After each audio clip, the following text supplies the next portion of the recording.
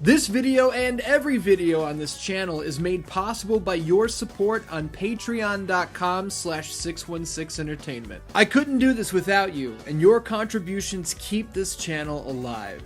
You can also grab an official shirt over on prowrestlingtees.com/616entertainment.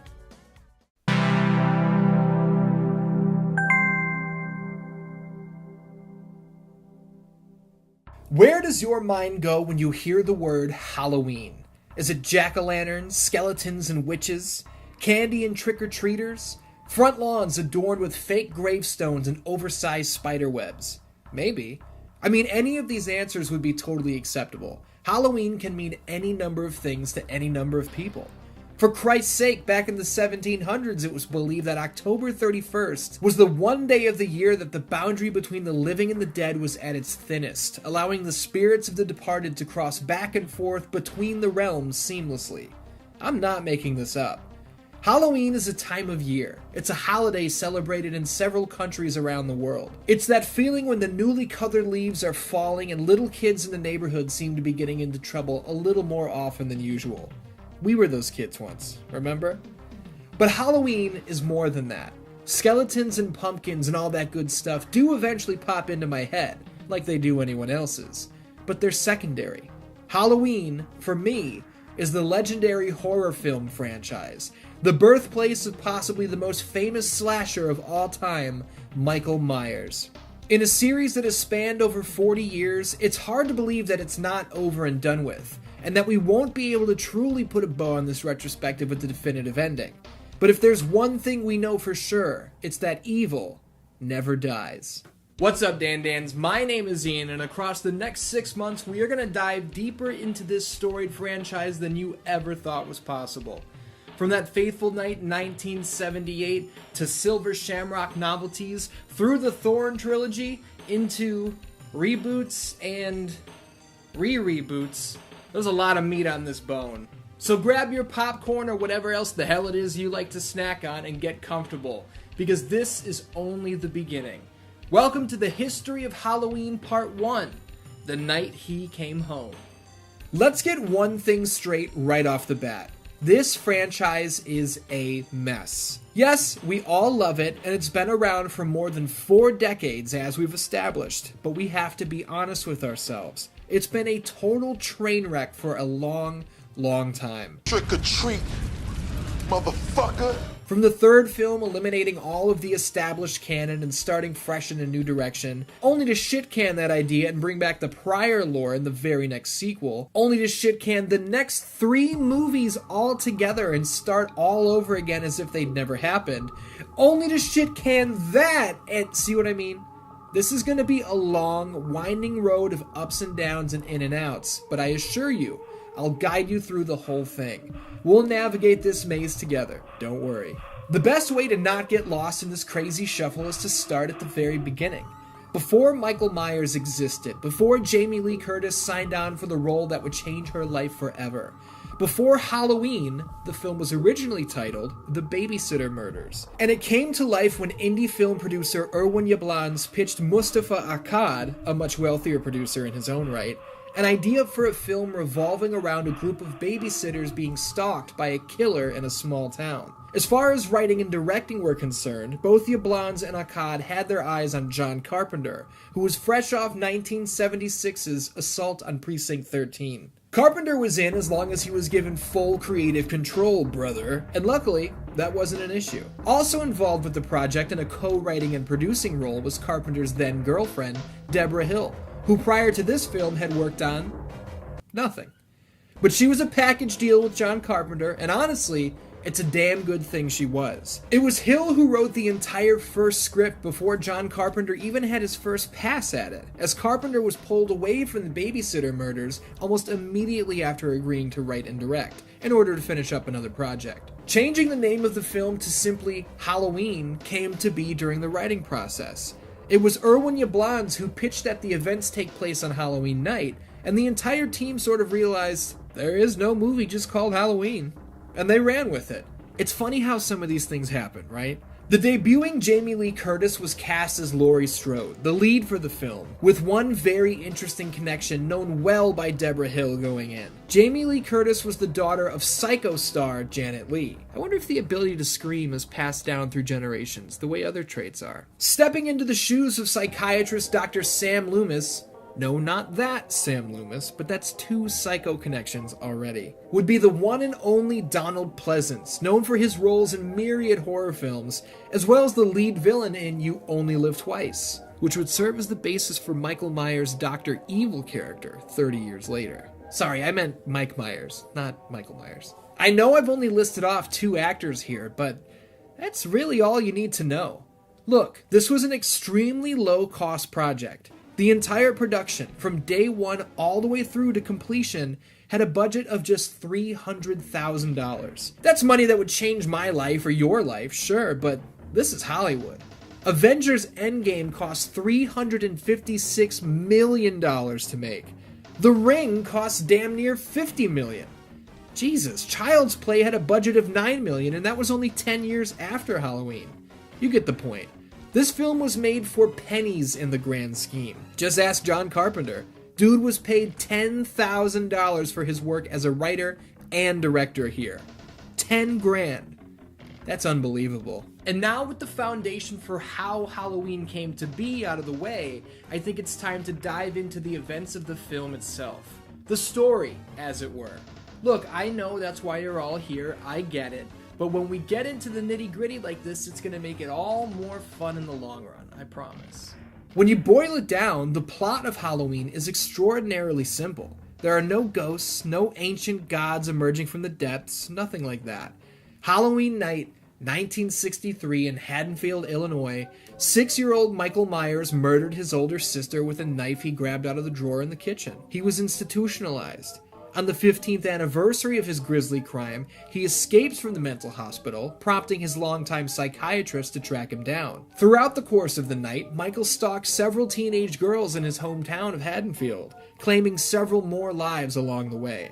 When it's all said and done, Laurie Strode is the only one of the girls left standing, and after eating 6 bullets to the chest directly from the revolver of Dr. Loomis and falling off a balcony, Michael Myers somehow disappears into the night, signaling to the captivated audience that this tale is far from over. And that's gonna do it. Thanks for tuning in. I'm just kidding. Come on. On the surface, though, that is what we have here. A psychotic killer stalking and murdering people in his hometown for seemingly no reason.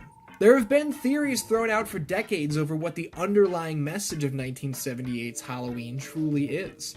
I've heard everything from, it was John Carpenter spreading a conservative message about sexuality and violence. I've heard it was a feminist uprising tale, establishing the young and powerful Laurie Strode as an icon. All of this is bullshit. John Carpenter himself has stated that the power of Halloween, one of the things that made it so compelling, is that there is no underlying theme. There is no message. There's nothing he was trying to coyly dump into your skull. Carpenter described Halloween as having the illusion of depth without any depth whatsoever. Around 15 minutes into the film, we get this slow zoom on Laurie in the classroom while her teacher cuts a promo about fate and destiny. In any other movie, this would be foreshadowing, a subliminal way to progress the story. Here? Nope. Just a girl in class with a rambling teacher. But that speech, man, it gives the viewer something to latch onto. Was this horrible scenario always going to play out this way? Were these grisly murders unavoidable? It's great. The fact that there's really nothing to it, it's fantastic. Michael Myers, arguably the king of all slashers, is rarely referred to by his full name in this entire film. We hear it spoken here and there, but Dr. Loomis, Michael's longtime psychiatrist, seemingly refuses to utter his patient's name. Over the 15 years that he spent with Michael, what he had seen had opened his eyes to what was truly before him. The monologue at the 38-minute mark may be, to this day, the most iconic in the franchise's entire history. He tells the sheriff that he'd met him when he was just 6 years old, right after he'd been institutionalized for the murder of his sister, and that he was told, there's nothing left. No reason, no conscience, no understanding of the most rudimentary sense of life or death, good or evil, right or wrong. He describes the child as having the blackest eyes, the devil's eyes. These characterizations paint Michael as nothing but a walking, breathing vessel of pure evil. He's not a man with a taste for blood. He's not on some familial mission to wipe out his bloodline. Yet. He's not being guided by the stars. Yet. It is just an instrument of evil. For God's sake, just before this amazing promo, Loomis and the sheriff happen upon the still warm corpse of a neighborhood dog, to which Loomis utters, He got hungry. Man wouldn't do that. This isn't a man. In the credits of the film, Michael is listed as The Shape, rather than Michael Myers, because that's how Carpenter saw him and wrote him in the script. He didn't envision, and then the madman jumped out.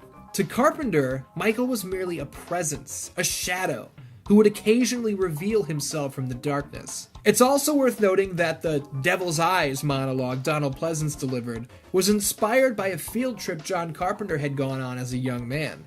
For whatever reason, his school brought his class to a mental institution where the students were able to observe what were, in his words, the most serious, mentally ill patients.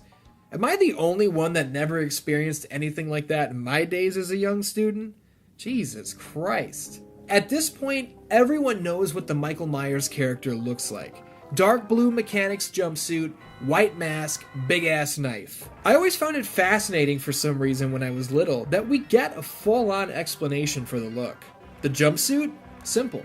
Michael killed a mechanic on the side of the road and stole his outfit. He can't be walking around in a hospital gown letting his ass breathe like he's Frank Reynolds, can he? That'd be a whole different kind of movie. The mask?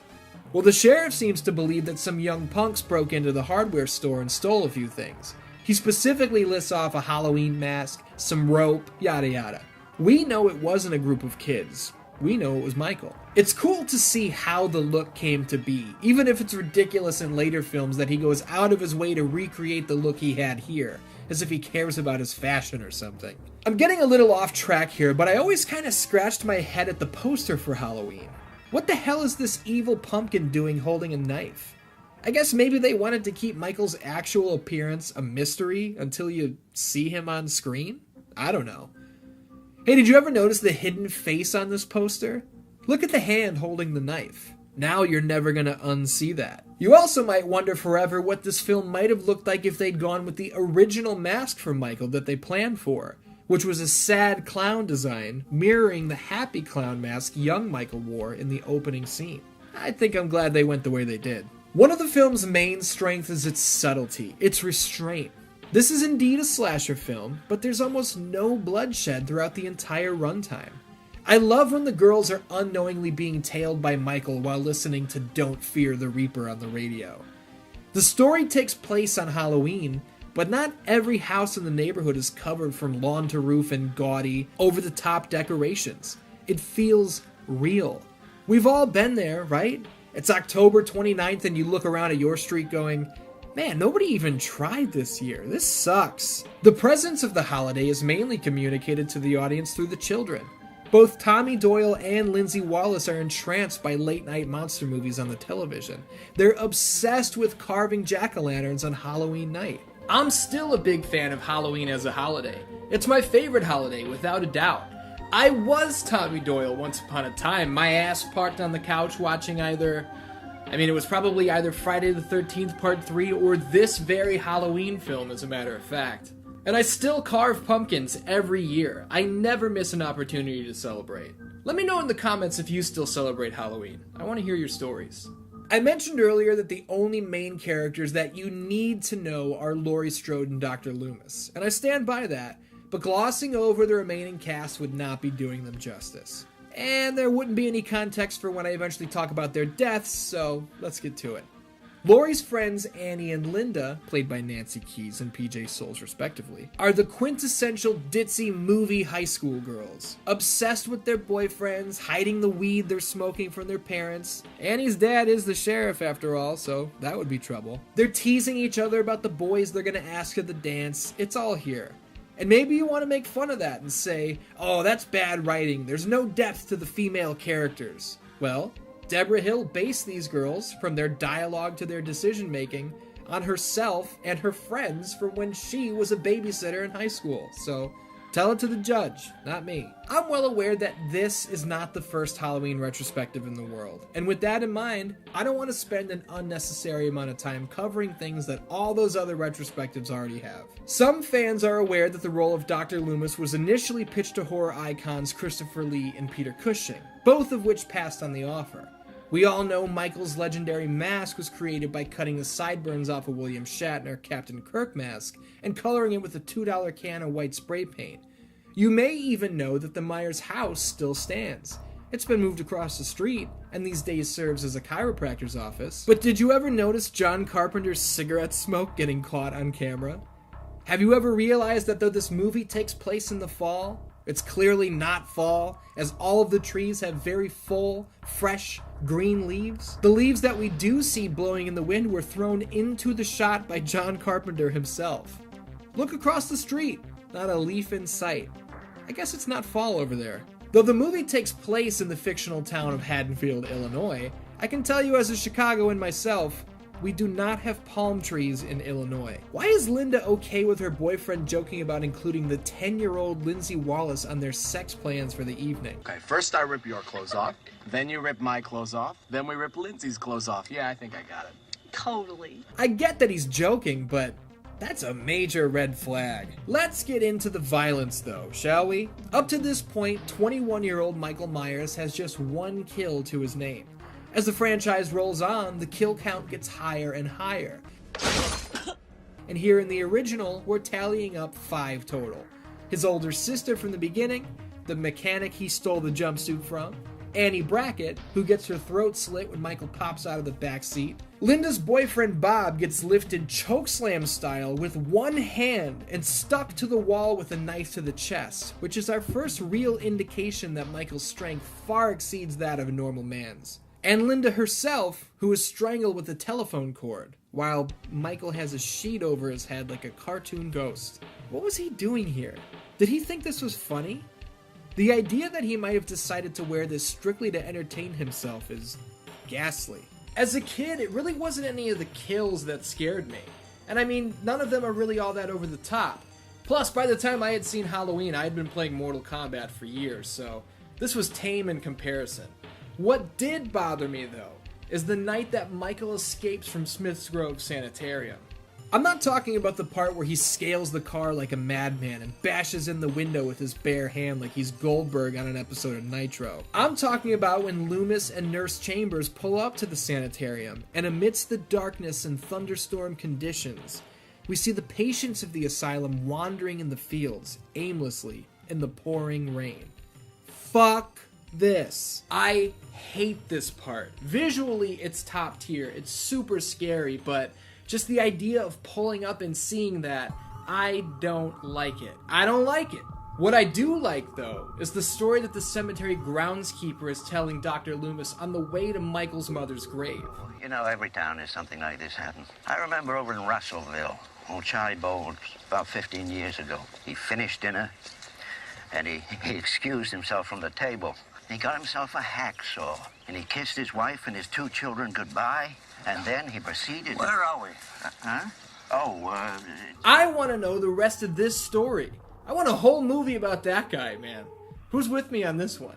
The chase at the end of the movie, in my mind, still holds up as one of the best in the entire genre. There have been many since, but Michael Myers was the first horror villain I ever saw take his time.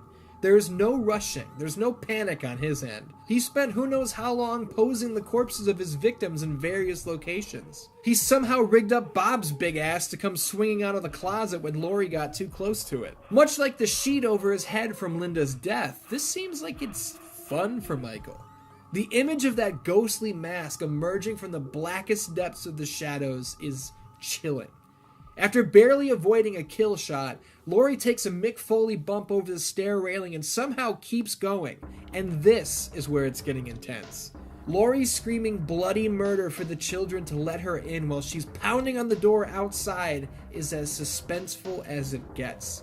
Every time she looks over her shoulder, Michael is closer and closer. When it goes from a game of cat and mouse to a life and death struggle, Laurie actually holds her own. She stabs her stalker in the neck with a gigantic knitting needle, but it's not enough to keep him down for good. When he busts through the closet door to find her, she sticks him in the eye with a wire hanger, which, once again, is a short-term incapacitation. And I hate to pause right in the middle of the action, but crashing through the closet door, the descending of the staircase, the out-of-focus, slow sit-up in the background, these are the iconic images of this film. Wrestling fans may compare Michael's sit-up to The Undertaker or Kane. Where do you think they got it from? You're damn right.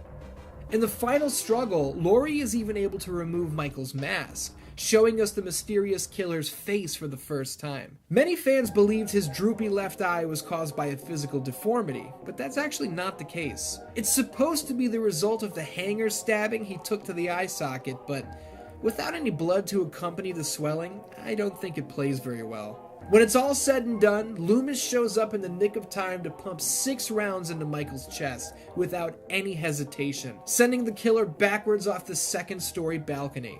But when he peers over the edge, Michael is nowhere to be found. This seems like the ultimate cliffhanger to set up a sequel, right?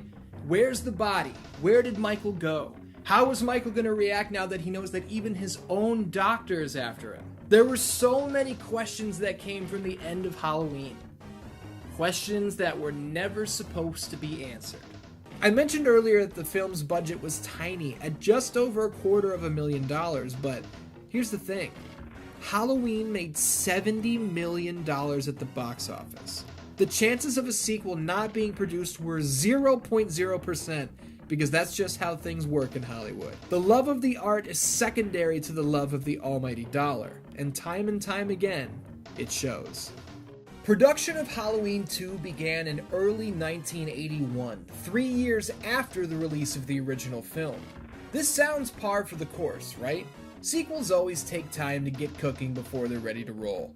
John Carpenter had directed The Fog and Escape from New York in the meantime, and now it was time to turn his sights back to the series that set the horror world on fire.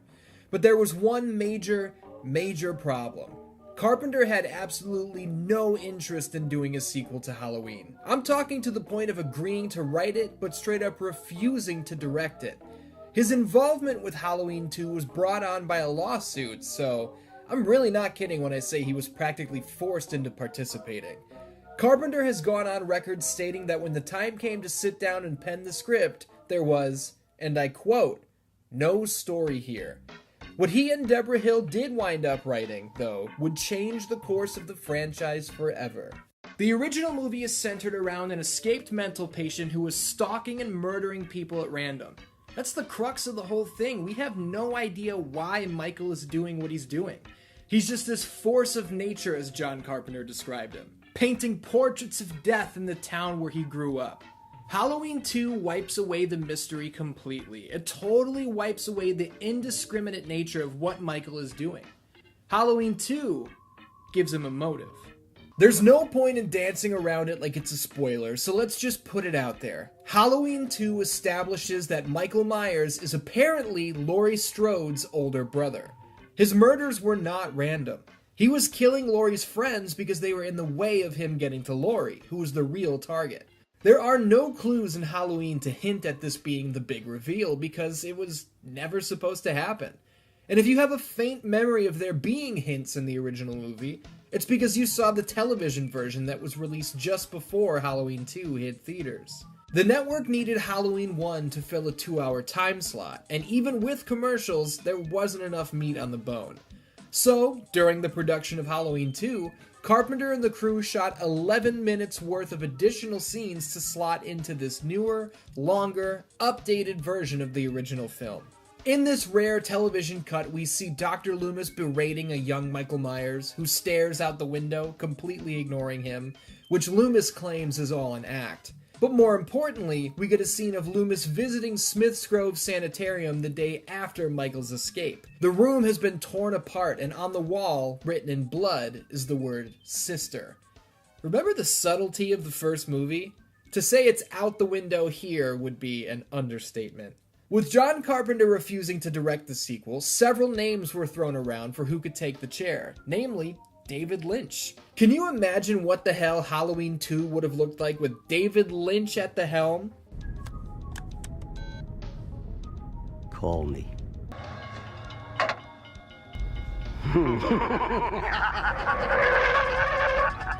Please leave this room. The studio settled on Rick Rosenthal, who was fresh off...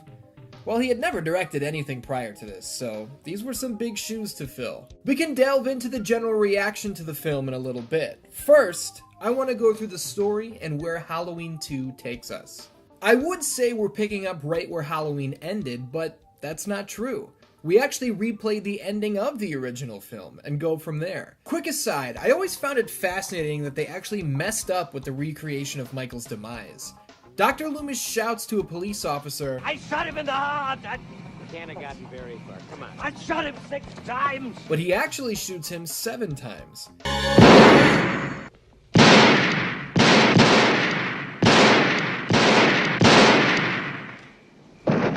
Which is impossible, considering a revolver like the one Loomis is holding only carries 6 rounds. Anyway, the cliffhanger of where Michael's body went is answered immediately.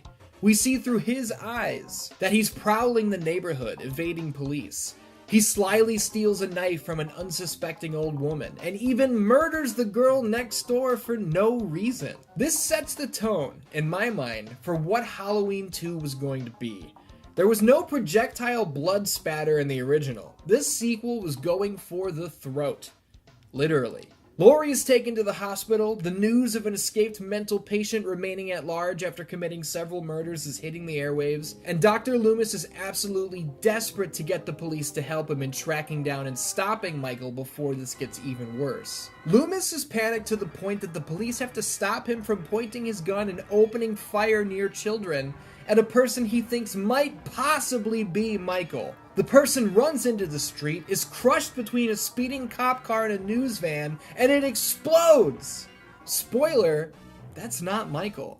This is later revealed to be Ben Tramer. Well, you could ask Dick Baxter. He'd go out with you. I'd rather go out with Ben Tramer.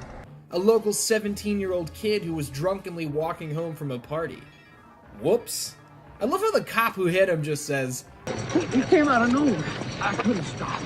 Dude, you were doing like 50 in a residential. What the hell's the matter with you? At the hospital, this EMT is hitting on Laurie. Laurie's all doped up on pain medication and anesthesia. And this guy, Bud, is only concerned with nailing one of the nurses. Loomis and the cops head to the school in response to a break-in report, and they find a foreshadowing drawing, as well as the word Sawen scrawled in blood on the chalkboard. Loomis mispronounces it throughout the whole ordeal. Samhain. But I assure you, it's Samhain. Michael finds his way to Haddonfield Memorial Hospital. He disposes of all possible distractions, one by one, in gruesome fashion, which we'll cover in depth in just a minute. Dr. Loomis is alerted by Nurse Chambers that the governor is ordering him to be removed from the situation, and in the car ride back, she drops a bombshell. This is where it's revealed that Michael is Laurie's older brother, like we covered before. Connecting the dots, Loomis orders the officer behind the wheel to head to the hospital at once, knowing for certain that Michael will be there to complete his mission. Obviously, this goes poorly. Michael enters the hospital like he's the fucking Kool-Aid man. Oh, yeah. Survives several more shots directly to the upper body, and slits the throat of the poor police officer who was foolish enough to check on him. In the finale, we see Loomis and Laurie cowering in a room that Michael once again enters like the Kool-Aid man. Oh, yeah. Before sticking Loomis in the chest with a scalpel. Laurie addresses her brother by name, possibly as an attempt to call him off, but it doesn't work. So she blasts his eyes out! What a shot young Laurie Strode is, huh? Good lord. This still isn't enough to put Michael down, as he attempts to cut the entire room in half if he has to, as long as he captures his prey. A struggling Loomis empties a can of oxygen into the room to distract Michael, which Laurie mimics before taking Loomis's orders to leave the hospital. In his final act, Loomis bids Michael farewell and flicks his lighter, igniting the myriad gases filling the room, blowing it to pieces. It's finally over. No, it's not! Michael exits the room, his entire body a raging inferno. before finally succumbing to the flames. In the back of an ambulance, Laurie stares off into the distance like a trauma-stricken war veteran as we cut to black. Jesus Christ, there's a lot to go over here. From the strongly increased presence of brutal violence to how the change in director affected the movie overall, there's a ton to cover. I just had to take a second to let all this sink in. The mask in Halloween 2 looks slightly different from that of the original movie, but it's not. This is the OG Shatner mask. The reason it looks different is because it got banged around on the set of the first film. Nick Castle, who played Michael in 1978, would stuff it in his back pocket between shoots. In the 3 years between Halloween and Halloween 2, the mask reportedly sat under the bed of co-writer Debra Hill, where it yellowed badly. It was re-spray painted to try and capture a fresher look, but the shape still looks off. The shape of the mask, I mean, not Michael's nickname. That's because Nick Castle is no longer the man under the hood. He's been replaced by Dick Warlock, who has a differently shaped head. What are you gonna do about that? This might seem like super nerdy inside baseball talk, but man, when I was a kid, nothing was cooler than Michael's mask. I'll be doing a side video down the line where I rank all of the different designs throughout the franchise, so be on the lookout for that. Let's talk about the violence and the update to Michael's kill count. That's always fun, right? I mentioned the no-reason stabbing with the blood shooting out set the tone for the sequel's feel, and it's true. This very first kill is gnarlier than anything from the original. Ben Tramer wasn't killed by Michael, but his death was certainly spectacular. Watching this poor kid's corpse burn is just, wow, man. The big boy hospital security man takes a claw hammer to the top of his head, which is outrageous. Bud gets strangled.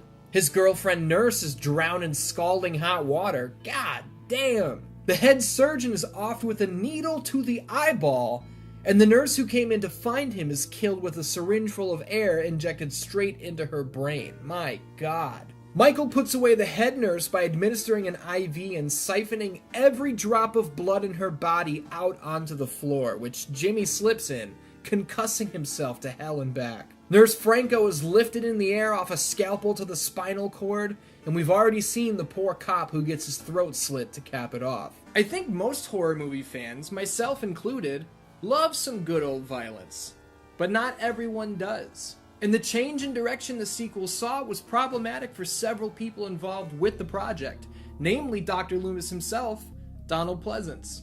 Pleasance went on record several times stating that he much preferred the subtle, suspenseful approach of the first film, and that Halloween 2's level of gore was too violent for his taste. At this point you might be wondering why the gore level was pumped up to such an extreme degree. Well, I'm glad you asked. You see, we covered that John Carpenter stepped out of the director's chair, and Rick Rosenthal took the reins. That didn't go so well.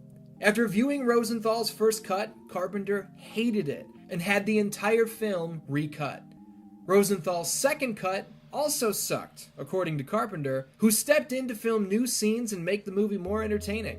What did Carpenter add exactly? Basically all of the horrific violence we just went over. Kinda makes you wonder what those first two passes at Halloween 2 really looked like, right? This is where we dig into the nitty-gritty of what a mess Halloween 2 was behind the scenes. John Carpenter wanted nothing to do with it. Debra Hill thought the story between Laurie Strode and Dr. Loomis had already run its course. Yikes. Rick Rosenthal apparently had no idea how to direct this thing. It was a nightmare. John Carpenter has made it abundantly clear. He hates Halloween 2. He's called it not only a terrible film, but an abomination. But what do I think? I mean, no disrespect to the man himself, but fuck John Carpenter. I love Halloween 2. Everyone is entitled to their opinion, obviously. I'm not trying to say John Carpenter is wrong for thinking the way he does. I'm not saying Donald Pleasance was wrong for being against the gore factor. But me, as my own man, I love this one on the same level I love the original. The fact that they take place in the same night, in the same window of just a few hours, is so cool. Watching them both as a double feature on Halloween Day is untouchable. I love the new sound to the music. It doesn't get any more 80s horror than this.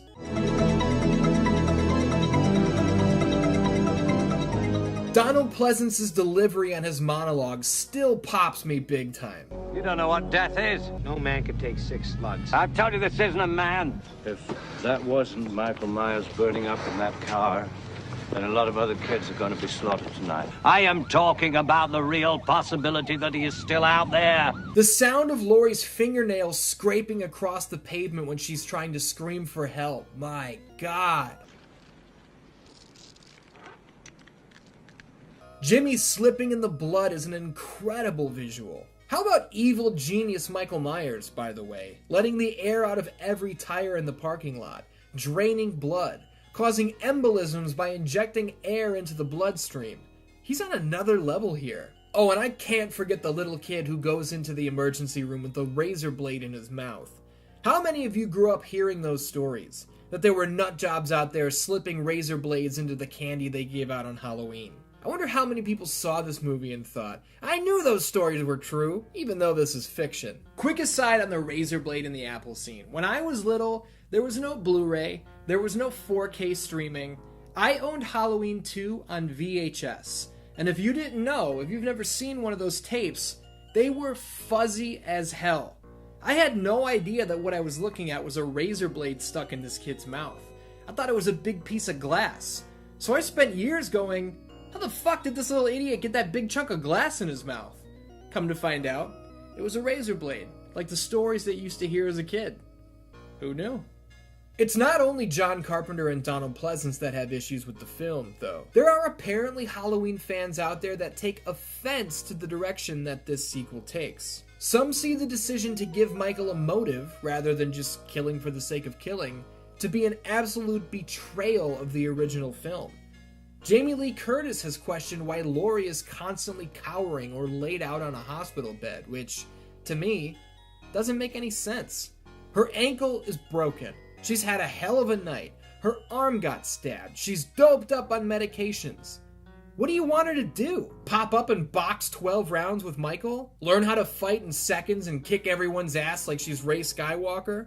Come on. Once again, you can have your opinion. That's alright.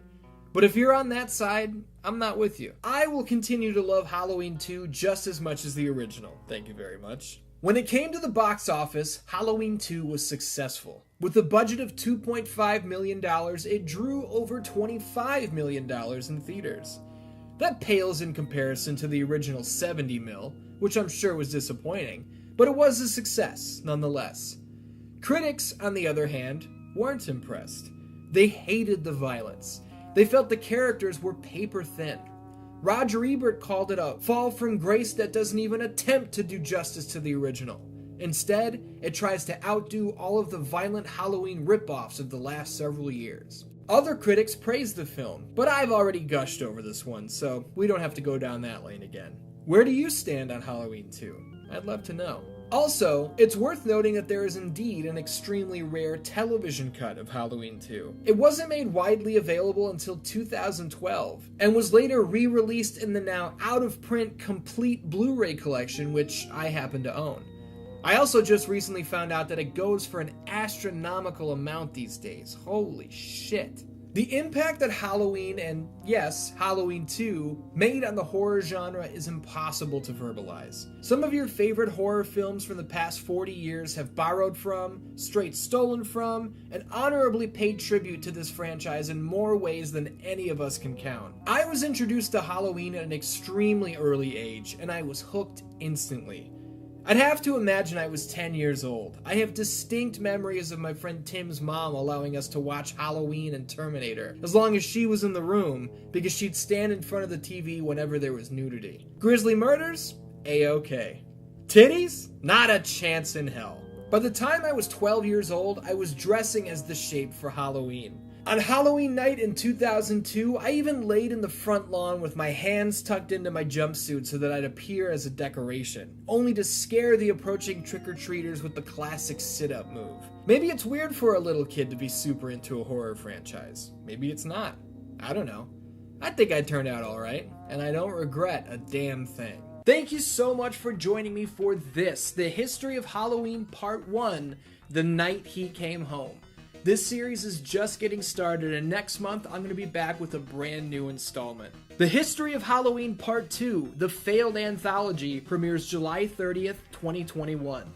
Halloween 3 is a really crazy story about a studio taking a sharp right turn with a franchise and then going, oh my god, what did we do? If you like this video, consider heading over to patreon.com/616entertainment and signing up at any level you choose. Every little bit makes a massive difference in what I do. Until next time, I love ya, and I will see you soon. The year is 1982. John Carpenter, Debra Hill, and the team at Universal Pictures have turned the horror genre upside down with their 1978 smash hit, Halloween. The 1981 sequel, Halloween 2, continued the forward progress of the original, dominating the box office and spawning dozens of fictional copycat killers. Michael Myers, Dr. Loomis, and Laurie Strode had become key figures in anyone's slasher lexicon. And with 2 box office success stories under their belt, the studio was obviously going to exercise their right to produce a 3rd film in the series. There was only one problem.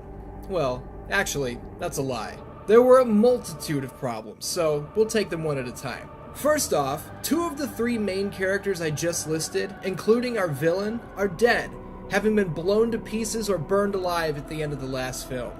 Secondly, Carpenter and Hill didn't want anything to do with Halloween 2, and only participated at the risk of a lawsuit, so what the hell was the plan to get them involved with yet another sequel? The duo were absolutely done with Haddonfield's resident serial killer, and they'd made their stance abundantly clear. There was nothing in this world that could possibly change their minds. This, then, begs the question. How does Universal Pictures convince John Carpenter and Debra Hill to participate in Halloween 3? Well, that's pretty simple, silly. You just don't include Michael Myers. You know, the face of the franchise, the most famous of all slashers? Yeah, him. Cut him out. He's done. Hello, Dan-Dans. It's time to jump into the single most divisive entry to ever grace the Halloween franchise. You know, it's a ballsy idea to take the most marketable, most recognizable face your entire series has going for it and leave them behind completely, but that's exactly what Universal Pictures intended to do. Michael Myers, to them, was a thing of the past. That's a hell of a concept today in 2021, where we've known the character for over 40 years. He's starred in nearly a dozen movies at this point, but at the time, this was the direction they chose. Before I get too far into the weeds, let me get myself off camera by saying thank you for tuning into the History of Halloween Part 2, The Failed Anthology. Now let's get to it. No matter how many times you say it, it feels like it doesn't make any sense, right? Just imagine pulling the lead character out of any other film series. Hey, are you guys gonna go see Superman 3? Yeah, Superman's not in this one though. The full title is actually Superman 3 Metropolis Uprising. It's about the citizens of the big city rushing the streets and reclaiming their lives from under the foot of the corporate fat cats. Not interested? Oh, okay, let's go see Rambo 3 instead. You know the one, right? Rambo 3, pencils and erasers. John Rambo's off taking care of business somewhere, doing whatever he's doing. And we're following his school teacher's sister, who's trying to make a difference in the lives of as many young children as possible. Hey, where's everybody going? This is the stance many fans took back in 1982, and sadly, it's the stance many still carry to this day. Irwin Yablans, producer of Halloween and Halloween 2, has stated loudly and proudly that he thinks removing Michael Myers from the franchise was downright stupid, and that he was not consulted on the decision at all. I take no responsibility for Halloween 3, Yablans said in a 2014 interview. We know that Michael Myers is the backbone of this whole franchise. Why they decided to leave that, I do not know. There is an answer to that question, but it's up to you to decide whether it was admirable or truly ill-advised. John Carpenter hated Halloween 2. He was done with it. The only way Halloween 3 was going to happen was if the series shifted in a brand new direction, and if there was ever a time to do it, it was now. We last saw Michael engulfed in flames, motionless, succumbing to a fire that easily could have left him as a pile of ashes. I get that he survived gunshots and nasty falls, but If the man has no skin and his muscles and tendons have burnt away, that's it. It's curtains. Dr. Loomis blew the hell up. Laurie's probably in a sanitarium somewhere. It's over. It couldn't be more over, right? So why not move on? Why not take this recognizable name of Halloween and tell a new story? Hell, tell 5 new stories, 10 new stories. Tell a new story literally every year. A guy with a knife isn't the only scary thing in the world, right? So why pigeonhole the franchise around one guy? Yeah, that's it. It'll work.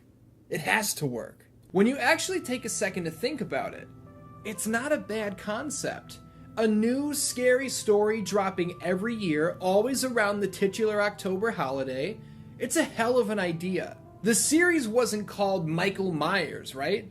No, it was called Halloween. And as I stated in part 1, Halloween can mean any number of things to any number of people. Michael Myers may have been the first story told here, but who's to say we can't find another iconic character across these spooky tales? I imagine some of these early creative meetings opening with, "So if it's not about Michael, what the hell's it gonna be about?" Much like the original film in the franchise, it was Debra Hill who put the skeletal structure of Halloween 3 together with one simple sentence. Witchcraft in the computer age. That's it. That was the first seed planted in the soil. In the director's chair this time around was originally a man by the name of Joe Dante, who, by 1982, had already gained experience directing horror with such films as Piranha and The Howling. Dante was chosen specifically by John Carpenter, but he left the job behind, opening up the opportunity for somebody else. Dante's career would then totally flatline. He definitely didn't go on to direct Gremlins, The Burbs, Gremlins 2, Small Soldiers, and other successful projects. He just completely disappeared.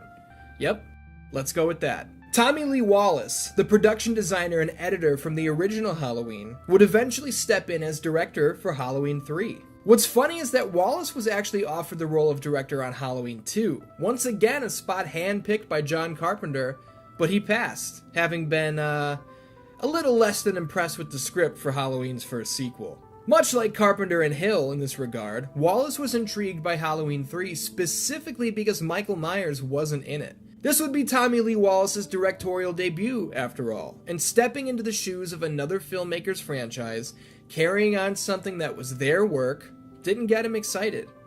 But a blank slate, a fresh canvas with which he could paint his own portrait, was much more enticing. It's funny that the question of how could you take Michael out of the movie is so often asked when the answer is actually super admirable from an artistic standpoint. It wasn't about the money for once. It was about creating something you could truly be proud of. Sure, we've got a cash cow on our hands, but what about our integrity as filmmakers? I'm sorry, but that's awesome, and I respect the hell out of it. Another janky piece of Halloween 3's background comes into the writing credits on this film. You see, Tommy Lee Wallace is listed as not only the director of this film, but the writer as well. And no one will tell you that's a bigger load of shit than Wallace himself. Here's the deal. A man by the name of Nigel Neal was contracted to write the script.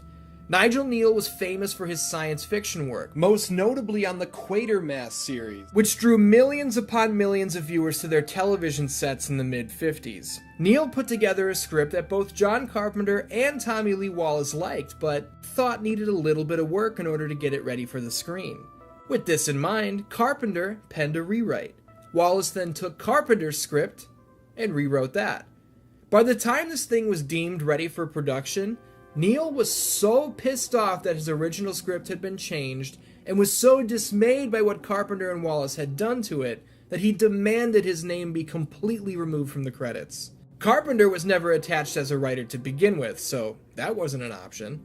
And now, Tommy Lee Wallace is listed as the sole writer.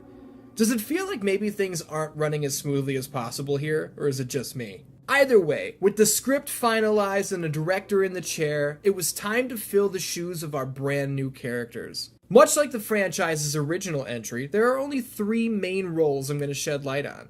Yes, we have a full cast with some good performances, but do you want to watch a fun retrospective or read a complete list of credits verbatim? Exactly.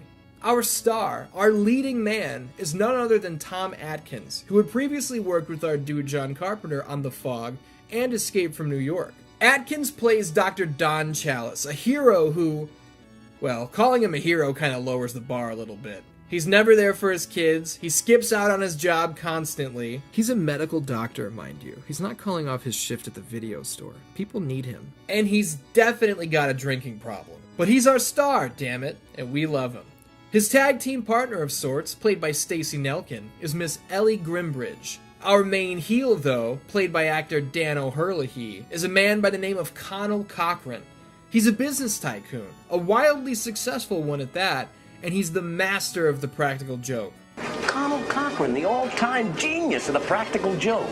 He invented sticky toilet paper. I know that's a lot of information all at once, but this is all super important stuff for a retrospective. And I know there might be comments coming through like, oh, you forgot about the novelization. You forgot about this. I assure you, I didn't forget anything. I can't uncover every stone. If I did that, we'd be here for 3.5 hours, and that's just ridiculous. I gotta pick and choose my stories here, you know what I mean? And speaking of stories, look at that. I think this movie has a hell of a story to tell, so why don't we check it out? Dans, this is Halloween 3, Season of the Witch. It's about a week out from Halloween. We open with a dude running for his life. He's hiding behind any little piece of cover he can find in a junkyard before he's snatched up by some goon in a suit. Not looking to die in the parking lot of a dirty old dump, our dude pulls some slick tricks and winds up crushing his attacker between 2 cars before making his escape. Who the hell are these suited sons of bitches? The running man seeks refuge in a nearby auto garage where Walter, this fine gentleman here, is chilling out. Feet kicked up, watching some shows and flipping through a magazine. The ad on the TV is from Silver Shamrock Novelties, and the products they're selling are the Halloween 3. Yes, this trio of masks are being marketed as the Halloween 3. There's your cheeky reasoning for why this is titled what it's titled. And no, I'm not kidding. This was director Tommy Lee Wallace's idea, and I actually think it's pretty clever. Anyway, scary crazy escapee man busts in like a bat out of hell, clutching one of the Halloween 3, spouting off some crazy shit like they're coming. Walter drives this maniac to the hospital, and it's a good thing he did, because those suited guys were already on their way. Switch over to Dr. Dan Chalice, our star, who is visiting his ex-wife and their 2 kids. He brought them each shitty little dollar store Halloween masks, and they're like, fuck you, Dad, Mom already bought us these Silver Shamrock masks. These are the new hotness. Don't you know anything? And there's that commercial again. This campaign is really sweeping the nation, isn't it? Hey, wait a minute. Dr. Chalice's ex-wife, isn't that Annie Brackett from Halloween and Halloween 2? Yeah, it is. Her real name is Nancy Keys, and yes, that is her. Man, they're doubling down on the, hey, this isn't the old story thing right in the beginning, huh? Dr. Chalice is called away to the hospital, obviously, as the crazy man has just been rushed in. Walter's still here, explaining how important it is to help someone when they're in need. I told you Walter was the shit. And there's that goddamn commercial again! This time it wakes up our hospitalized madman, and he starts talking about, they're going to kill us. All of us. It's at this point that Walter gets the fuck out of the hospital. Not only is he the man, but he's smart. All seems well until one of those suited guys walks into the hospital and rips the mystery man's brain and skull in half. Holy shit. I have never seen that one before. What happens next? The suit man makes a quiet escape? Nope! He calmly exits the hospital, hops in his 4-door sedan, and blows himself the fuck up. Dr. Chalice tried to chase him down to get some answers, but holy Jesus, what do you do in this scenario? You do what he did. Stare at it like, holy shit. The only thing anyone even knew about this mystery man was that the mask he was holding seemed very important to him. The next day, the man's daughter shows up to positively identify the body. Is she a babe? Yeah, she's a babe, so what? You might be asking yourself, why are you bringing attention to her looks? I'll tell you why. Because Dan Chalice is a doctor, damn it, and he has diagnosed Ellie Grimbridge with a bad case of babitosis. I'm sorry, that was fucking horrible. The next day, Dr. Chalice is, where else? At the bar, sipping on gimmicks and smoking cigarettes. You get him, Doc. Hey, I've seen that movie before. And who might be sponsoring this showing of the 1978 horror classic? Well, Silver Shamrock, of course. Ellie Grimbridge shows up, telling Dr. Chalice that the nurses said she could find him here. Yeah, that's a good sign. And the two get to talking. They wind up heading to Ellie's dad's shop, where Ellie checks her father's records.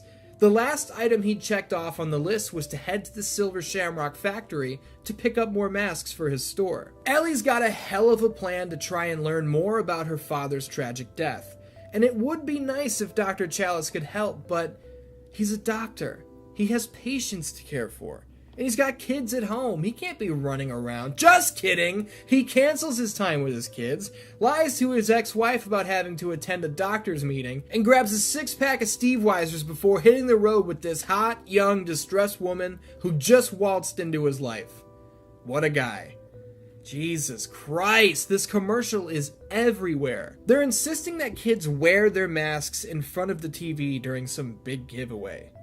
Interesting. The town where the factory is located is creepy as hell. The type of place where everybody knows everybody else's business, and someone is always watching.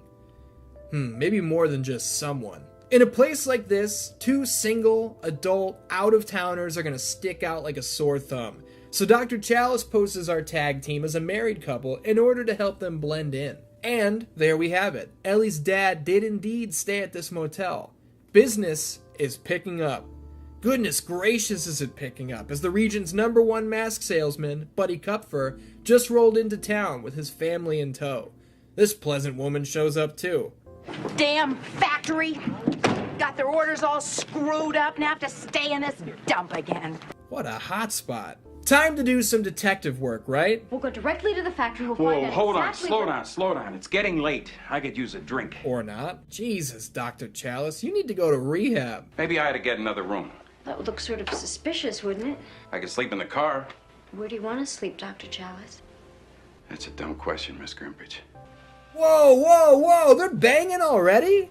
I thought we were investigating her dad's shady death. Well, while our stars are bumping deals in this shitty motel room, the town locks down into curfew at 6 p.m. Even the cat has to come in. No!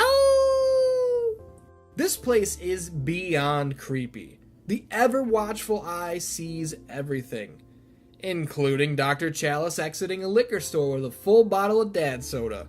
This fucking guy, man. He encounters a homeless man who drops one of the greatest lines I've ever heard. Saw that bottle. Thought it looked pretty heavy.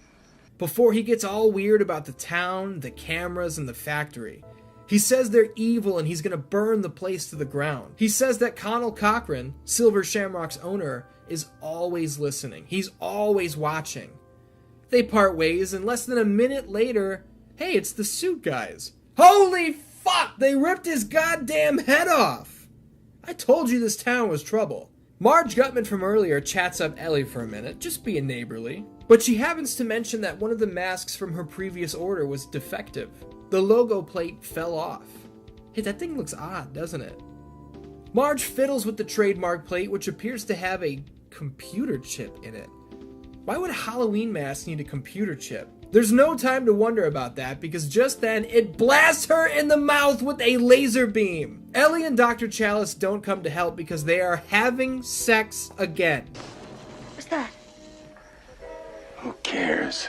Poor Marge Gutman chokes to death on her own blood and pieces of her teeth as carnivorous insects begin to pour out of her gaping wound. This is messed up, for sure, but I also want to tell you really quickly that only after having sex with her multiple times does Dr. Chalice eventually ask Ellie how old she is. Goodness me, Dan-Dans. Our stars only come out to check on the commotion when there's a whole team of guys wheeling Marge out of her room.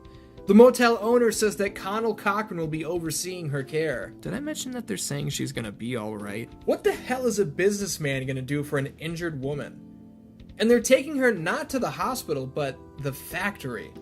When Cochran asks what happened, one of the guys responds, misfire. This is officially bonkers. Dr. Chalice learns from Teddy back at the hospital that in all of her searches, she hasn't come across a damn thing pointing to who the man was who blew himself up after killing Ellie's dad. It's like there was no one in that car at all. After coming up empty-handed at the factory, Chalice and Ellie are about to leave when, what do you know, good old Buddy Kupfer is here, and he's about to get a full tour of the factory from Connell Cochran himself, as a thank you for being his greatest salesman. Ever the charmer, Buddy invites Chalice and Ellie to participate. Connell Cochran is a weird man. He's incredibly charismatic, he seems nice enough, but every little thing he says in this town literally gets him a standing ovation. I don't like it. It sends a shiver up my ass. Let me just say, this tour of the Mask Factory is so cool. This was like a dream of mine as a child. I thought masks of all kinds were super interesting, and to see how they were made, come on, dude. Cochran refuses Little Buddy a mask off the assembly line because it hasn't gone through final processing, which even catches the attention of Buddy Sr. What final processing? Don't ask me. He questions Cochran several times, but ultimately gets nowhere. Have you noticed that the guys in suits are here at the factory, and that they're acting very strangely? Ellie spots her departed father's car hidden away in the factory garage, and the suited men spring to life, blocking her path before she can get close. This is where our tag team has seen enough, and it's time to get the hell out of here. They've got to get a hold of the police from somewhere else. This whole town is compromised. But it's too late. Ellie is missing, and the men in the suits are hot on Dr. Chalice's trail. This is the exact situation Ellie's dad found himself in, running for his life, trying to avoid these henchmen. Chalice hides in the damn factory, which I guess isn't a bad idea. I mean, who would think to look for him there? Isn't that where he's trying to get away from? He tries to ask this old woman for help, and her head falls off! Wait a minute. What?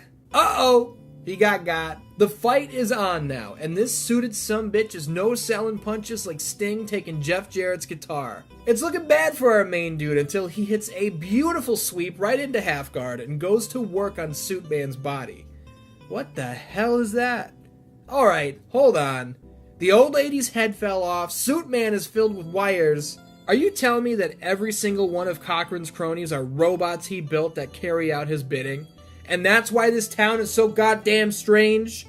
Good lord. Cochran waltzes in, barely bothered at all about any of this.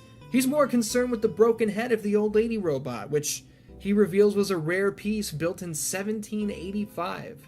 Oh, and he knows who Ellie and Dr. Chalice really are. He never bought the couple from out of town cover for a second. Cochran even goes into detail on the creation of the robots, as if he couldn't wait to brag about his work to someone who would react to it in a human manner. He mentions that the robotic inner workings were surprisingly much easier to create than the outer flesh, but in the end, creating a realistic looking human is just another form of mask making. Come on, dude, that is fucking awesome! Connell Cochran is a superb heel. And this is where the diabolical plan is finally revealed. The Silver Shamrock commercial that's inviting children to wear their masks while they tune in for the big giveaway, it's all a trap. The computer chips hidden in the logo plate contain microscopic shavings of Stonehenge, which, when in the presence of the specific audio frequency the giveaway commercial broadcasts, will trigger an ancient evil energy across the entire world. If everything goes according to plan, millions of children will be viciously murdered as an offering to the ancient gods. The ancient gods who, in Cochran's mind, are the true owners of Halloween. Children running around in silly costumes, begging for candy from strangers, having fun and laughing. This isn't what Halloween is about. It's an embarrassment, an abomination. And with this plan, Cochran intends to take it back. We see a live feed of the Kupfer family who believe they've been invited to take part in a focus group for a new ad campaign. But no, this is a trial run before the big event. Little Buddy dons his mask, sits in front of the television, and oh my god. The child's head begins to rot. Insects and venomous snakes pour from the cavities forming in his brain. This is absolutely grotesque and honestly one of the coolest fucking things I've ever seen. Buddy and his wife are done in by the snake's venom, and it's good night Kupfer family. Cochran intends to inflict this suffering on millions upon millions of innocent people around the world, making him, without a doubt, the greatest, most diabolical mastermind the Halloween franchise ever has or ever will see.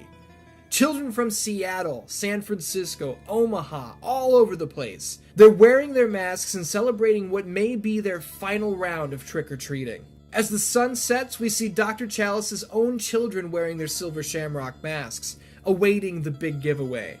Don't you dare try and tell me Halloween 3 isn't fucking awesome, man. I won't have it. It's worth mentioning right here that Teddy gets killed with a power drill to the brain just after putting the pieces together that there was indeed no living human inside that car. Too bad she'll never have the chance to share her discovery.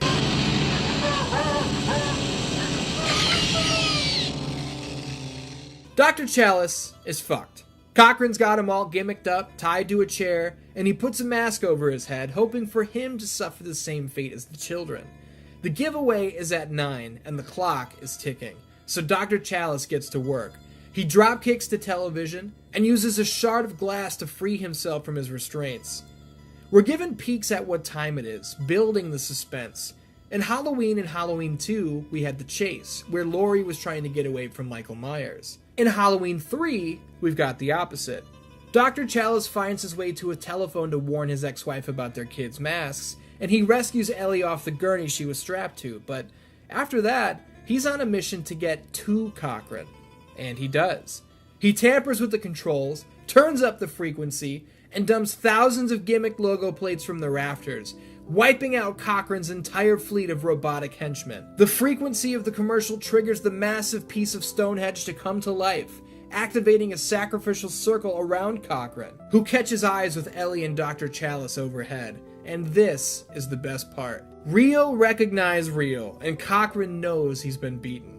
Call it a trick, call it a treat, the master of the practical joke has been one-upped, and he offers applause to our heroes before he's vaporized by the stone's energy.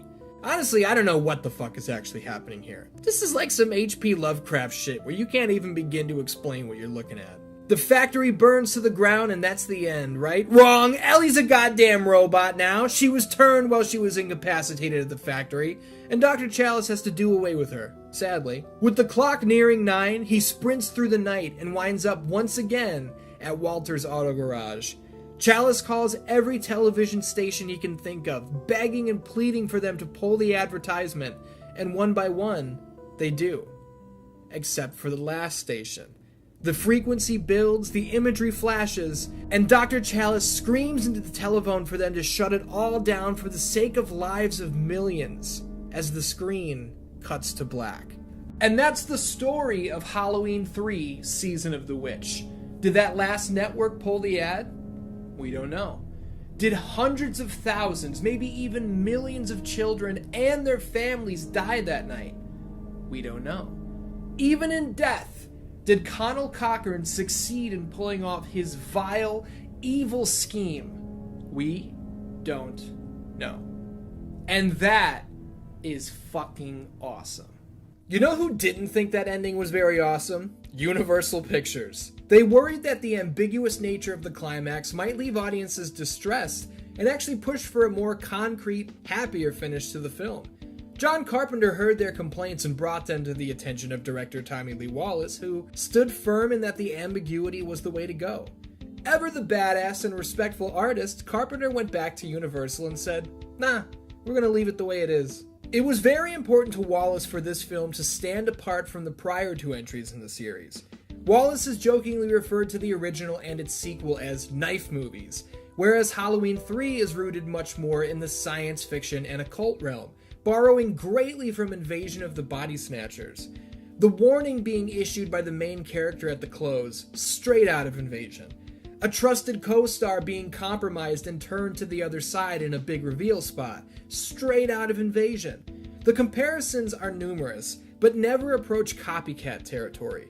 It's interesting to note that Nigel Neal, the original writer of Halloween 3, didn't have any of these crazy situations present in his script. The story was in no way related to Stonehenge. We didn't see any child's heads rotting, Cochran's goons weren't secretly robotic henchmen, so on and so forth. Kind of makes you wonder what the hell Neil's film might have looked like, right? I obviously haven't been playing the music from the film because this is YouTube after all, and that's Copyright City.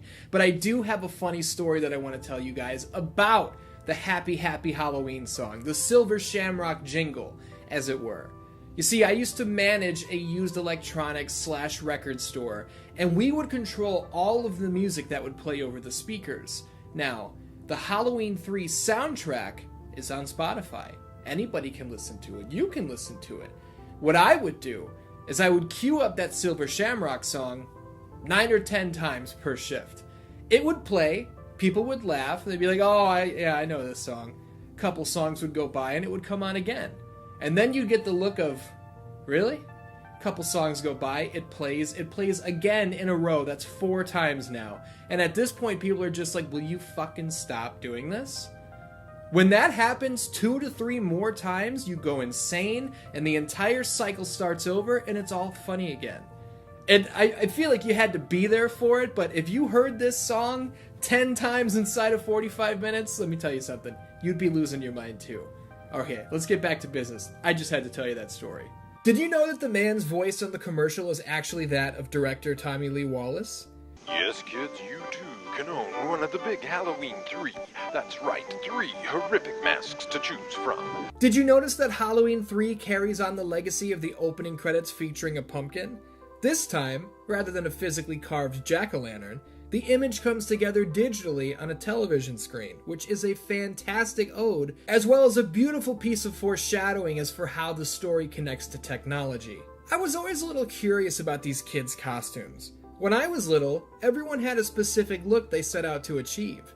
Maybe you were Ghostface from Scream. My brother and I went as the Blues Brothers one year, even though everyone thought we were trying to be the Men in Black. Maybe you went out as... I don't know what the hell you did. But what are these costumes? Oh, I'm a skateboarding ballerina pumpkin head. Okay. Oh, I'm a witch with a pumpkin head. Actually, you know what? That one looks awesome. I can't hate on that. You know what? Fuck it. I'm not gonna hate on any of them. Except for this one. I like how Dr. Loomis in Halloween 2 invented his own pronunciation of the name Samhain. Samhain. But here in Halloween 3, Cochran absolutely nails it. The Festival of Samhain. I can talk about interesting little tidbits surrounding the film all I want. I'm only delaying the inevitable. We need to talk about how Halloween 3 was received not only by critics, but fans as well. I won't dance around it. Halloween 3 was brutalized by most review outlets. They lambasted the decision to move on from Michael Myers. Many found the story to be overly zany. Some considered the ambiguous ending to be too dark to enjoy. The film's commentary around consumerism, evil corporate overlords, and the complete replacement of an honest worker were sometimes lauded, but otherwise cast aside as nonsense. This was 1982. These reviews were written in an era where everybody and their brother were incensed by the fact that we now had a Halloween movie without Michael Myers. Don't let anyone tell you this film bombed entirely though, because it didn't. On a budget of just over $2 million, Season of the Witch would gross nearly $15 million.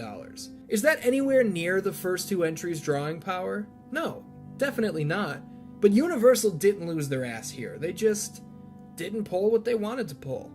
Tommy Lee Wallace himself has stated that the ultimate failure, which he admits he had a hand in, was on the marketing. He's made it clear that he doesn't believe audiences were ready for, or even made fully aware, of how massive a deviation this film would be from its predecessors, and that had the message been stated more clearly, things may have gone differently. Hell, Wallace has made a case that dropping Halloween 3 from the title altogether might have allowed the film to find its footing much faster than it actually did. And that's the thing. Halloween 3, in the end, found itself. Or should I say, the audience found Halloween 3, in the years and decades to come. What was once looked at as the bastard child of the franchise, the weak spot, the Achilles heel that's not even worth watching at all, is now celebrated. And I'm here to tell you, as someone who wore those not worth watching shoes for a long time, I was wrong. I discovered Halloween when I was a child, as I stated back in part 1 of this series. To me, Michael Myers was the story. He was the best part. He was what I was watching the movies for. So I can empathize with viewers back in 1982 who didn't want to go to the theater to see this movie. Because even 20 years after this movie came out, when I was 12 years old, I still hadn't seen this one. I was in my early 20s when I thought, you know what? I've been avoiding this movie for my entire life based on what it isn't. Shouldn't I at least give it a chance to find out what it is?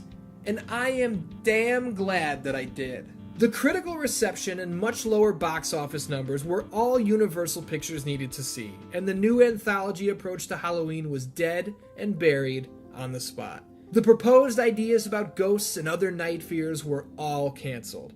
Michael Myers was definitely going to come back, they just needed to figure out how to pull it off. Halloween 3, Season of the Witch, is still divisive in 2021, just about 30 years after its release.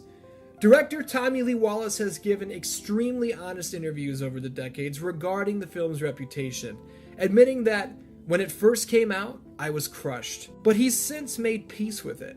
It helps that nowadays, fans flock to him whenever he appears at horror conventions or screenings, all with their Halloween 3 merchandise that they'd like him to sign, so that's good. Wallace always believed that Halloween 3 was a good movie, regardless of the drama surrounding a certain character, and damn it, I agree with him. If you're watching this right now and you haven't seen Season of the Witch, do yourself a favor. Did I already tell you about the whole thing? Yeah, I did. But you should really feel it for yourself. It's been this long and you haven't given it a chance, right? Come on. It's almost time. And don't forget to wear your mask. Thank you so much for watching the History of Halloween Part 2, the failed anthology. I hope you've learned a little something, or if you're an established superfan, I hope at least you had a good time watching. Next time out, we're doing it big with the History of Halloween Part 3, the Thorn Trilogy. You see, Halloween 4, 5, and 6 all follow the same story threads, and across these 3 films, the Michael Myers lore expands. Now, is that a good thing? We'll talk about that on August 27th, 2021.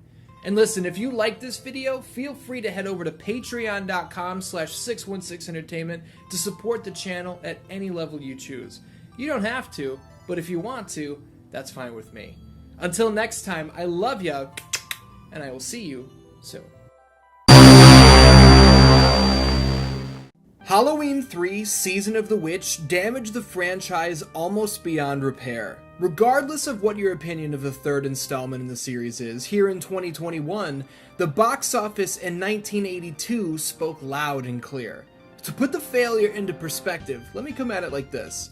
Jason Voorhees and Friday the 13th popped up in Halloween's wake. Without Halloween changing the face of horror and popularizing the masked killer sect of the genre, there is no Jason. That's just the way it is. So you can imagine how Universal Pictures felt when Halloween 3's box office gross was doubled by that of Friday the 13th Part 3. That's like if the Asylum Transmorphers movie drew a larger audience than the official Transformers films. Okay, honestly, it's not that bad. I love Jason and Friday the 13th. I'm taking this joke too far. Look, listen, the point is this. The new anthology approach for Halloween, telling a new scary story every year, yeah, out the fucking window. Producer Moustapha Akkad knew 2 things. First, he needed Michael Myers back. And second, he was gonna do whatever it took to get Michael Myers back. What's up, Dan-Dans? My name is Ian. Welcome to the History of Halloween Part 3, the Thorn Trilogy. I hope you're strapped in and ready for this one, because over the next, hour or so, we're going to dive deep into the 3-film arc that not only brought star slasher Michael Myers back to life, but expanded on his background, his motivation, his... Oh god, this one goes off the rails really hard and it gets ugly. But without further ado, let's get to it. By this point, you may be tired of hearing about the many ups and downs surrounding John Carpenter and Debra Hill's involvement with the franchise. They didn't want to do a sequel, they got forced into it. They didn't want to use Michael Myers, so they didn't, and it went to hell. Well, guess what? The production of Halloween 4 was the last straw for our beloved duo. The tag team were still against the idea of continuing the Myers saga, but Carpenter came up with what he saw as a compromise. He hired Dennis Etchison, the writer responsible for the novelizations of Halloween 2, Halloween 3, and The Fog, to pen the script for Halloween 4. Etchison's story followed Lindsay Wallace and Tommy Doyle, the children from the original Halloween, who were to be haunted by a ghostly, phantasmal iteration of Michael Myers. Listen, it's got Michael Myers in it. He's just not a guy with a knife anymore. It's more of like a ghost story. At the end, he's like fucking 12 feet tall. It's crazy. It's not a slasher. It's like a psychological thriller. No. Michael Myers. I want Michael fucking Myers. No ghosts, no seasons, no witches, no seasons of witches with ghosts. I want fucking Michael Myers. Blue suit, white mask, stabbing. Fucking no ghosts. More or less, that's pretty much how it went. So, John Carpenter and Debra Hill were out. For good, for real. They were done. And I'm not saying they sat out for one film, no.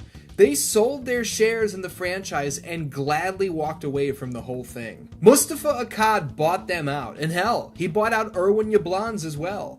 Full control of the series now rested solely with Moustapha Akkad to do with as he pleased. And what did he please? Well, he wanted the return of Michael Myers. He also didn't want to deal with paying professional writer the big bucks, so he literally put out an open call asking anyone if they had a cool idea for Halloween 4. They could write up a treatment and send it in.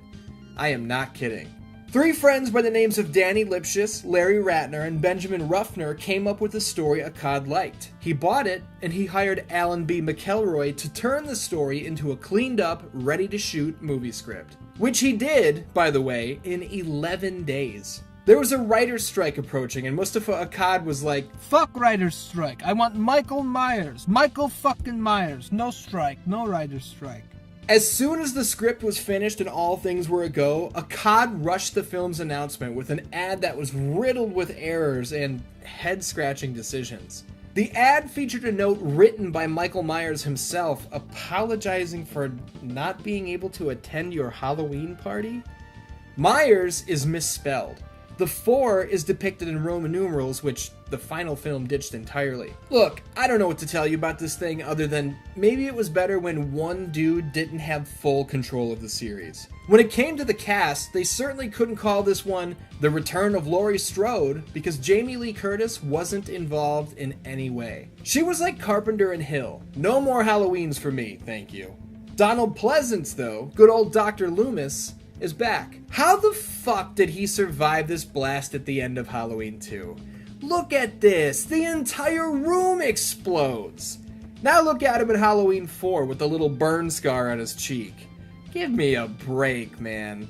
What's funnier than their total retcon of the deaths of Loomis and the Shape, though, is Donald Pleasance's comments regarding his return to the series. He stated, "I was free, the money was good, and it would be kind of hard to do without me." He was also apparently told that John Carpenter loved the script, which wasn't true. But Pleasance himself did indeed demand a finished script before he signed on to play Loomis again, so either way, he liked it. And that's what matters the most.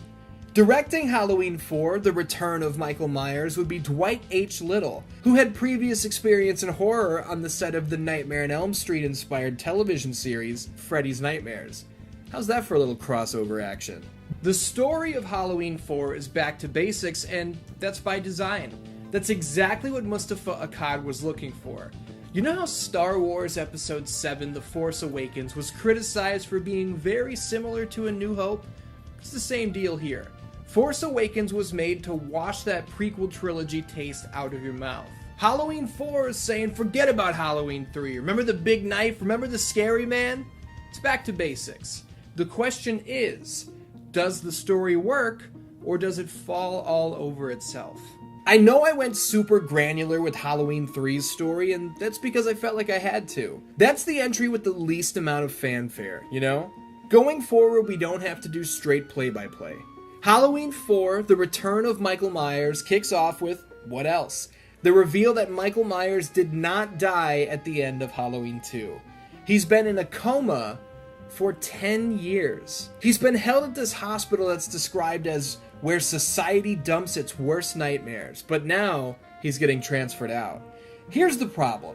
On the way to the new place, one of the doctors mentions that Michael's got a niece out there somewhere, and oh fuck, he's awake. Should have kept your mouth shut, idiot. Dr. Loomis storms into the hospital the next morning, demanding to know why his patient was moved without his knowledge. And that's when the phone call comes through. The ambulance never made it to the new location. Loomis rushes to the scene, and yeah, this is what he was warning you guys about. So, the chase is on. Loomis has to find Michael before Michael finds his niece. Michael's niece is Jamie Lloyd, played by Danielle Harris. The name Jamie is indeed a nod to the series' original heroine, Jamie Lee Curtis, and yes, this is Laurie Strode's daughter. Laurie Strode died off-screen somehow. They really don't elaborate on it much.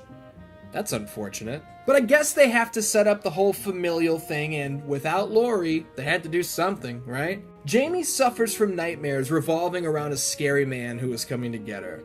Somehow she knows what her uncle looks like. Listen, just don't think about it too much. She lives with her foster family, and along with her foster sister, Rachel, we've got our two new leads. Michael's going around town killing people, getting all set for his big day. Seriously, he kills a mechanic to get another blue jumpsuit. He steals the same mask from the discount mart where he literally bumps into his niece. Yeah, this isn't one of Jamie's hallucinations. He's right there. This really happened. But for real, hold on a second. Why does Michael seek out the same outfit he wore 10 years ago? If he's not a man, if he's evil incarnate, as Dr. Loomis puts it, why is he so concerned with capturing the same look he had last time he had a night on the town? I mean, we know the real reason why this happens. It's because the blue suit and the white mask are the marketable costume. But the character of Michael Myers... Never mind. Moving on. Michael's body count here in Halloween 4 is ridiculous. Across the first two films, Michael killed a total of 15 people. In the fourth installment alone, he matches those combined efforts, doubling his total body count. We've got our first ever skull crush, you got the thumb to the brain, an entire police force is massacred in their own department.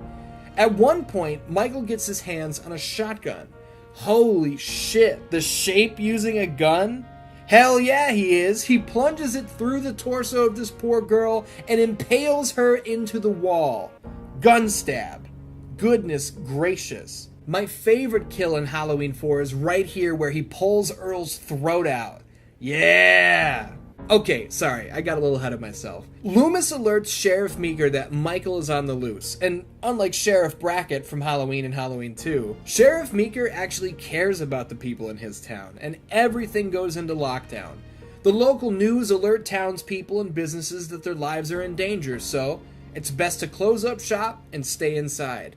Can you imagine if it were that easy to get people to protect themselves in real life? The local good old boys get their guns and immediately are like, we'll solve the problem! Why is it always old whites in red hats that do this? Anyway, they immediately kill an innocent person by mistake. Geez, who would have thought a bunch of untrained idiots with guns would have wound up hurting somebody? Sheriff Meeker, another cop, Rachel, Jamie, Rachel's cheating boyfriend, and the girl he was cheating with are all holed up in Meeker's house. They've got more guns and ammo than they know what to do with, and if Michael Myers dares show his face around here, he's gonna... Fuck, he's already here, isn't he? Gun stab, skull crush, son of a bitch. This is bad.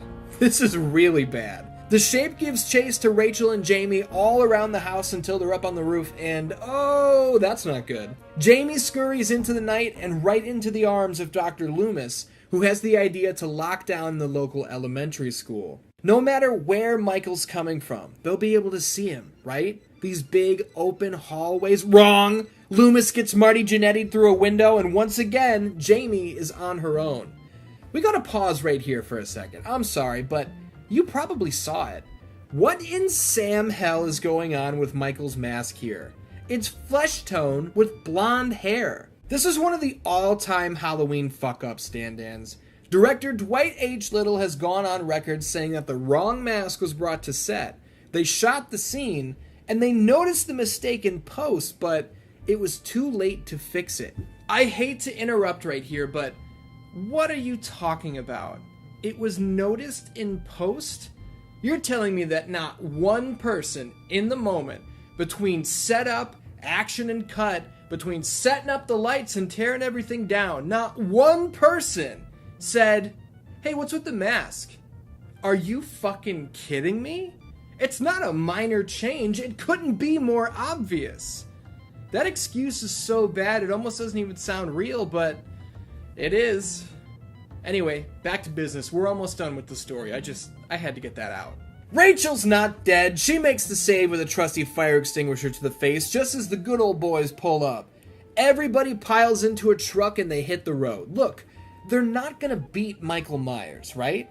So just get the hell out of Dodge. It's a good strategy. It's not like the Shape can catch them. They're in a truck. I mean, unless he was hanging onto the axle underneath the truck like some Cape Fear bullshit. Oh wait, that's exactly what he did. This is comically silly, but that's what he was doing. How did he get under there? Everyone, look, just don't think about it. One by one, the hillbillies are dispatched. Let's get another shot of Earl's throat getting torn out. Yeah! Rachel takes the wheel and she's whipping this truck around the road like Mad Max, but the Shape will not let go. He even uses his own head to smash the windshield in. I'm sorry, but that is so fucking funny looking. Finally, she shakes him loose, but he's not done. No way. Rachel floors the truck and smashes it into him, sending Michael flying through the air, crashing down through a wooden fence post. For whatever reason, maybe it was morbid curiosity that took over, maybe it was something supernatural, Jamie exits the truck and approaches her uncle. She holds his burnt, scarred hand as the cavalry shows up. Obviously, they flip out. Michael wakes up and they absolutely blow him away with shotguns, rifles, pistols, you name it, they had it. Sheriff Meeker literally brought the Spas 12 from Jurassic Park. He ain't playing.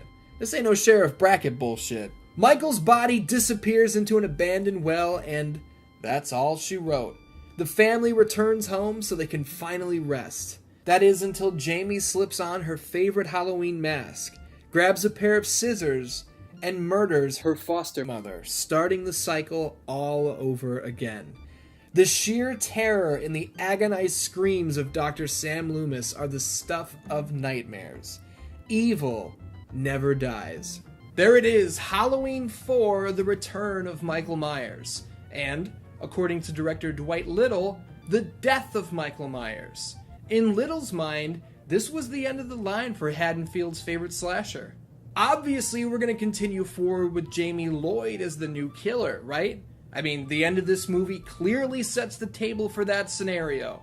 Well, not so much. But we'll get to that in a little bit. I've got a few more things to say about Halloween 4 before we delve into the next sequel. Director Dwight Little obviously cared about this film. He cared about the characters, he cared about the story, and he cared about the fact that he was stepping in to direct a gigantic installment in an outrageously popular franchise. Nothing in Halloween 4 is half-assed, and this is only made more obvious in how many questions Little has answered over the years. He's gone on record confirming that, at least in his mind, Michael wasn't actually on a mission to murder his niece. Little could be wrong, you know. He didn't write the script and he wasn't involved in future installments at all, but no. He saw this story as Michael Myers wanting to connect with his niece. Little stated, "I think Michael wanted to connect with Jamie, but he's so lost in his own psychosis that he doesn't even know how to do it." He's also clarified that Jamie's murder of her foster mother was brought on by the connection she made with Michael in the field, and that his energy had transferred into her. This would explain why a load of gunshots were able to put Michael down this time around, whereas in the past, he wouldn't even have flinched. Little even went out of his way to not dip into any supernatural elements of Michael's character. It was important to him to portray the Shape strictly as a highly dangerous escaped mental patient. And in this film, that's what he is. Dwight Little, in my opinion, was the right man for the job. Look, I think it's pretty obvious across this franchise which directors took the job seriously and which ones had no idea what the hell was going on in this franchise, who the hell any of these characters were, or what the hell they were actually supposed to be doing. So there, I just wanted to show a little bit of love to Dwight H. Little right here. I mean, we've talked about John Carpenter and Debra Hill and Tommy Lee Wallace to death, so I figured it was only fair. Dwight Little, put some respect on that name. Now let's talk about some of the shit I don't like in this movie. Can anyone tell me why Michael Myers looks like this? What the hell is his body shaped like? He looks like Pat from those old SNL sketches. The mask is super different looking. It's extremely pale and there's black mesh covering the eye holes this time.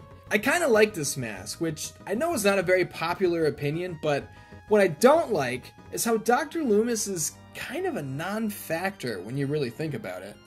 Don't get me wrong, Donald Pleasance delivers another fantastic performance.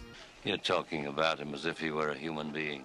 6 bodies, Sheriff! That's what I've seen! The hell are we dealing with? Evil.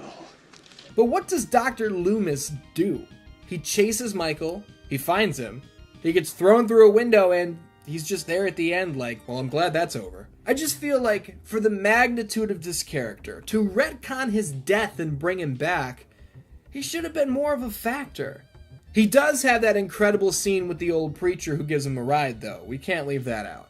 Listen, I can't show you the whole thing. Universal Pictures will pull it down in a second, but watch the movie. Or just look this scene up. It's fantastic. And this guy here, the preacher, he's Loomis from another timeline, another dimension, another lifetime. Much like the Graveyard Man from the original film, I wish we could have gotten a movie about this guy. There's no doubt about it. And really quick, before we get this Halloween 4 show on the road, it's funny. I've seen this movie a million times, and there are still things I'm noticing about it to this day. This big bald man mask at the discount mart also appears at the Silver Shamrock Factory in Halloween 3. It's a Don Post mask based on professional wrestler and actor Tor Johnson, who appeared in several Ed Wood films. Don Post Studios were responsible for the original 1975 Kirk mask, which obviously the Michael Myers mask was a play on. But this mask here, doesn't it kind of look like Connell Cochran, our big bad from Halloween 3? I'm not saying it is for sure, but it certainly looks like him. I've never heard anybody point this out or make this connection, so either I just stumbled on something big or I'm totally wrong. Either way, it's pretty interesting. I love in the ambulance murder scene how we can clearly see the edge of the prosthetic arm they used for this stunt. Whoops. And hey, special shout out to Bucky, the Power Man, who Michael tosses into the wires and gets cooked alive. I'm not shouting him out for dying, I just love the way he threatens Michael like a parent scolding a child. Don't try that Halloween shit with me. All right, I'm on the telephone to the police right now. You're not on the telephone to the police, you're standing right in front of me, you idiot. Of course you got cooked. Man, I love this movie. And that's for real, man. I love Halloween 4. Was this movie totally unnecessary? Yeah. Was the love of the art totally tossed down the toilet in favor of box office dollars? Yeah. But this is not a bad sequel at all, and trust me, we are on our way to those. Just sit tight. So after all the hubbub of Michael Myers is the star, how could they have taken Michael Myers out of Halloween movies? Obviously his return would set the world on fire all over again, right?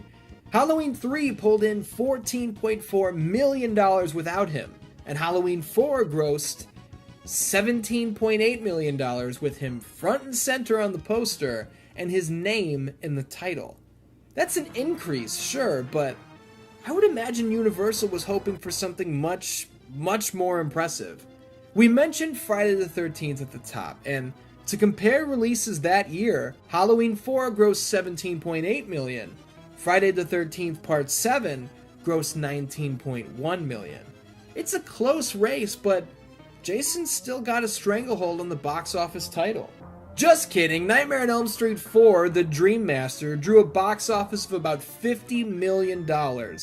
Freddy Krueger was on fire, no pun intended, pulling in more than Michael Myers and Jason Voorhees combined. But that's neither here nor there. Look, Halloween 4 is remembered quite fondly, and for good reason. It's great. It's not perfect, and it's a bit of a rehash, but all things considered, you can't go wrong here. That is, until you get to Halloween 5, The Revenge of Michael Myers. If you've watched this far into the history of Halloween, you've seen me praise all 4 films in the franchise up to this point. They've all got their issues, sure, but from a top-down perspective, These are 4 good movies, and I've had a lot to say about all of them. I wouldn't blame you if you've started to wonder, am I a fanboy? Am I gonna gush over all these movies and put them all over super strong? Fear not, I am no fanboy. My critical thinking skills are perfectly capable of separating the good from the bad. And before we even jump into this next chapter, I want you to know, it is my opinion that Halloween 5, The Revenge of Michael Myers, fucking sucks. It is a complete piece of shit. That's my opinion. As always, I've done extensive research on the film, and I can't wait to share with you why Halloween 5 is so terrible from a factual perspective, with my opinion cast way off into the background. Because let me tell you, calling the production of Halloween 5 an utter mess would be far too generous. Now let's get to it. Let's get this over with. Let's get the story out of the way first for a change. We know from the ending of Halloween 4 that Jamie is the new killer, having just murdered her foster mother while wearing the exact same costume Michael wore when he committed his first murder. It's mysterious, it's symbolic.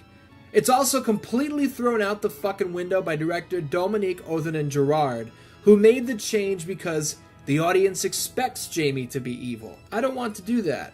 I make her innocent. So there goes this new, intriguing angle for the franchise. Done. Just like that. Oh, and Jamie's foster mother isn't dead anymore. She was only injured in the murder. I mean, the stabbing. She's also referred to several times as Jamie's stepmother, which is not the same thing as a foster mother. Not even close. Jamie's being held in a hospital and she can't speak anymore. Most of her communication is done through writing on a tiny chalkboard. She's now linked telepathically with Michael, and she goes into screaming fits when the visions take hold. I am not shitting you when I say that the majority of this film is listening to a 10-year-old girl scream, cry, thrash around, and yell so loud that the only sound emanating from her body is the air being pushed through her voice box. This gets old very, very quickly, as you might imagine. I know what you're thinking. What do you mean she's seeing through Michael's eyes? Michael is dead. They shot him with like 87 guns at the end of Halloween 4 and he fell in a well. And you're right. Ask director Dwight Little, he thought Michael was dead too, so don't feel stupid. You weren't far off. That's where things were left. But Dominique Othenin-Girard didn't like that. In what is a tremendous retcon, Michael didn't just fall into the well. Apparently they also threw dynamite down the goddamn hole to ensure he'd never come back. Why didn't they show us that in Halloween 4? I mean, in Halloween 4 we can see a split second of one of the good old boys lighting up a fuse, so why did they cut this out? I don't know. I also don't know how these people come up with some of this shit. How did Michael escape the well? That's the burning question. Check this out. It wasn't just a pit down there, no. There was a massive, pre-dug tunnel that led perfectly to safety, just a few yards away.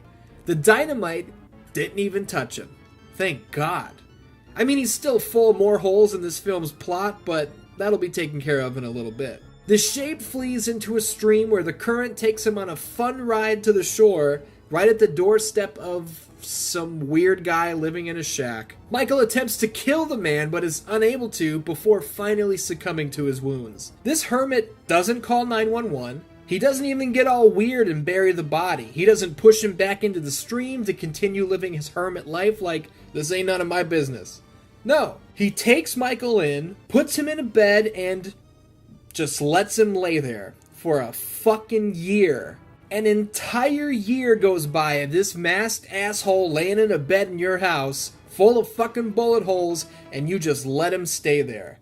This is just ungodly bad writing. This isn't even what this scene initially was either, but we'll get to the cut content, deleted scenes, and alterations later. So after a year of hibernation and healing all of his wounds like he's fucking Wolverine, Michael wakes up, puts on his mask, and kills this shithead.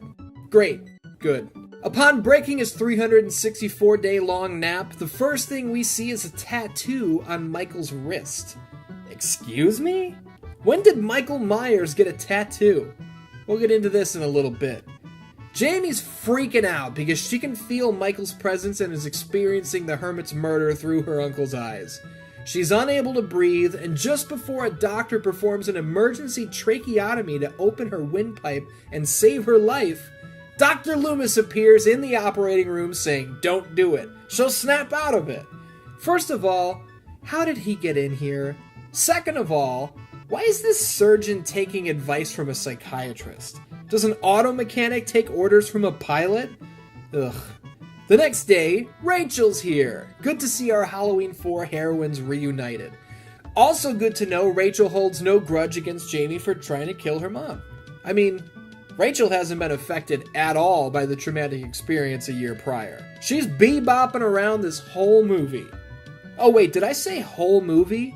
I meant all 20 minutes that she's in it. No, I'm not kidding. Rachel is killed 20 minutes into Halloween 5. There's no fight, there's no struggle. We see her naked through the shower curtain, she walks around in a towel, and she gets scissors jammed into her collarbone. Our determined, experienced, powerful lead from the prior film minimized to eye candy and killed off within minutes. Goodbye. Why does Rachel die 20 minutes into Halloween 5? I'll tell you why. Director Dominic Othenin-Girard didn't like her. He thought she was too tame, he thought she was too plain, and here's the real kicker, he wanted a hero with dark hair. I'm not kidding, this is how this movie was made. For the rest of the film, Tina is apparently our new main girl. She's pretty, she's bombastic, she's constantly singing through her dialogue, giggling for absolutely no reason. Look, I'm just gonna say it. Every character in this movie is fucking annoying, and I could not wait for them to die. There's no better signifier in a horror movie that your characters suck if the audience is counting down the seconds until they're killed. And let me tell you, every single one of the teenagers in this movie are horrible. This little stuttering kid Billy gets zero background whatsoever, but apparently he's Jamie's friend. At one point, Billy was supposed to be a BMX rider, and in the final chase, he was going to ride up Michael's back like a ramp, forcing Michael to fall on his own knife. But the actor playing Billy couldn't ride a bike very well, so they cut the BMX portion from the script entirely. Tina and her friend Samantha are planning a big Halloween date night where Samantha is going to lose her virginity. Yes, that's a central plot point. Let's check in with an actual quote from director Dominique real quick.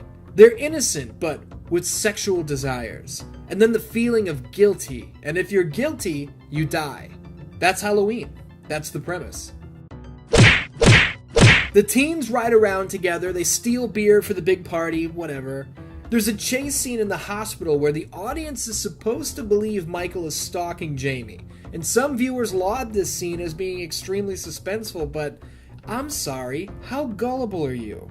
Did anyone watching this video right now fall for this and actually think this was the shape coming for her? 5 seconds into the damn scene, it's abundantly clear we're in for a swerve. And holy shit, this chase goes on forever, just dragging it out for far too long. Dr. Loomis is fucking crazy in this movie, did I mention that? He's no longer out to protect little Jamie Lloyd, no. Now he wants to kill Michael Myers, no matter what it takes. He grabs and shakes Jamie, screaming at her to tell him what she knows. It's worth noting that Donald Pleasance consistently clashed with the director during the filming of Halloween 5, and that he was not a fan of where the series was going in any way, which is so sad. There's a scene where a bus pulls into town and we see some steel-toed boots step off and kick a sweetie little dog. Whoever this guy is, fuck this guy. Ready for another head scratcher? Loomis heads to the Myers house to investigate, to see if that's where Michael is holed up, and this is not the Myers house? What is this place? Look at the size of these interiors. This is a fucking completely different house. When asked why the house looks so different, Dominique Othenin-Girard had this to say. The house looks so different because I made a choice. Seriously, he just didn't care. Oh, longtime fan and viewer, you can tell it's a totally different setting? Well, fuck you. I've decided this is the Myers house. Deal with it. This guy sucked. I'm telling you, he was a complete fucking hack. And I hate to be so nasty, but Jesus Christ. This is horrible filmmaking. It is a question of cat and mouse. And we see the cat and we see the mouse, and the mouse knows about the cat, and the cat is going after the mouse. That's about it, I guess. Luckily, Tina's boyfriend gets a garden tool through his skull. One down. Michael picks up Tina in the boyfriend's car, wearing the mask that Tina had gotten for him earlier that day. She sweet talks him and even kisses the shape right on the face, who does nothing other than squeeze the steering wheel in return. Jamie has another episode, which is a pleasure to endure once again. Honestly, it's 3 minutes of a child struggling to breathe and speak while attempting to describe a painting on the side of a gas station. Woman. A big woman? Cookie woman. Who wants to watch this? Who thought this was interesting or entertaining in any way? Maybe it was the fucking cookie woman. The man in black is walking around again. Still, no idea who he is, but more on that later. Look, let's kick this horse shit into high gear. Michael kills Tina's friends at the party, and thank fucking God he did, because I cannot put into words how drawn out these scenes and annoying these people are.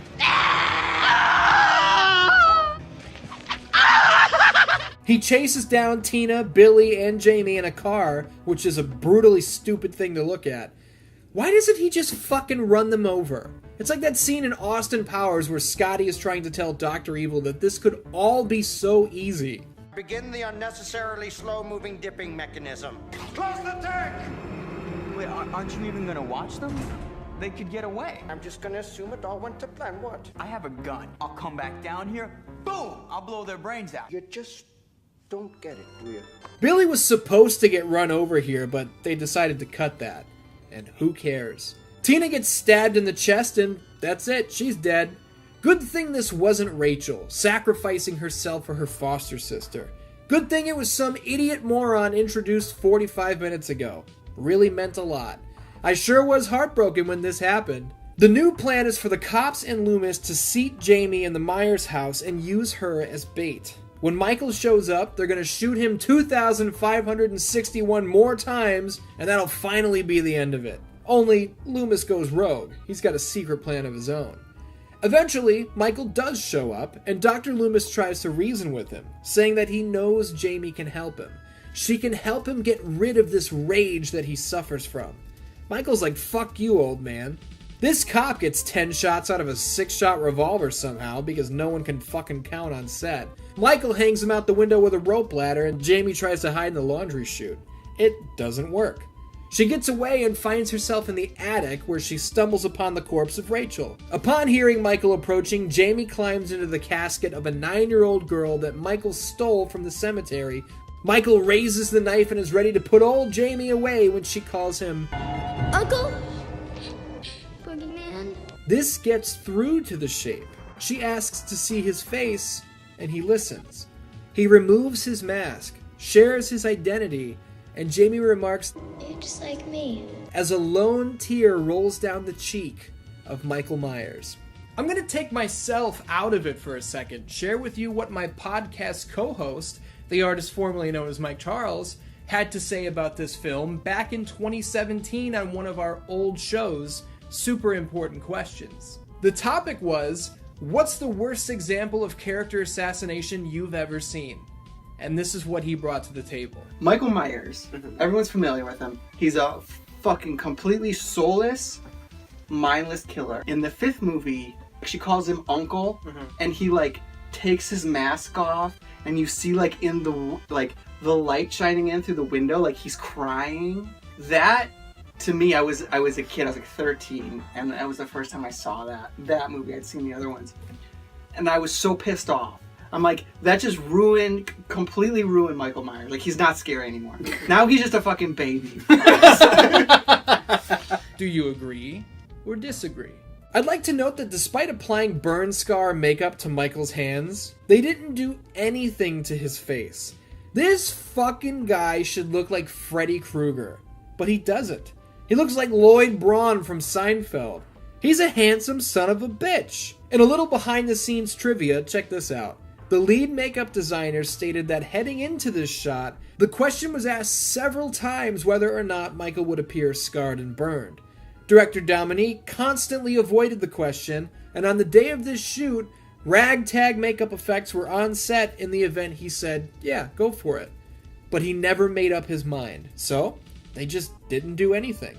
Have I mentioned this guy sucks? Anyway, Jamie reaches out for Michael. He absolutely flips out. Now he wants to kill her again. Loomis is alive! He grabs Jamie up, offers her as a sacrificial lamb, and when Michael gets close, he drops a chain net from the ceiling, shoots him with a bunch of tranquilizer darts, and beats him with a 2x4. He then collapses on top of Michael, dying of a heart attack. For real. Dominique, Othen, and Gerard confirmed that this was intended to be the death of the Dr. Loomis character, and Donald Pleasance was totally fine with it. Behind the scenes and even in front of the press, Donald Pleasance had voiced his displeasure with the film on several occasions, and was A-okay with making his exit from the franchise right here. We see Michael locked in a prison cell with his fucking mask on, which is another supremely idiotic sight before, hey, it's the Man in Black again. He shoots up the police station and breaks Michael out of prison. Our final shot is of Jamie, who, just like us, is horrified to learn that the series will continue after this load of shit. That's the story of Halloween 5, The Revenge of Michael Myers. And I'm going to be honest with you guys. Watching this movie so I could sit there and take notes as it went along, I'm not kidding when I say this, that's the last fucking time I'm ever going to watch this movie. I hate this movie. When it's not annoying to the point of being rage-inducing, it's boring.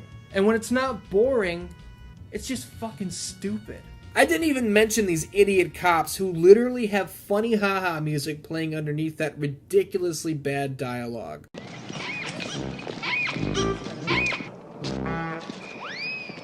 What is this? Who is this for? We have to talk about this mask. When my buddy Tim and I were kids, we always wondered why the mask was changed from Halloween 4 to 5. In the movie world, it's just the same old mask that's been sitting around for a year, so why does it look so different? Take a wild guess. If your answer was, because the director made a choice, then you win. Dominique, Othen, and Gerard stated, we made a fantastic mask that had nothing to do with Halloween 4. Less plastic, white face. That's unrelatable. Dominique wanted Michael to look more human, and so they made a mask that they thought looked angry. I'm sorry, I hate to rag on someone so hard, but this is just like the Myers house. You don't get to just go in and arbitrarily change things like this without anybody noticing. It stands out like a sore thumb. It's blatantly obvious and in the worst way possible. So you don't like the way the house or the mask looks. Tough fucking shit. This isn't a brand new franchise. This is the 5th installment. These pieces have been in place for over a decade. You don't just get to decide that they look different and the audience doesn't get to bitch about it. And don't even try to say, oh, the Halloween 4 mask was different from the Halloween 1 and 2 mask. That's fine. That makes sense. He stole another one from a store. This is the Halloween 4 mask just 1 year later. Look, this guy fucking sucks, okay? How about the title? Halloween 5, The Revenge of Michael Myers. Revenge on who? Rachel?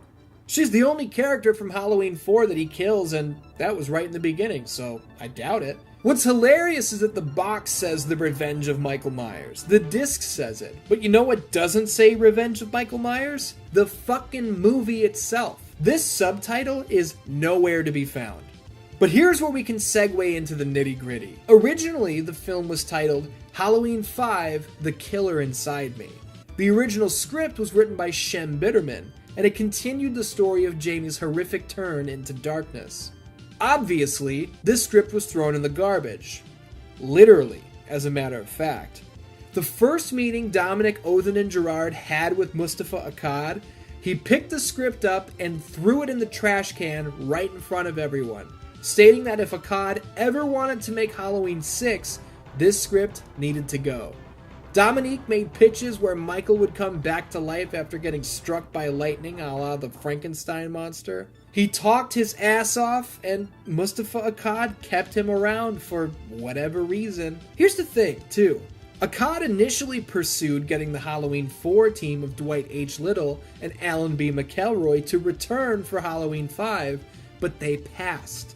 Why? Because they felt like they nailed Halloween 4. They were really proud of it, and they didn't want to fuck it up. Can I get a standing ovation for some artistic integrity here? I should also note that I mentioned earlier that Universal may have been disappointed with Halloween 4's box office gross, and well, maybe they would have been. But Universal were out of the Halloween game by this point. After Halloween 3 underperformed and Akkad bought out all the other shareholders to gain full control, Universal walked away as well, leaving the franchise in the hands of Akkad's Trancas International Films. $17.8 million to an independent is way different than $17.8 million to a major corporation, so Trancas was riding high. So high, in fact, that they let Odin and Gerard throw the Halloween 5 script in the trash 6 weeks before cameras were set to roll. 6 weeks!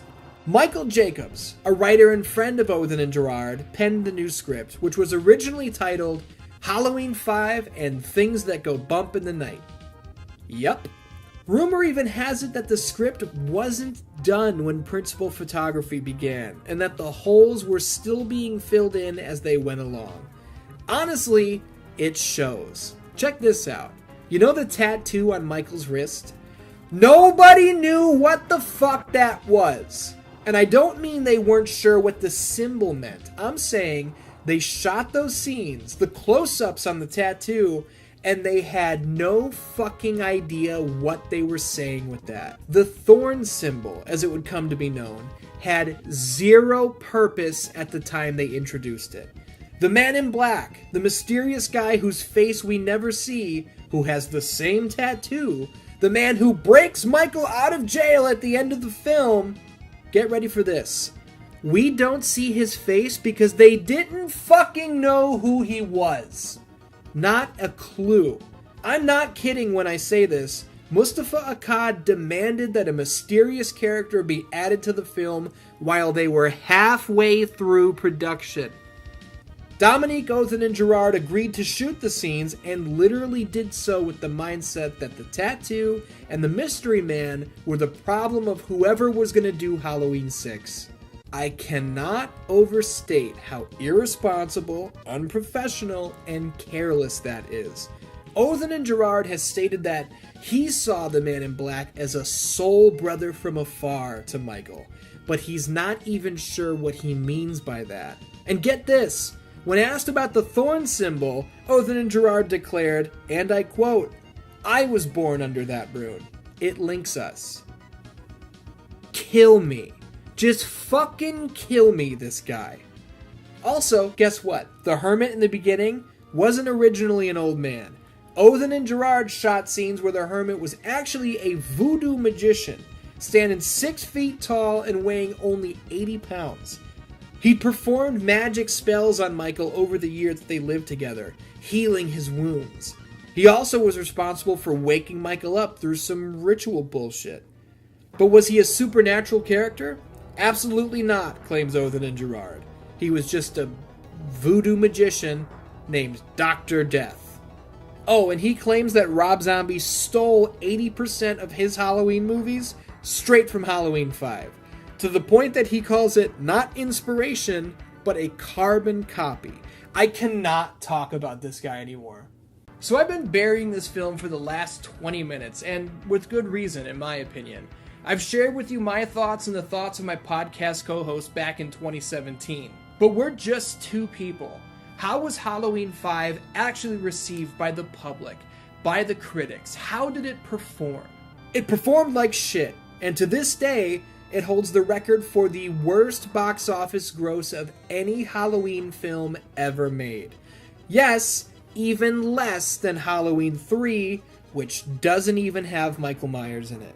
The film debuted at number 4 at the box office and holds a reputation for being one of the worst in franchise history. I didn't like this movie as a kid, I despise it as an adult, and like I said earlier, I'm done with it. I've officially checked it off the list. I will never sit through this dog shit, bad writing, fan fiction feeling garbage ever again. And if you like this movie, good for you. I'm happy for you. You do you. We can only go up from here, right? 2/3 of the way through the Thorn Trilogy, we've got to be able to pull the nose up on this thing, right? Well, there's one thing I suppose we should cover right off the bat. Halloween, The Curse of Michael Myers, had the most tortured, strenuous, agonizing production of any Halloween film to date, and it's not even close. I mean, where do we begin? Moustapha Akkad's rights to the franchise expired, and he wound up in a bidding war trying to re-secure the series for further sequelization. You know who the other guy was trying to gain ownership of Halloween? John fucking Carpenter. Maybe he was tired of seeing his baby continually dunked in the mud and paraded around to be laughed at. But hey, maybe he would have gained control and also stumbled with its future, so who knows? There's really no way to know what would have happened, and it doesn't matter, because Akkad and Miramax came out on top. Control was back in the Akkad camp, but this time it was different. With Miramax in on the deal, along with their Dimension Films subsidiary, this was a brand new ballgame. Akkad couldn't just hire and fire whoever he wanted, whenever he wanted. This was once again a corporate landscape, with more red tape, landmines, and booby traps than anyone in their right mind could ever imagine. Halloween 6 was the... I forgot I'm not supposed to call it that. This is Halloween, The Curse of Michael Myers. There is no 6 in the title. This is definitely not Halloween 6. Here's my question. How does every installment of the franchise up to this point have a number next to it? Even the one that took the sharpest left turn of all time and wiped out all of the known characters. How does that one have a number next to it? And this one doesn't. This movie was made specifically to answer all of the questions left behind by Halloween 5, and they decide not to call it Halloween 6? Why is that? Well, the answer is probably even dumber than you might expect. Here's the deal, and I'm gonna rocket through these details as quickly as possible. The original script was called Halloween 666, The Origin of Evil. It was written by Phil Rosenberg, not to be confused with Philip Rosenthal, who created Everybody Loves Raymond. Moustapha Akkad read the script and hated it so badly that he threw it across the fucking room, so it was back to square one. The nitty-gritty from here isn't as important as the numbers involved. All in all, 4 writers were hired to pen Halloween 6 scripts, and all 4 were fired. It was a man by the name of Daniel Farrens who wound up with the job, and this is rich. Years prior, Farrens created a Halloween Bible, which kept track of who every character was, how they lived or died, what their storylines and arcs were. He was a super fan. He had pitched Moustapha Akkad his own Halloween film, and while Akkad didn't hire him, he kept the Bible. Upon getting the Halloween 6 gig, Farrens says that in his first meeting, Akkad had the Bible on his desk, and he said they'd referenced it numerous times over the years. Then why the fuck didn't they just hire Farrens years ago then? How the hell did you wind up with Dominique Odenin? Shh, it's okay. Breathe. He can't hurt us anymore. There was a complete breakdown between Moustapha Akkad and the Weinsteins, aka Miramax, aka Dimension Films. Farrens was forced to rewrite his script 10 times. Even then, it was picked apart, rewritten by people who weren't writers, and alternate decisions were made on set without even consulting his script at all. The original cut of the film tanked so badly with test audiences that the Weinsteins stepped in and took control, hoping they could somehow save this film. That's why this is the only movie you've ever heard of to have a producer's cut. Not a director's cut, no. A producer's cut. We'll dive into the differences between the two versions in a bit. First, let me circle back around to the first question. Why isn't this movie called Halloween 6, The Curse of Michael Myers? Where is the 6? Well, after that test screening bombed as hard as it did, the Weinsteins and Miramax said, fuck it. They wanted to distance themselves from Halloween 5 as much as possible. Story beats were changed, unanswered questions were completely ignored, and the 6 was gone. It's worth noting that Quentin Tarantino was looked at for the writer's role as well, but obviously this never came together. And that's for the best, too. His pitch revolved around the Man in Black and Michael Myers on a road trip, stopping off and killing people as they went down Route 66. Yeah, no thanks. But now we're getting way deep into the weeds and we haven't even gone through the story of Halloween, The Curse of Michael Myers, so let's get to it. The theatrical cut is the version that most people have seen. Anybody who bought a ticket to this film, this is the version they were shown, so we're going to jump into that first. I mean, unless you're a Halloween hardcore, you probably don't even know that a producer's cut exists, so theatrical cut first, then we'll get to the producer's cut. Don't worry. Years have passed since the conclusion of Halloween 5, where Michael was broken out of prison by the mysterious Man in Black. We've got a thing or two to talk about here. Okay, so Jamie and Michael have both been missing for years. Jamie's been held captive in this creepy-ass dungeon, and she's delivering her baby? We have no idea who the father is. This changes in the producer's cut. Hold your horses. And she's broken out of this crazy place by a nurse who goes rogue. Michael doesn't appreciate that. The chase is on. The Shape wants that goddamn baby, apparently, and Jamie is not about to hand him over. Also, yeah, that's clearly not Danielle Harris playing Jamie Lloyd. There was a contract dispute, blah blah, whatever. Honestly, it's a good thing she's not here. The Jamie character is 16 at this point, and I'm not really keen on seeing the 9-year-old girl we followed through the last 2 movies being mysteriously impregnated and, well, murdered without a second thought. Yep, our established lead, our new Jamie Lee Curtis, as it were, is killed 19 minutes into the film. Yes, that's 1 minute faster than Rachel was killed off in Halloween 5. Unreal. Anyway, Paul Rudd is here in his second big screen role ever, and who is he playing? None other than Tommy Doyle, the little boy who was being babysat by Laurie Strode back in 1978. He's obsessed with Michael Myers and is convinced that he will show his face again. But this time, Tommy knows how to stop him. Remember how Dr. Loomis died at the end of Halloween 5? Fuck Halloween 5! Loomis is back. Loomis has died and returned nearly as often as the Shape at this point. Good lord. Loomis meets up with Dr. Wynn, who wants him to return to Smith's Grove and continue his career in medicine. Oh, who the fuck is Dr. Wynn? He's this guy, who appeared in the 1978 original for literally 43 seconds and was never seen or heard from again across the next 5 films spanning 16 years. Pfft, you're obviously not a hardcore if you didn't know Dr. Wynn. I'm kidding. Realistically, who the hell remembered this character? There's a new family living in the Myers house as well, which poses a problem.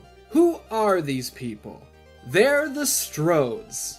Yeah, really. We've got parents John and Debra. Yes, those names are indeed tributes to Carpenter and Hill. We've got Kara and her son Danny, and then there's Tim, Kara's brother. How are these people related to Laurie Strode? I guess Kara is like Laurie's cousin? Look, they don't delve too deep into it. There are just threads from the first movie all over Halloween's Curse, and this is one of them. Danny is hearing voices telling him to kill, and he's having visions of the Man in Black telling him to do so. Tommy Doyle finds the baby in the train station where Jamie hid it. Loomis visits the scene of the crime where Jamie's body was found, and someone burned the thorn into a bunch of hay. Tommy and Loomis run into each other, and we've got a brand new tag team. What's Michael up to? Oh, he's just starting to butcher the Strodes, axe to Mama Debra, yikes. The streams cross when Tommy Doyle meets Kara Strode, and he informs her that they are living in the bad Myers house. Michael is coming, and they need to get the hell out of there. Where do they go? Directly across the street to Mrs. Blankenship's house. Who is Mrs. Blankenship? Well, She's the woman who was babysitting Michael back in 1963, the night he killed his sister. The reason you've never heard of her is because she didn't exist until just now. Again, they're trying to link this to the original as much as possible. Mrs. Blankenship spills the tea that these voices Danny is hearing, Michael heard them too, back on that fateful night. Lady, you're scaring us. Here's where Tommy explains to Kara, and in turn the audience, what the secret is behind Michael's evil. Michael Myers isn't just pure evil after all. He's actually a victim. He was a young boy who was inflicted by the curse of the Thorn, an ancient rune that when the stars align in the sky every so often, the curse springs him to life in a blood rage. Michael doesn't want to kill his family. The Thorn wants his family killed. So you're thinking, wait, Michael Myers, the purest form of evil we've ever known, is actually just a tool? He's just a plaything acting out the will of a curse? Yes, that is exactly what I'm telling you. How about that? Michael butchers John Strode. How? He electrocutes him so bad his head explodes. Man, Michael must have been playing some Mortal Kombat down in that dungeon. Holy shit. There's a great scene where a young girl is singing about the rain falling from overhead. The red rain. Oh boy. Tim Strode and his girlfriend are murdered by the Shape, the latter of which is witnessed by Kara, so the shit has hit the fan. Danny, probably being carried by the voices, walks over to the Myers house, and Kara winds up going toe-to-toe with Michael in an attempt to save her son. Honestly, this is one of the better showdowns since the original. It's suspenseful, it's shot well, it's fun as hell. This part of the chase is pulled straight from the original, but it comes off as a tribute rather than a cheap knockoff, because it's done really well. This is where Halloween 5's Man in Black is finally identified. It's Dr. Wynn, the character from almost 20 years ago that they dusted off because someone had to be this asshole, right? Mrs. Blankenship is in on the plot too. I'm being funny, I'm shining a light on how ridiculous this all is. I mean, it is ridiculous, but here's the thing. The reveal that the staff at Smith's Grove, where Michael was initially locked up, the fact that they've incubated this curse and are now controlling Michael through the Thorn, it's creative. I'll give them that. Kara, Danny, and the baby are taken back to the subterranean dungeon at Smith's Grove for some reason. It's never really made clear. Apparently the doctors want to do some sort of indiscriminate surgical procedure on the baby. Tommy Doyle breaks Kara out of her cell while barely avoiding the Shape, which leads to another really cool chase. Paul Rudd's acting right here is the best in the movie.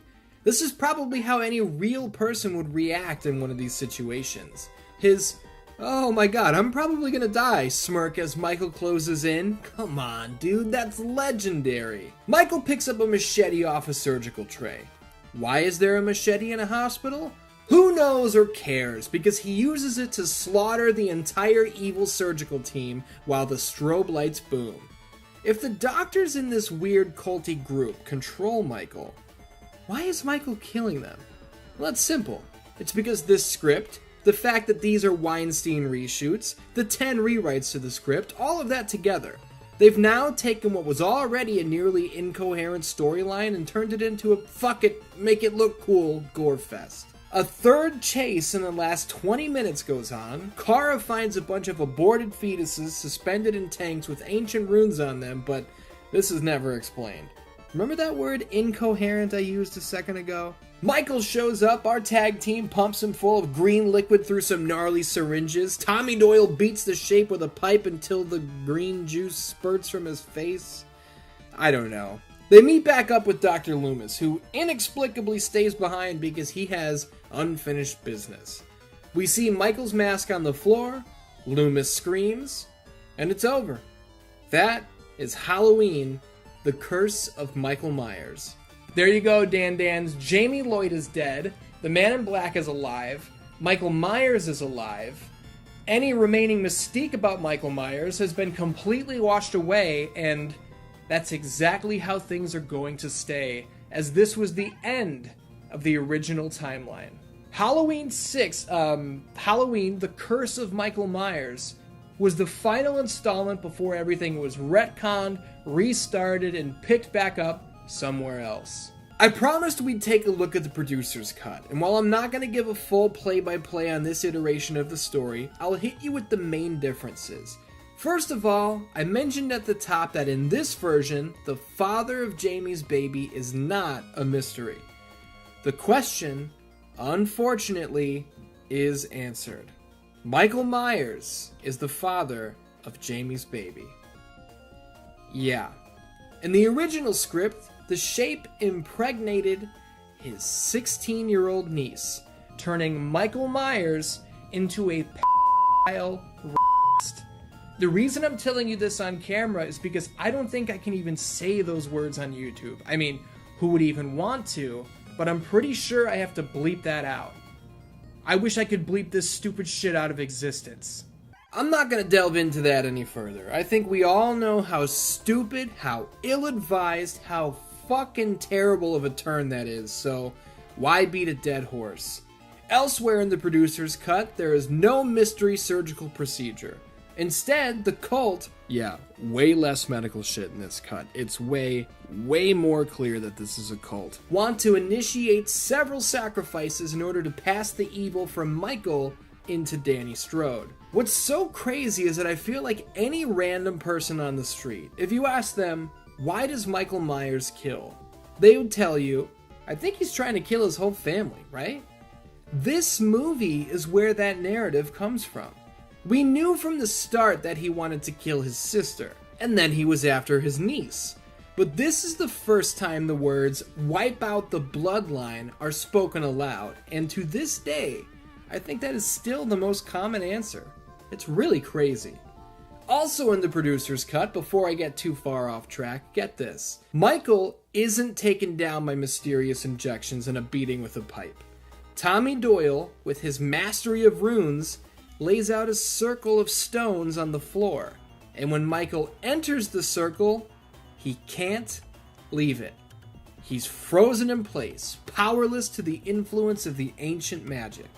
That's a hell of a thing to look at. Michael Myers standing in a hallway like a fucking idiot. We still close with Loomis saying he's got unfinished business to attend to, but instead of the camera panning down to the mask on the floor and hearing Loomis scream, we actually see Loomis unmasking an unconscious Michael, only to find Dr. Wynn under the hood. Michael disappears into the night dressed as the Man in Black, and the tattoo of the thorn appears on the wrist of Dr. Loomis, who screams us into the credits. There you go. There's your producer's cut. Some Halloween fans prefer this version. I think, even with as strange as the theatrical cut is, we dodged a bullet with this thing being buried for as long as it was. If there's a script that includes pedophile rapists and one that doesn't, I think I'm always going to prefer the latter.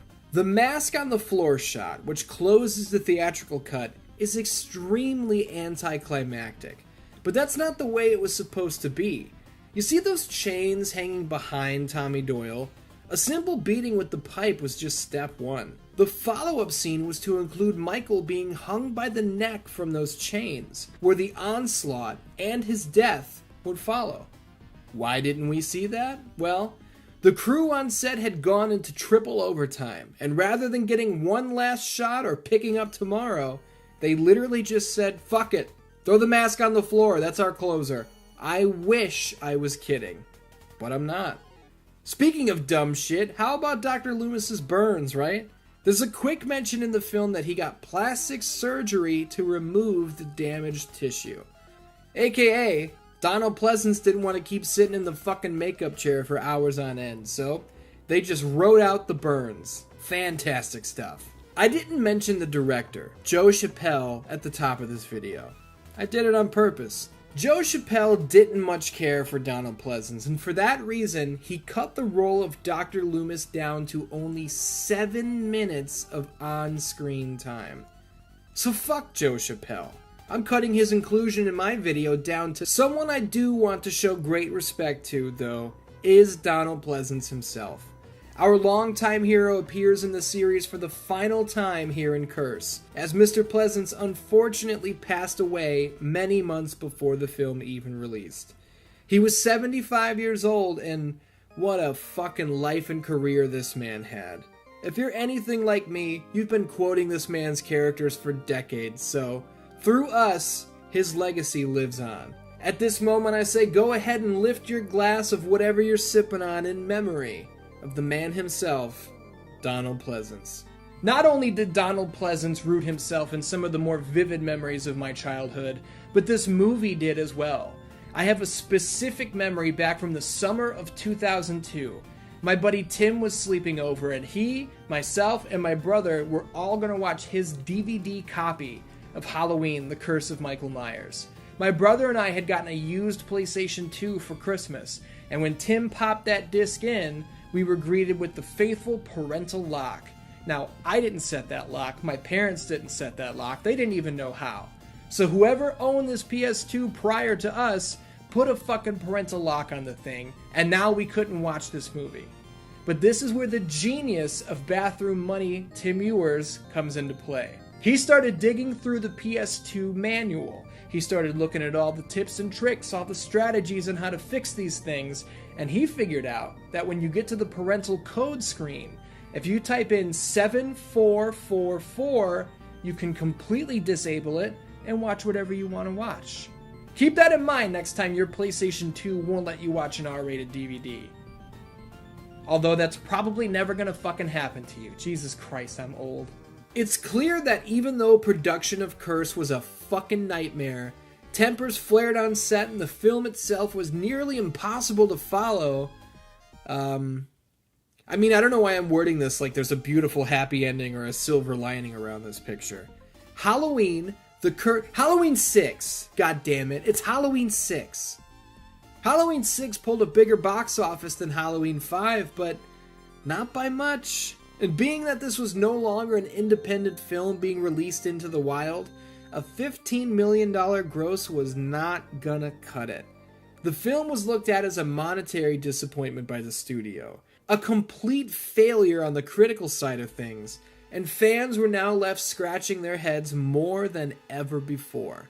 Some were straight up done. They'd seen enough. And could you blame them? Look, in 1981, Michael Myers was dead. The franchise had moved on, only to circle back and dig up the slasher's remains in hopes of recapturing that glory, to once again catch lightning in a bottle. You may not like it, but here's the reality of things. Bringing Michael Myers back to Halloween was a horrendous swing and a miss. Halloween 4 is a good movie. Halloween 5 is an amateur, hackneyed piece of shit. And Halloween 6 has no fucking idea what it's even supposed to be doing. When we were 13 years old, my friends and I liked Halloween 6 because of the violence. Who doesn't like an exploding head? But under any sort of scrutiny, hell, when it's watched by anyone who is even slightly paying attention, it doesn't work. It's a mess. And it really serves as no shock that the plug needed to be pulled on this franchise. Thank you for watching this, The History of Halloween Part 3, The Thorn Trilogy. This franchise is about to undergo a bigger and stronger left-hand turn than Season of the Witch brought to the table, and you are not going to want to miss out. Make sure you stick around for The History of Halloween Part 4, Retcons and Resurrections, premiering September 17th, 2021. If you like this video and want to support the channel, feel free to head over to patreon.com/616entertainment. This is what I love to do. I work as hard as I can to ensure these videos turn out the best that they possibly can be. And if you want to show some love to a one-man crew, Patreon is the place to be. Until next time, I love ya, and I will see you soon. Last time out on The History of Halloween Part 3, we covered the Thorn Trilogy. That's Halloween 4, 5, and 6, which follows Jamie Lloyd, the daughter of the unfortunately deceased original heroine, Laurie Strode. Halloween 4, The Return of Michael Myers, brought the shape back into the picture and did so with great success. Halloween 5, The Revenge of Michael Myers, was a catastrophic failure on all fronts. Critically, financially, the whole lot of it was horrendous. And then there was Halloween, The Curse of Michael Myers, which failed to answer Five's lingering questions in a satisfying manner and left fans of the franchise as well as the studio itself in a state of, well, what the hell are we supposed to do now? Halloween, the once iconic franchise, was in bad shape. As a matter of fact, the issues plaguing the series ran deeper than most are even aware. The future after Curse, or Halloween 6 as I like to call it, was originally planned to be a straight-to-video release. Straight-to-video is where once highly regarded horror franchises go to die. And yes, after the Thorn Trilogy, even Halloween was at death's door. The next step would play out in what was a truly fitting case of life imitating art, as Halloween itself, much like its main villain, Michael Myers, refused to be killed. What's up, Dan-Dans? My name is Ian. Thank you for tuning in for another installment of the history of Halloween. After establishing 20 years of lore across 6 installments, things in this universe were in a state of disarray, and that's putting it about as nicely as I possibly can. Is it just me, or does it keep getting creepier and creepier in here? With the clear demotion of a straight-to-video future looming on the horizon, the series was about to get a Frankensteinian lightning bolt charged directly into its heart, in the shape of its original star returning to the series that made her. I'm talking, of course, about Jamie Lee Curtis. Fundamental parts of the established story needed to be changed, rearranged, and even undone completely, but what other option did Miramax and Dimension Films have at this point? This was one more chance to try and get things right. So sit back, relax, and get ready for another wild ride in the land of Haddonfield's favorite slasher. This is the history of Halloween Part 4, Retcons and Resurrections. So that was a hell of a bombshell, right? Jamie Lee Curtis is back? The best part is that it wasn't Miramax or Moustapha Akkad begging and pleading with the star of the highest points in the franchise to make a triumphant return, no. Laurie Strode coming back to Halloween for the first time since 1981's Halloween 2 is solely and exclusively credited to Jamie Lee Curtis herself. And why would she do such a thing? Her career wasn't failing. Halloween wasn't her last grasp at relevance. She was killing the game. Jamie Lee Curtis has given dozens of interviews over the years regarding her return to Halloween, and her reason why was clear. It was important to her to give back to the fan base that made her career. It was important to her to say thank you to the people who rocketed her to stardom. Let's take a second to give her a hand for that, because that is awesome. Especially considering the fact that a script for what was originally titled Halloween 7, Two Faces of Evil, was already completed and had nothing to do with Laurie Strode at all, because, Laurie Strode died somewhere between Halloween 2 and Halloween 4, duh. So, obviously, Two Faces of Evil wasn't the film that was put into production. Jamie Lee Curtis was excited to get back into the shoes of the character that defined her career. But she wasn't signing on without a care in the world. There were indeed a list of, not demands, but things she was looking to accomplish. Number 1, she wanted John Carpenter and Debra Hill back on the team, specifically with Carpenter in the director's chair. Can you imagine the original Trinity reunited? Well, I hope you can imagine it, because that's all you're gonna get. Carpenter allegedly agreed to direct Halloween 7 under one condition: that he be paid $10 million to do so. This wasn't just a flat director's fee, though. This included what he considered to be back pay and lost royalties dating all the way back to the 1978 original, a project in which he was paid a whopping $10,000 to direct. Miramax and the Weinsteins said absolutely not to his request, and Carpenter basically told them to go fuck themselves. This turn of events unfortunately caused Debra Hill to drop off the project as well, and would sadly be the last time she was close to the franchise in any way, due to her untimely passing in 2005. We raised a glass to Donald Pleasance last time out, and you better do the same for Debra Hill right now, Dan-Dans.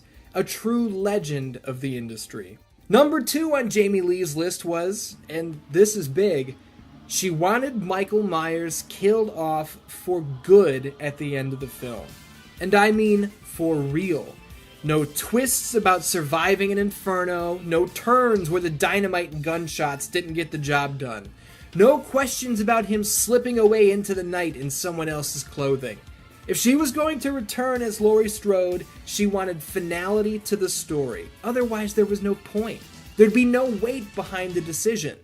Michael Myers had to die. That is a huge request, right? This entire franchise hinges on its villain. And we already saw the studio try to work without him in Halloween 3, as we covered on part 2 of this series, so we know how that worked out. But here's the thing. They went for it. And by they, I mean the writer, the director, the studio, they were on board. Jamie Lee Curtis returning to Halloween made them comfortable in making this gigantic sacrifice, which is insane. Though there was one person in particular who found it just a little bit too insane, but he didn't speak up until the last second. Put a pin in that. We'll talk about that later. I mentioned the writer and director a second ago, and what better time to shed some light on the engine that made this film move than right now. First off, in the director's chair, we've got Steve Miner. If that name sounds familiar to you, it should, as he directed Friday the 13th Part 2, Friday the 13th Part 3, 1985's ridiculous and over-the-top House. The guy had roots in horror prior to this project, that's for certain. The writing is another story. It's a little convoluted, but we're going to get through this as clean as we can. Here's what's important, and maybe I should have stated this earlier. The metamorphosis of Halloween 7 becoming Halloween H2O 20 years later doesn't happen without a little film called Scream. In 1996, Scream blew the lid off the entire horror genre with its action-packed, super meta, crazy unpredictable approach to the common slasher. It was a smash hit, banking nearly $175 million at the box office, coming from just a $14 million budget. If you're keeping score, that $175 million box office is more than all 6 Halloween films grossed combined. Yeah, so how does this relate to Halloween? Well, Scream was distributed by Dimension Films, which was owned by Miramax, the same company that distributed Halloween. Seeing a new horror franchise break the bank wide open, Miramax and Dimension went, hold on, we're talking about Halloween 7 going straight to video? Forget that. Let's get Kevin Williamson, the guy who wrote Scream, to write Halloween 7. We can save this thing. We can right the ship and make stupid money here. Let's go. So that's what they did. Kevin Williamson came aboard right after Jamie Lee Curtis signed on, and he put together a treatment for Halloween 7, The Revenge of Laurie Strode. Fast forward time for the sake of brevity. Kevin Williamson was extremely busy with tons of other projects, so his script was handed off to Robert Zappia, and Zappia's script was eventually cleaned up and retouched by Matt Greenberg. The title of the film changed many times throughout the writing process, from the aforementioned Halloween 7, The Revenge of Laurie Strode, to Halloween Blood Ties, and eventually the final title was set in place. Halloween H2O 20 years later. The title of this film has been made fun of from literally the day it was announced. I understand the 20 years later part. What I don't understand is the redundancy in how it's communicated. Halloween. Gotcha. Good. H2O. So not the molecular structure of water. No. H2O breaks down into Halloween 20. So that means this part of the title already is Halloween 20. And then, because we're not done, there's 20 years later, the tagline. So the full title, Halloween H2O 20 years later, breaks down into Halloween 20 years later. It's horrible. It's terrible. I've wondered for years who came up with this dog shit title, but I learned in my research it was actually Jamie Lee Curtis. And this movie wouldn't have happened without her, so I'll give it a pass for that, but come on, man. It's terrible. I'm going to leave it there. I'm not going to bury it any harder out of respect for the Queen, but we gotta be real. Before we go any further into the behind-the-scenes material, though, why don't we talk about the story that this film tells? Here's an extremely important distinction I'm going to throw out right up front. Halloween H2O completely rewrites the franchise. Halloween 3 is a given. It's not related to anything and was a failed experiment. But I'm serious. Halloween 4, 5, and 6 never happened. You know all that time we put into following Jamie Lloyd? She never existed. Michael Myers sitting in a coma in a hospital for 10 years following Halloween 2? Never happened. H2O retcons the entire Thorn Trilogy. Michael crying in Halloween 5, the Man in Black, the cult from Halloween 6, Laurie Strode's off-screen death mentioned in Halloween 4. None of it ever happened. Now you know why they strayed from calling this one Halloween 7, right? You can't have 7 without 3, 4, 5, and 6, for Christ's sake. Halloween and Halloween 2 are now the only canon entries in the franchise from here on out. So with that in mind, with all those films erased, the last bits of story we have are this. Michael Myers and Dr. Loomis burned at the end of Halloween 2, and Laurie Strode was taken away in an ambulance. That's it. Now, here in 1998, 20 years have passed, and Michael Myers is back. He breaks into the home of Nurse Chambers, who's reprising her role from the first 2 films, where he steals the file on the one that got away, his long-lost sister, Laurie Strode. He also kills 2 neighborhood boys and slits Nurse Chambers' throat on the way out. What a comeback. The Shape steals a car and is gonzo before the cops even find the bodies. The detectives mentioned that Nurse Chambers had taken care of Dr. Loomis for years after his unfortunate accident in 1978. I don't understand why they'd still go with the "he survived the explosion" route, seeing as though they mention here that Loomis had died a few years earlier. Donald Pleasance died in real life in 1995. There was no possible way he could have reprised his role, and with the retcon in place, why not just go with him tragically passing in the explosion? He sacrificed himself for Laurie all those years ago. Is that not more sad and more heroic at the same time? I don't know, whatever. We see the newspaper clippings that adorn the departed doctor's entire office, one of which states that Laurie Strode died in a car accident. Well, that sucks, right? Nope, because she didn't really die. Laurie faked her death and went into some sort of witness protection deal and is now known as Carrie Tate, the head mistress of a private school in Summer Glen, California, with her son, John. John and Laurie, Carrie Tate, I can't go blowing her cover here, they don't get along very well. John knows about his mother's past, and because of what she's gone through, she's an extremely overprotective hover parent. And it's hard to blame her, right? But at the same time, imagine being John, having lived your entire life without a single inkling of anything that troubles your mother, still being the dictating force in your every waking moment. It'd be exhausting, and it would feel truly unfair. Carrie, I got the name right that time, isn't coping so well herself. Daily visions of her brother, night terrors that cause her to thrash and scream in her sleep, a cocktail of pills in the medicine cabinet, and a cocktail in a glass every couple minutes. She's an alcoholic, self-medicating, paranoid, delusional wreck, but with a good heart.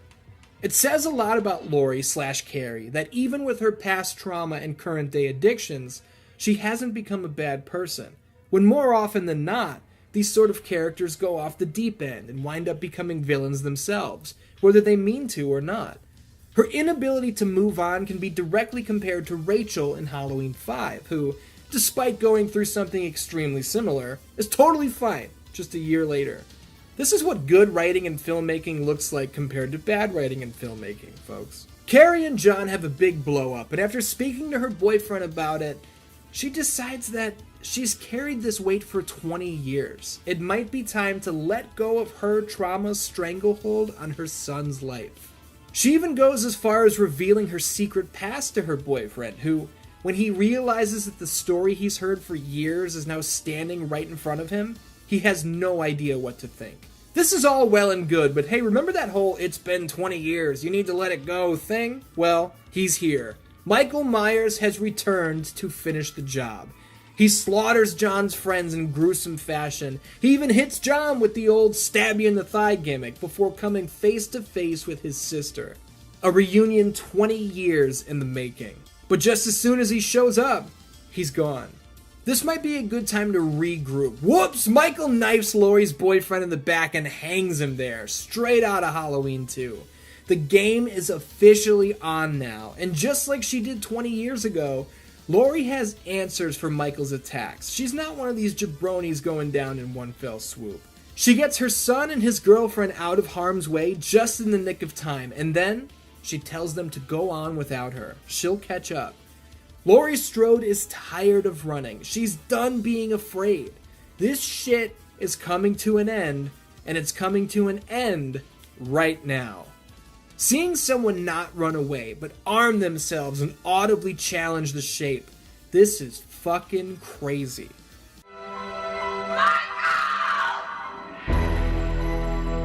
Laurie storms back into the school, axe in hand, as Michael descends upon her like a venomous spider. This chase is heart-racing stuff, and when you boil it down here, Laurie beats the shit out of Michael in this battle. He reopens that 1978 wound on her arm, but so what? Laurie impales him with a flagpole. She knees him right in the unmentionables, which he no-sells. That's how you know he's truly inhuman.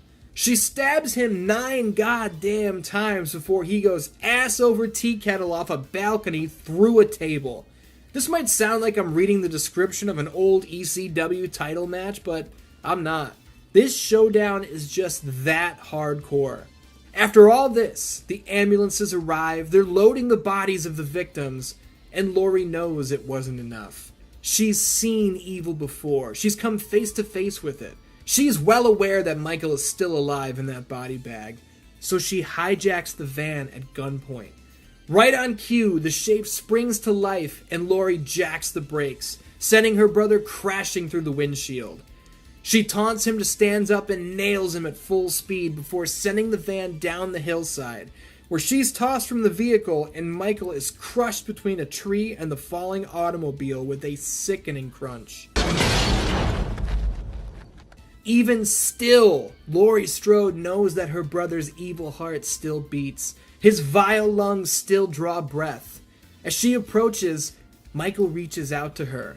For the first time ever, these siblings extend a hand in the other's direction. But she knows. Laurie knows that whatever this thing is in front of her, it isn't extending a hand in love, or regret, or sorrow, or remorse. She's seen it before. This is a wounded and desperate predator. So she cuts his fucking head off with an axe as the original theme music carries us into the darkness. Holy shit. This was it. This was the end. No swerves, no secrets, no sneaking away off to the side. Laurie Strode killed Michael Myers. She cut his fucking head off. She saw to it herself that her brother's evil existence came to an end by her hand. This is without a doubt the most definitive and most shocking ending in Halloween history up to this point. And what a way to redeem itself, right? These characters, this story, especially considering the mess that we just came from, this was fantastic. A truly, truly satisfying ending to a legendary horror storyline. Before we get into the critical reception in the box office and all that good stuff, I want to talk about some of the little things. I adore the fact that the last thing we hear in Halloween 2 is the immortal Mr. Sandman song, as Laurie is being driven away in the ambulance. Mr. Sandman. Halloween H2O opens with the neighborhood kids carving pumpkins, fallen leaves on the ground, and Mr. Sandman playing in the background. I mentioned Scream earlier and how that film's success breathed life back into the flatlining Halloween. Well, check this out. What movie is playing on the TV in Scream? Halloween. And what movie are the girls watching in Halloween H2O? Scream 2. A little tip of the hat, right? Halloween H2O is a love letter to horror in general. Joseph Gordon-Levitt's character, Jimmy, shows up in a hockey mask. Remember, director Steve Miner was behind Friday the 13th Parts 2 and 3, so there's no question where that came from. See that decoration on the porch? That's the Butterball Cenobite from Hellraiser. We even get Jamie Lee Curtis's real-life mom, Janet Leigh of Psycho fame, playing a character named Norma, for God's sake. Janet's appearance in the film was at the request of Jamie Lee Curtis herself, who not only wanted to share the screen with her mother, but wanted to let her mom close out her big screen career in style. Also, yeah, Norma's car is literally the car from Psycho. I'm telling you. This is a tribute to horror that spared no expense. The fate speech that Laurie sits through in class back in Halloween 1. She's giving the speech here in H2O, and it's John's girlfriend Molly who notices the shape out through the window. In an interesting little tidbit, the narration at the beginning, the original Blackest Eyes promo from Halloween 1 that we hear over the credits, the crew had zero access to the original recording. The only audio they had was from the movie itself, which was already mixed with music and ambient noise underneath it. So that Dr. Loomis voice you hear, the blackest eyes, the devil's eyes. That's not Donald Pleasance. That's Tom Kane, who you probably know very well. He was Professor Utonium in the Powerpuff Girls. He was Yoda all the way through the Clone Wars. He was Commissioner Gordon in Batman Arkham Asylum, Magneto in Marvel Ultimate Alliance 3, the announcer from the Eric Andre show. Trust me, you've heard him before. It's also worth mentioning that Jamie Lee Curtis lobbied hard for a cameo from actor Mike Myers. She wanted a scene where he walked past her on the street and she did a double take. This doesn't make any sense at all. It's just a stupid joke that would feel totally out of place here, but it doesn't matter because Mike Myers flat out refused and apparently was not interested in the slightest. Good. Oh, and Danielle Harris, our Jamie Lloyd actress, tried to get herself a cameo here in H2O, which apparently the studio shut down hard. Also good. Look, I have no problem with Danielle Harris. She's great. But when you start filling a serious movie with in-jokes, it just becomes distracting. Now, for as positive as I've been up to this point, I do not want to paint the picture that Halloween H2O is flawless, because that's just not true. There are a number of things that bother me with this film, and who the hell would I be to not share them with you? It bothers me that with this retcon, the team had the chance to solve some lingering problems that they completely ignored. This is a sequel to Halloween 2, right? Where the last thing we saw was Michael burning alive? Tell me why, given another chance to make it right, they've once again completely ignored the fact that Michael should be scarred and burnt beyond belief. Even the Thorn Trilogy did a better job in this department by at least showing the burns on his hands. How about Michael's eyes that Laurie shot out with the .357 Magnum in Halloween 2? The eye holes on the Shape's mask are now larger than they've ever been. And the film makes zero attempt to hide his eyes with creative lighting, so we can clearly see them every single time he's on screen. No scars, no scratches, nothing. It's well known that the orchestral score for Halloween H2O by John Ottman created gigantic issues for the studio, as it did not fit at all.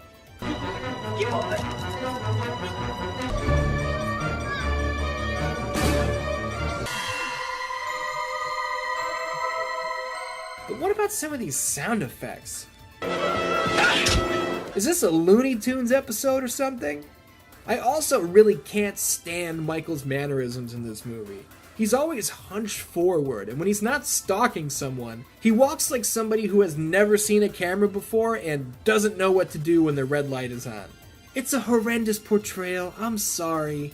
Inside the costume this time around was stuntman Chris Durand, who, in his words, wanted to play Michael as if he were a big cat, hunting his prey. Okay, dude. Well, it sucks. Sorry. And finally, when it comes to issues with this movie, we have to talk about the infamous mask debacle. If you've ever seen Halloween H2O before, you may have an idea of what I'm talking about, even if you're not a crazy person who has seen it 100 times like I have. There are 4 completely different masks used in this one film, and sometimes the mask switches back and forth in the exact same scene. Here's the deal. Production began with a mask created by KNB EFX. It was stark white with next to zero detail. This thing had a straight up baby face, smoother than marble countertops. To put it bluntly, in my opinion, it looked like pure shit. It looks like an $11 knockoff. The issue, though, is that the Weinsteins and Miramax didn't say anything about it until 3 weeks into production. The bulk of Michael's scenes were already in the can when the studio called and said, absolutely not, that thing is hideous, you need to reshoot it all.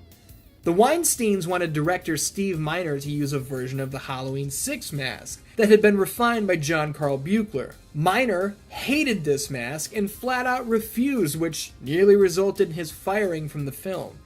You'll notice the Halloween 6 mask in the opening scene and nowhere else, because that was the one day Steve Miner was like, you know what, fuck it, put the fucking thing on and let's get this done.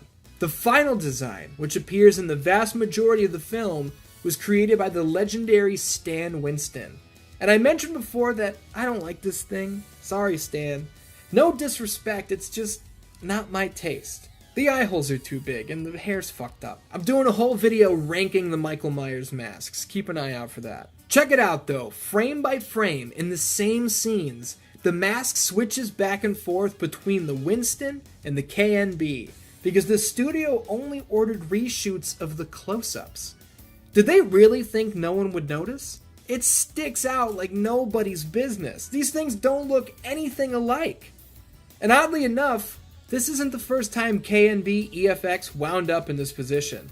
In another very strange connection to Scream, there was an issue with the mask that KNB produced for that picture. If you watch very closely, you'll see this thing switching back and forth between the KNB and the Fun World designs. What a weird way to be linked. If you thought the mask issue was finished there, though, oh no, I saved the worst for last. There's one close-up that the studio apparently forgot to order a reshoot on, and instead of cutting it out or going in last second and fixing it, they assured the director, the editor, the whole crew, that they could have it fixed with CGI. And this ungodly abomination is what they came up with.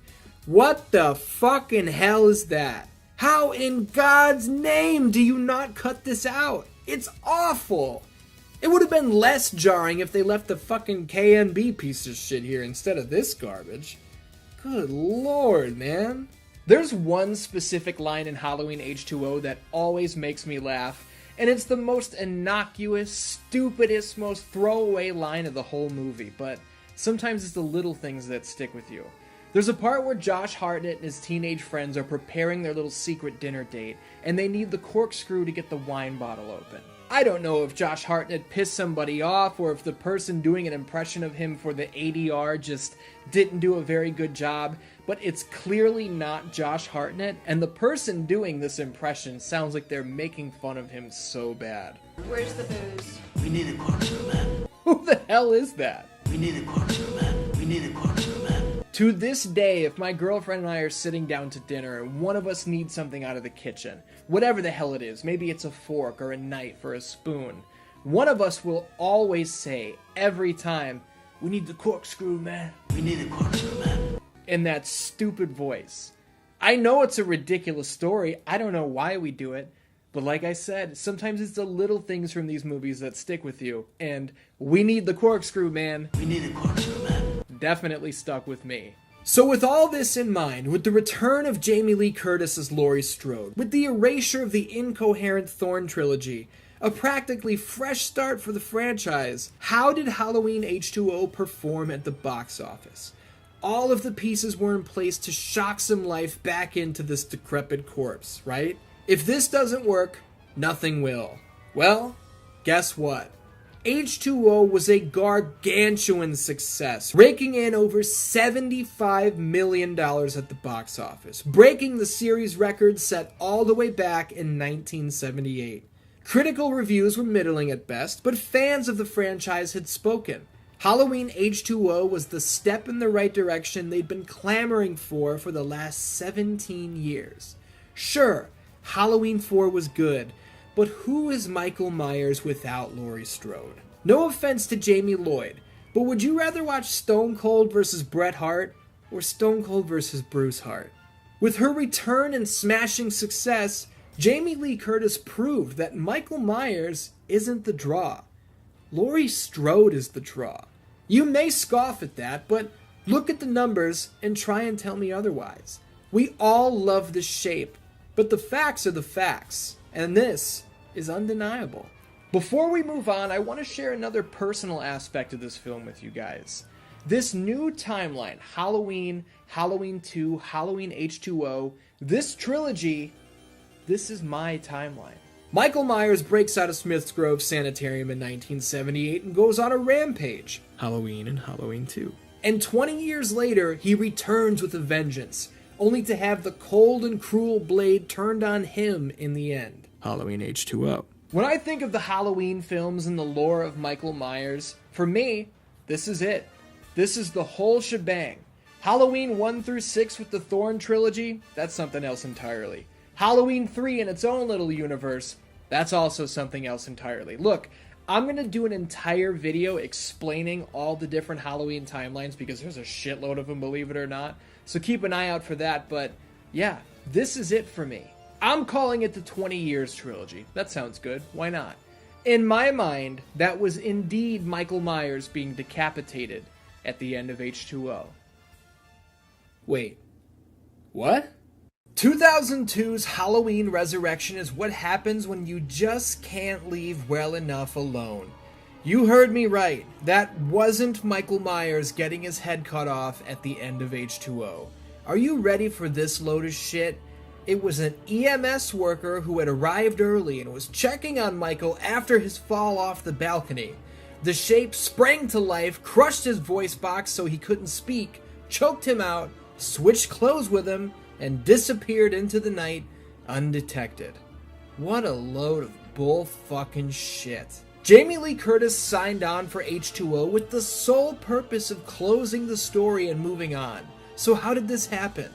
Well, good old Moustapha Akkad technically owns the Michael Myers character, and it wasn't until the last second that he threatened to cancel the film if there wasn't a backdoor excuse built into H2O's ending. Jamie Lee Curtis, director Steve Miner, everybody else involved with this project all agreed that at the end of their movie, that's Michael Myers getting his head cut off. That's the end of the story. Whatever else they're gonna do next, who gives a fuck? This may be a controversial opinion, and that's fine, but here it is. For me, the worst thing that ever happened to Halloween up to this point was Moustapha Akkad regaining full control back in 1988. That was the day that an artist's creative integrity died, and Akkad's desire to milk this franchise to death took full control. And it's a goddamn shame. So with all that said, with Jamie Lee Curtis adamant that H2O be the official conclusion, how the hell did they get her back for Halloween Resurrection? I'll tell you how. Number one, it cost a lot of money to get her on board. Number two, she signed a contract for a 30-second cameo in which she demanded that Laurie Strode be killed so that she could walk away from this shit forever. I'm serious. 30 seconds. To Jamie Lee Curtis, the story was already over, so this didn't even count. As the years have passed, she's gone as far as calling Halloween Resurrection a joke and a piece of shit. Well, Halloween Resurrection was a joke. Look at her character here, for God's sake. Laurie Strode looks how Jamie Lee Curtis feels. And yeah, Laurie Strode is indeed killed off in the first 15 minutes of Resurrection. It took a little longer than 30 seconds, which cost the studio a lot more money. You want to know the best part? Rumor has it that Jamie Lee Curtis donated her salary on this film to charity. So holding up the studio for more money went straight from the pockets of the mega rich to the very needy. Hell yeah, Mrs. Curtis. Halloween Resurrection sucks. It completely sucks. I'll give it this though. It's not the same kind of suck that Halloween 5 is. I would rather paper cut my gooch than ever watch Halloween 5 again. Whereas Resurrection falls into the so bad it's good category. It's a guilty pleasure. A guilty, shitty, terrible, how did this even get made type of pleasure, but it's a guilty pleasure, regardless. Let's get into the story this film tells, and then we'll talk about how it was made. What do you think? Two nurses at the psychiatric hospital where Laurie Strode is locked up fill in the audience on how this film is even possible. The whole, she killed the wrong person horse shit. You know what's funny, too? Is the Michael sneaking into the woods in the EMS outfit? That's the only footage from the H2O set. The unmasking of the severed head was shot on Resurrection's lot, which is clear as day, seeing as though it's a new mask. Anyway, Laurie's been waiting for Michael to show up for 4 years. He does, and she traps him. God damn, she has his number, doesn't she? Well, it turns out she's a fucking idiot, because she still doesn't believe it's Michael, despite him chasing her for 5 minutes with a knife while exuding all of the Michael Myers energy in the world. He snatches her up, stabs her in the back, and this is where Halloween Resurrection gets its first moment of feeling like straight up amateur fan fiction. Laurie Strode kisses her brother right on the lips and departs our mortal coil with the tagline, "I'll see you in hell." The end. I mean, you'd think it would end there, right? What the hell does Michael do now? He just gained the finality to his story that they wouldn't give Laurie. He got her. Mission accomplished. It's over. Only, it's not. Michael gives his knife to a patient who idolizes and obsesses over serial killers before departing the hospital. So the embodiment of evil, the child with the devil's eyes, realizes he's a celebrity? The shape is a mark for himself? Who knows? They never even come back to this guy. But the story does continue. How? Well, Busta Rhymes and Tyra Banks, or Freddie and Nora as their characters are named, are starting a reality show called Dangertainment, where they're going to get college kids to spend the night poking around the Myers house while wearing webcams on their heads. And if they make it through the night, their tuition will be covered. Or some bullshit like that. So there you go. The rest of Michael Myers' existence is literally him being grumpy that there are people poking around his house, and I'm not making that up. These characters couldn't be any more one note. They couldn't be any more cookie cutter. Take Rudy, for example. He's training to be a chef. All he fucking talks about is food. That's it.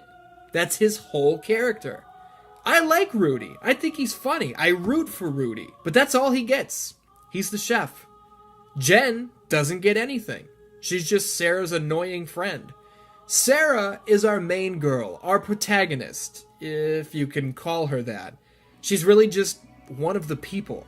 Nothing sets her apart from anyone else. She's got an online friendship with a guy named Deckard, not Decker, Deckard, who, unbeknownst to Sarah, is just a freshman lying about his name and age. Great. Deckard does have a Resident Evil 2 poster in his room, though, so at least there's that. It's really out of focus, but I've seen this movie 100 times for some reason, and I know my Resident Evil. Watch the history of Resident Evil, A Decade of Decay, right after this video ends. Link in description. So all of these idiots go into the Myers house for the Dangertainment show, and Deckard is watching live from a party he's at with his friend. There's creepy shit all over the house. Chain harnesses, a high chair with gnarly straps on it, spooky drawings. It's all a little strange. It feels off. It's soon revealed that Freddie and Nora, the creators of Dangertainment, staged it all.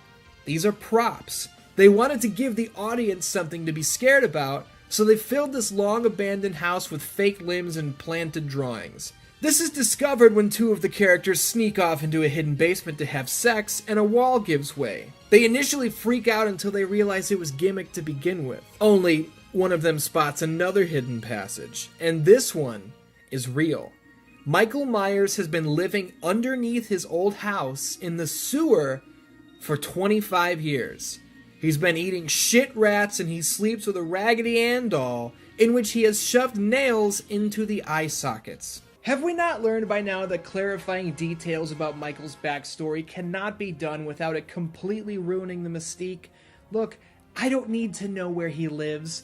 I don't need to know what he eats. I certainly don't need to know that he sleeps on a shitty cot with a little fucking doll, and he's so emo that he shoved nails into the doll's eye sockets.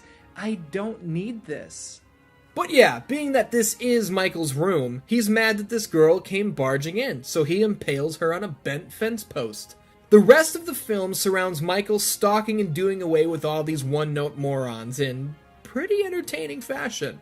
I'll give it that. And I'd be an asshole to not put over the scene where Freddie, dressed as Michael Myers in an attempt to scare the people on his show, runs into the real Michael Myers. The problem is, Freddie thinks this is one of his crew stealing his gimmick. So rather than being scared, he cuts a promo on Michael. You're gonna ruin the whole effect!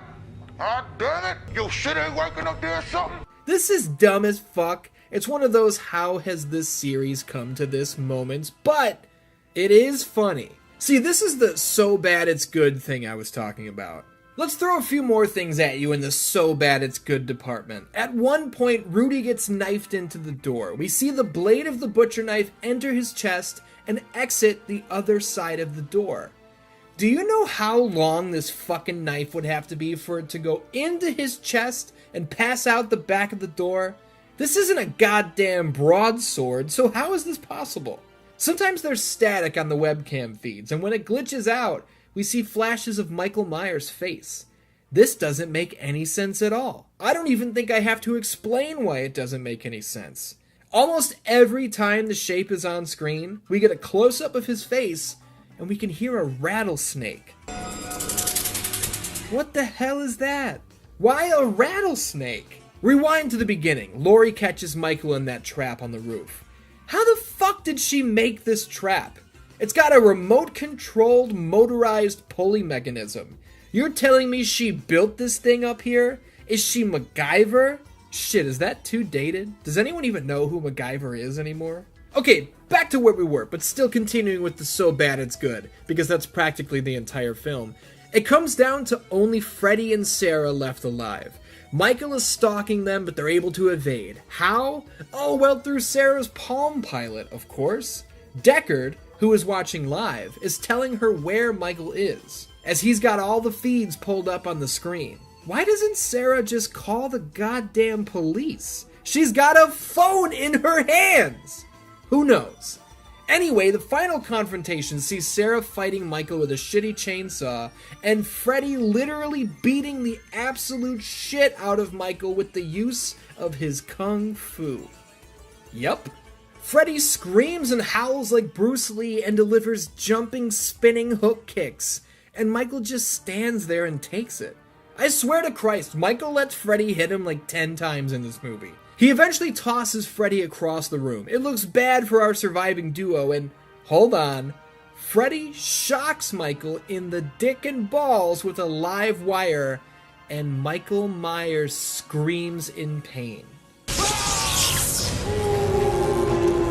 Yes, that is the first time we have ever heard Michael Myers' voice. And it's because he got shocked in the dick and balls with a live wire. I hate this movie. Sarah and Freddy escape the blaze. Hey, Mikey! Happy fucking Halloween! And Michael's corpse is hauled away to the morgue, where it's revealed in the most shithole, useless, uninspired, thoughtless, wasteful, stupid nothing ending that he is still alive. He really wasn't, though, in a way, because this second timeline, the one that retconned out 4, 5, and 6, meets its end right here on the back of Resurrection. How did it come to this? How is the sequel to the first great Halloween film in what must have been 10 years fucked up so badly, so quickly? We've already covered Moustapha Akkad's tampering with the franchise that ruined the finality of H2O. No need to retread that ground. But honestly, we had Rick Rosenthal back as the director here. This is the guy that directed Halloween 2! On that alone, it sounds like Resurrection could have been pretty cool, right? But it's not. It sucks. It doesn't even feel like a Halloween film, for one, and I'll give you one guess as to why that is. If your answer was, because it wasn't a Halloween film, they added Michael Myers and the Halloween license to an already existing idea, well, you win again. I'm serious. Halloween Resurrection's script was written by Larry Brand, who has confirmed that he'd been wanting to write something inspired by the 1898 H.G. Wells classic War of the Worlds, which was infamously broadcast over the radio waves by Orson Welles in 1938, causing mass hysteria from listeners who believed the alien invasion story to be real. Brand looked at War of the Worlds as a fake story that listeners thought was real, and had an idea for a story where the real events were perceived by an audience to be fake, which occurs here, as the viewers of the Dangertainment webcast comment on the Shape's actual murders as having great special effects. Brand had kicked this thing around, and when he was put in front of Moustapha Akkad, he tossed out the idea and just dropped Michael Myers into the middle of the whole thing, which Akkad obviously loved. Brand's script was fucked with a ton, by both Akkad and Dimension Films, as you might imagine. He wanted the movie to be titled MichaelMyers.com, which is, I think it's horrendous. But on the flip side, his original ending is way better than the trash we were given. After the fire fades, EMTs and cops and firemen are at the scene, and Michael's charred body eerily sits up, just like the old days. Only instead of getting up and walking away, he would crumble to ash, fading into nothing but a memory. Obviously, this wasn't filmed. Why? Because it's an inarguable death. You can't come back from that. So there's no way in hell Akkad was going to let that get through. How would he continue to sequelize the franchise if his cash cow were killed? And listen, Larry Brand knew Resurrection wasn't good. In an interview with Taking Shape from Script to Scream, which is a fantastic book about the Halloween series that I've been using for a ton of my research, Brand said, "Look, this may sound weird coming from the guy who wrote Halloween Resurrection, but I do have standards when I write." That is hilarious. And seriously, Taking Shape is great, and there's an Amazon link in the description of this video if you're interested in supporting the authors through buying their book. They've done an excellent job with it, and even as a lifelong fan, I've learned a ton through reading it. Highly recommended. But back to business, yeah. Rick Rosenthal, Halloween 2's director, became the first person to ever return to the franchise. And Halloween 2 is great, in my book, but this one sucks. And it's not just the story that clearly had Michael Myers added last second. It's not just the hollow and lifeless characters, but the film itself. How in the name of my ass did they reuse the exact same scream 6 times inside of 20 minutes?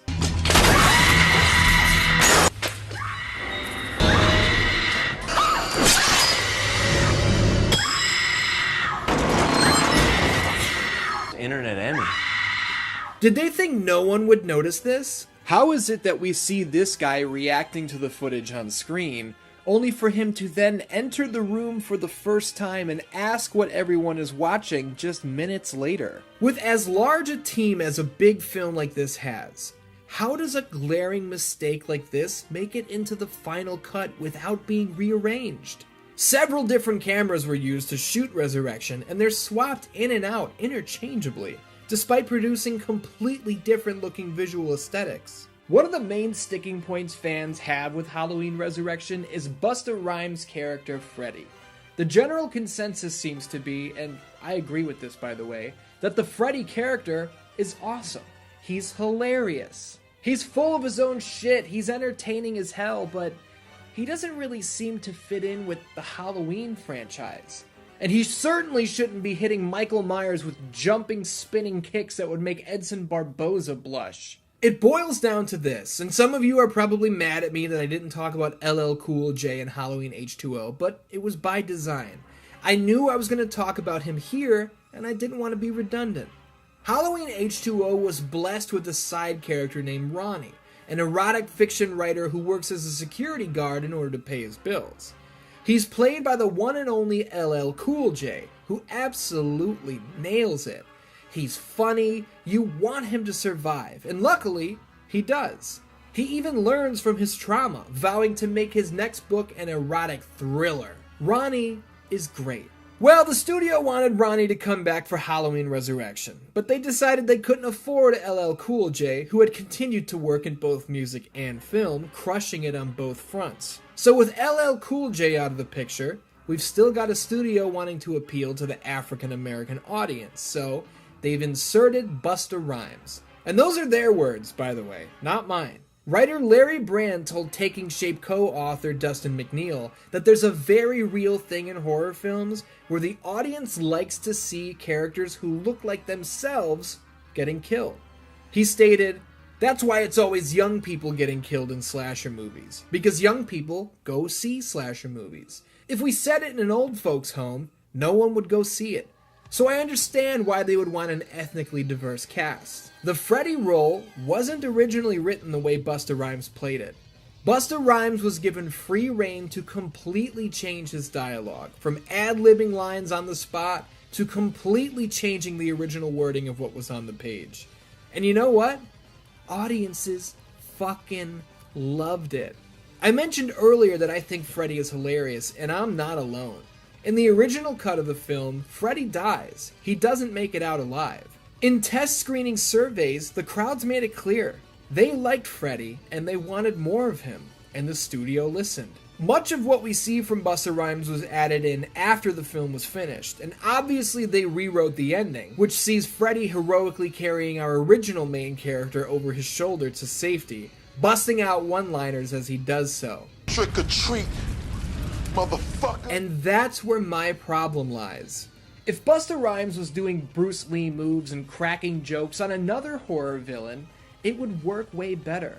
The problem isn't Busta Rhymes. The problem is that they have him doing this over-the-top shit in a franchise that, across its 24 years of existence, has never done anything remotely close to this. Jason went toe-to-toe with that boxer on a rooftop in Jason Takes Manhattan, right? Freddy Krueger has been fighting wizards and hot punk rock chicks and doing comic book battles for over a decade. But Michael Myers doesn't find himself playing these sort of silly games, and these one-liners and comedic situations just feel horribly out of place. In part 3 of the history of Halloween, I shared with you that my podcast co-host, the artist formerly known as Mike Charles, considers Michael Myers shedding tears in Halloween 5 to be the worst bit of character assassination he's ever witnessed. For me, though, I can't forgive this. No one should be standing in front of Michael Myers, hitting him with jump kicks, using kung fu to blast him out a window, and actually winning the fight, only to continually assault the shape verbally as he glides away. That's a sin that should be punishable by law. I don't care if it's Busta Rhymes or Anderson Silva. Nobody should be getting the better of Michael Myers in a fist fight. It's stupid.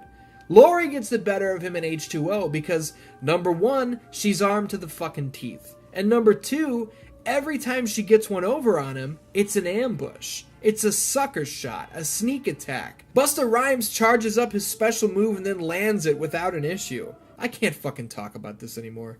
Like I said though, Halloween Resurrection is so bad that it falls into the guilty pleasure slot. I'll always have a soft spot for Freddy and his bullshit, and here's why. It's because Halloween Resurrection was the first film of the franchise that I ever saw in theaters. I was 11 years old and I went to the AMC in Crestwood, Illinois with my buddy Bathroom Money Tim Yours.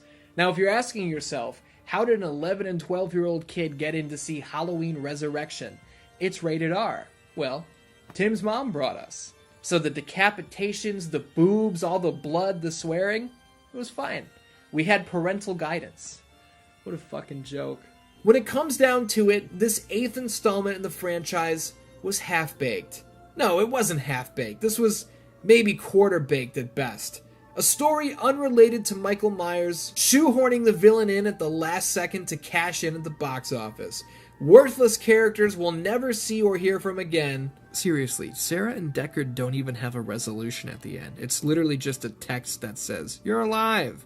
Fucking whoopee. And yet another ending that resolves and finishes absolutely nothing. Right when the college kids get to the house, one of them immediately opts out of putting in any effort to uncovering the secrets of Michael Myers. You don't have to do anything. Aren't we supposed to be looking for answers? All right. The devil made him do it. I'm done. If this isn't a commentary on how the studio, Moustapha Akkad, Rick Rosenthal, Larry Brand, and everyone else involved in this piece of shit felt about the state of the franchise, I don't know what is. Halloween Resurrection drew less than half of H2O's box office gross, pulling in just $37 million against a $15 million budget. Critics burn this thing alive across the board, and I've never met anyone in my life who enjoys this film for any other reason than, yeah, it sucks. I love it though. After taking a colossal step forward with 1998's Halloween H2O, Halloween Resurrection goes and completely ruins everything all over again. This time, beyond repair. Not only did they kill off their star in Laurie Strode, but they failed to make even one new star across this entire 8th installment, leaving Halloween completely dead in the water. I mentioned that the second timeline ends here, and oh boy did it end on a flat note. What was to come was not another retcon or a shakeup, no. Halloween was truly fucked, flatlined, and once again in danger of slipping into the direct-to-video market, all until a new writer and director was hired to wipe the slate clean and start fresh. It was time for Halloween to be rebooted, but that's a story for next time.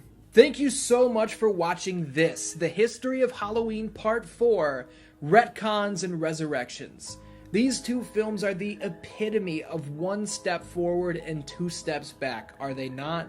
Next time up, we're gonna wrap things up real nice with The History of Halloween Part 5, From Reboot to Reborn, premiering October 14th, 2021. Yes, indeed, that is 1 day prior to the release of the brand new film, Halloween Kills. I'm going to have you at the edge of your seat, ready to take in the next chapter in Halloween.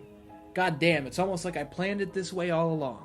If you love this video and want to support the channel, feel free to head over to patreon.com/616entertainment. I'm a one-man crew. I write these videos, I research these videos, I shoot these videos, I edit these videos. I do it all myself. And if you want to support a one-man crew, patreon.com/616entertainment is the place to do so. You don't have to, but if you decide to, won't piss me off. Either way though, I love ya, and I will see you next time. Jesus Christ. I sprayed so much fog in this room. Oh, it won't even turn on now. Halloween H2O seemed to finally provide closure to the 20-plus year history of Michael Myers and Laurie Strode. When another haphazard, half-assed, dim-witted sequel was released just 4 years later, fans felt like they'd been lied to, and the majority decided they'd been shit on for the last time. Halloween Resurrection couldn't achieve half of H2O's success, and now Halloween was drifting out to sea. Rudderless, aimless, and honestly, pointless. Moustapha, Akkad, and the powers that be were so strapped for ideas that they listed a poll on HalloweenMovies.com, literally asking fans what they should do next.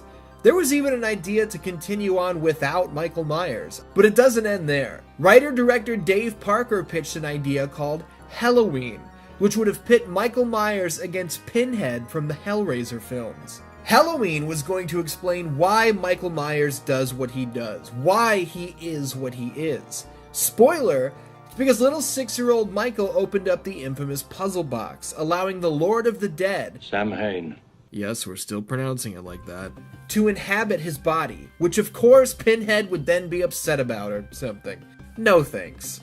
In the years after the release of Halloween Resurrection, writers were hired and fired, scripts came and went, and this series of videos I'm making is already approaching the 4-hour mark, so why don't we stop beating around the bush and just get to the point, right?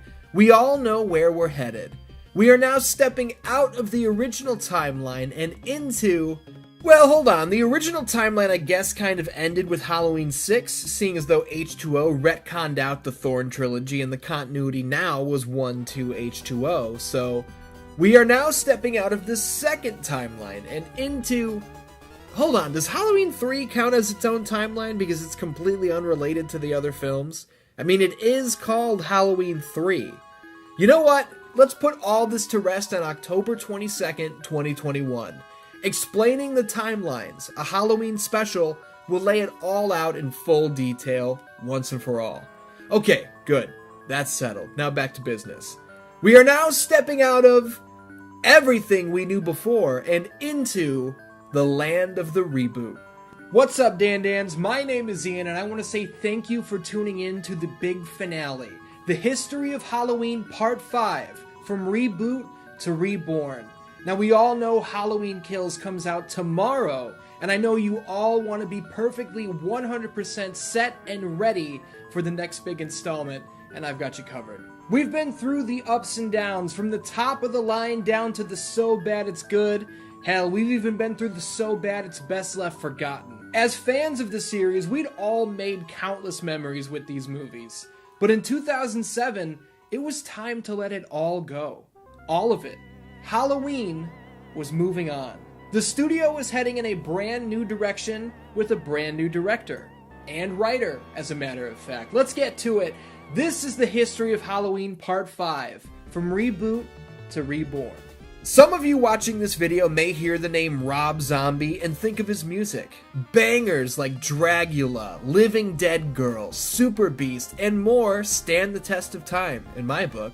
The dude's music has a raw and unpolished feel that very few acts across the decades have been able to recreate. Others may hear Rob Zombie and have visions of his work in film. His debut feature, House of a Thousand Corpses, is like peering into a kaleidoscope of awful. And I don't mean the film itself is awful. I mean, the film throws a barrage of horrible images at you for nearly its entire 89-minute runtime. It's an endurance of insanity. The Devil's Rejects, Zombie's follow-up project, was more focused and even more deranged in some ways. Whether you're a fan of his work or not comes down to a matter of taste, and what your specific tastes are. What's undeniable, though, what comes in as stone-cold, indisputable fact, is that Rob Zombie knows what the hell he's about. Across the board, the guy's work has a look and feel that he breaks his back to achieve and takes complete ownership of. His art comes without compromise, which Universal Pictures learned very well when he was initially pitching House of a Thousand Corpses. Zombie reportedly made it abundantly clear that his vision was not mainstream, that it was gritty, it was nasty, it was weird. It was so weird that Universal decided to walk away from the project after viewing the completed film. No joke. Obviously, his style caught the attention of the Weinstein Company, who approached Zombie to take the reins of Halloween in 2006. Here's how it went down, in Zombie's own words. I got the thing like, oh, you know, the Weinstein Company wants you to go have a meeting with him. Bob Weinstein, he's in LA, yada, yada, yada. So I go in to meet him, and he's just like, Halloween, what do you think? And I was like, oh, it's a great fucking movie. I mean, I didn't know what he was getting at. He's like, we own the rights, and we want to do something with it. We don't know what to do. Because they didn't know if they wanted to make another sequel or just call it Halloween but not have Michael Myers. And like, there was no preconceived idea, and it was my idea to basically try to reboot it, start over with new people playing all the same roles and do that. I feel it's important to note that he didn't go out of his way to get his hands on Halloween. The opportunity was presented to him. Rob Zombie felt that, with 8 entries into the franchise, with several timelines and retcons already in place, the formula itself wasn't only exhausted, but Michael Myers himself was no longer scary. We'd seen him too many times. He'd been involved in too many crazy situations. He'd been killed too many times for any of us to take him seriously anymore, which, I mean, that's kind of hard to argue. He's been burned, he's been shot, he's been arrested, he's been beaten with pipes, he's been decapitated, but not actually decapitated. He was burned again. Come on. It's all been done. Zombie felt that starting from scratch, erasing everything, and wiping the slate clean was the only way to truly reclaim the luster that the shape had lost. Jumping off from square one would allow him to tell a brand new story, to create a brand new vision, free from the confines of over 25 years of lore. We've got a lot of ground to cover here, and I think the best way to start is to run through the film itself. When compared to the 1978 original, this new film is 1/2 prequel, 1/2 remake, which in and of itself is a strange decision, but that's the route he chose to go. I must warn you, in order to gain any enjoyment from this film whatsoever, you have to check your preconceived notions of what Halloween is at the door. Rob Zombie's Halloween, for the most part, is just that. Fundamental truths must be forgotten. What would once be considered storytelling sins are now the official lay of the land. You've been warned. We'll circle back and cover the production side of things after we get through the story. And once that's done, I have to get the hell out of here because this is not looking so good for me. The year is, well, we don't know what year it is. Ugh, this is bullshit. We all know it was Halloween night in 1963 that Michael Myers stabbed his sister. Rob Zombie doesn't know anything about Halloween. I told you, forget what you know. Let it go. All of it. You got it? Good. It's Halloween. A young boy in a clown mask is caring for his pet rat while his dysfunctional family gathers for breakfast downstairs. The only untainted soul across the entire opening scene seems to be Angel, or Boo, as her brother calls her. Oh, he killed the rat, by the way, so you can lump this little guy in with the dysfunction already. Let's not bury the lead. This young boy is Michael Myers, and this is his home life. As soon as this heals, I'm gonna break it again on your fucking face. Enough!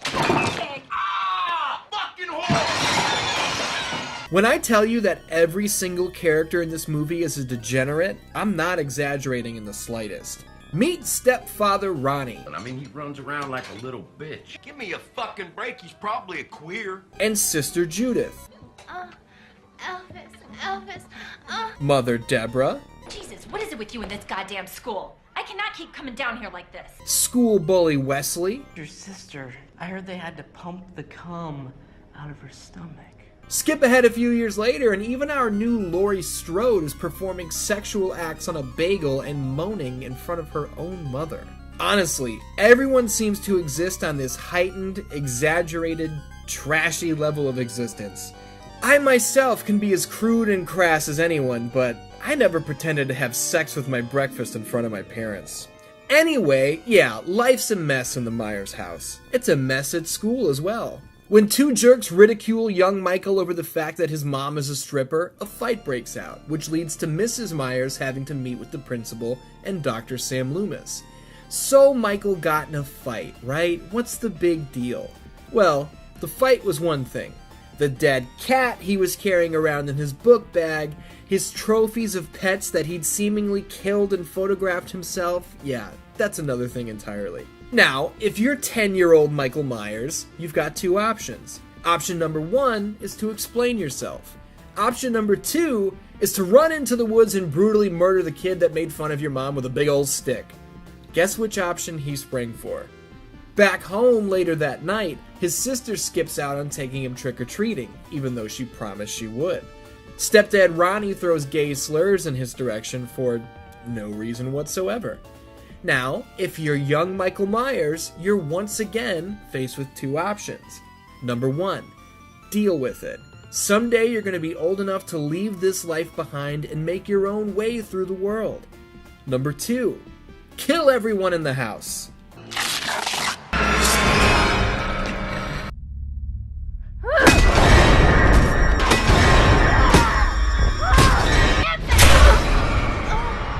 Only baby Boo seems to make it out of the massacre alive, as Michael seems to have quite an affinity for her.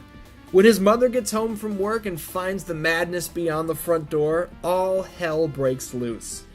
Over the next 2 years, young Michael goes on trial and is ordered to live out an unspecified sentence in a mental health facility, which includes daily appointments with Dr. Sam Loomis. Zero forward progress is made as the boy seemingly fails to recall what happened on that faithful Halloween night. He hides his face behind handmade masks, which Dr. Loomis believes provide him sanctuary from the real world around him. Though in Michael's own words, take it off. It hides my ugliness. Over time, his communication slows before coming to a complete and total halt, negating even the thought of forward progress, and instead regressing into utter silence. When left only with the nurse to keep an eye on him, Michael strikes again, stabbing the woman in the throat and watching her bleed out on the floor with a cold, dead stare. This is where Debra Myers, for the first time, met the monster that lived within her son. Even through everything that had happened, she never stopped loving him.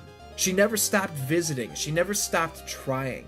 She wanted to believe that her son was still in there, but on this day, she came face to face with the truth. With Baby Boo crying in the background and home movies of Michael playing on the projector screen, Debra Myers put a gun in her mouth and gave up the fight.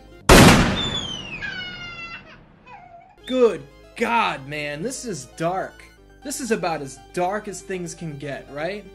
From here, we're about to jump 15 years into the future.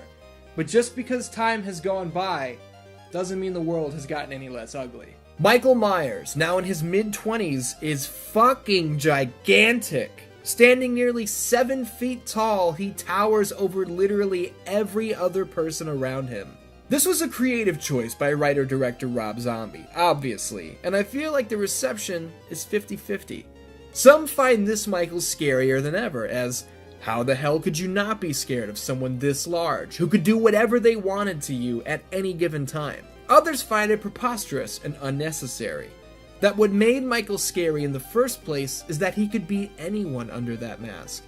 You make up your own mind. I'm not going to tell you what to think. This day is significant because it's the last time Dr. Loomis is ever going to visit Michael. He's not dying, he's not going to blow up on the way out of the building. No, he's just... there's nothing left here. It's been 15 years of nothing. Loomis's marriage fell apart, his social life has completely stalled out, all because of his obsession with rehabilitating this troubled young man. It wasn't a total loss, though. I mean, he kicks off his book tour the second he drops the Myers case. What's his book about? It's about Michael.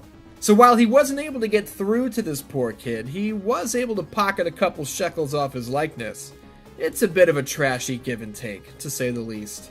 What happens next depends on whatever version of this film you have in your collection, or maybe whenever you saw this movie for the first time. I saw this one in theaters, so upon first viewing, Michael broke out of the sanitarium that night after he got the jump on a couple of guards who were ill-equipped to handle that sort of threat. If you own this film on Blu-ray or DVD, odds are you own the director's cut. It's the much easier version to find these days, and good God, it's a lot more graphic. In the director's cut, Michael doesn't murder the guards who were transporting him. He wasn't being transported at all. Two sanitarium staff members instead decide that tonight would be a good night to rape one of the female patients, and doing it in the hallway wasn't good enough. No, they wanted to do it in the cell of Michael Myers. Why? I don't know. I told you, everyone in this movie is a shit person. So, there we are, watching this woman being graphically, and I mean graphically. Look, I can't show this on YouTube, and I find it actually disgusting and completely unnecessary to use this as a throwaway plot device, so we're just gonna fast forward. Michael kills these guys, which is great. You never used to hear that, outside of maybe Halloween 5, but yeah, here we are, applauding as adult Michael claims the lives of his first victims. Before walking out the front door, though, he does come face to face with Ismael Cruz, a janitor who had looked after him from the day he stepped foot in the asylum. Obviously, Michael will spare Ismael's life, right? Wrong. He brutalizes this poor man, prolonging his suffering by holding him underwater before caving his head in with a television he ripped off the wall. Nobody is safe. Ismael had been his buddy for 15 years, and he was killed worse than anyone else in the building. We are now nearly an hour into this film, and Michael Myers is still walking around looking like this. When in Sam hell is he gonna get the blue suit and white mask? Right now, as a matter of fact. After picking a fight with and killing a literally shitting Joe Grizzly, played by the one and only Ken Foree, we can put a check mark next to the blue suit. Yes, I'm aware it's more brown in Rob Zombie's movies. The point is this, it's the signature look, okay? The next day, oh shit. It's Halloween once again. Laurie Strode is sent by her dad to make a drop at the abandoned Myers house, where she's met by Tommy Doyle, the little boy she'll be babysitting later tonight. Inside the house is Michael Myers, who breaks through the floorboards to regain his original mask,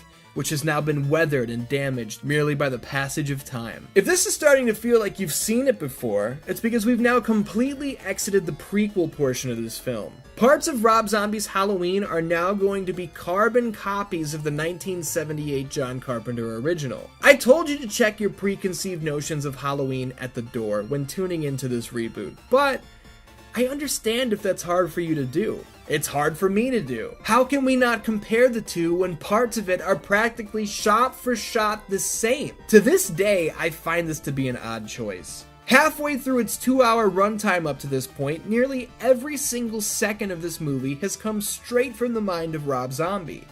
To reach the midpoint and decide we're not going to continue treading new ground, and instead tell nearly the exact same story we saw nearly 30 years ago, I don't really get it. But it's all here. Laurie spots Michael watching her out the window.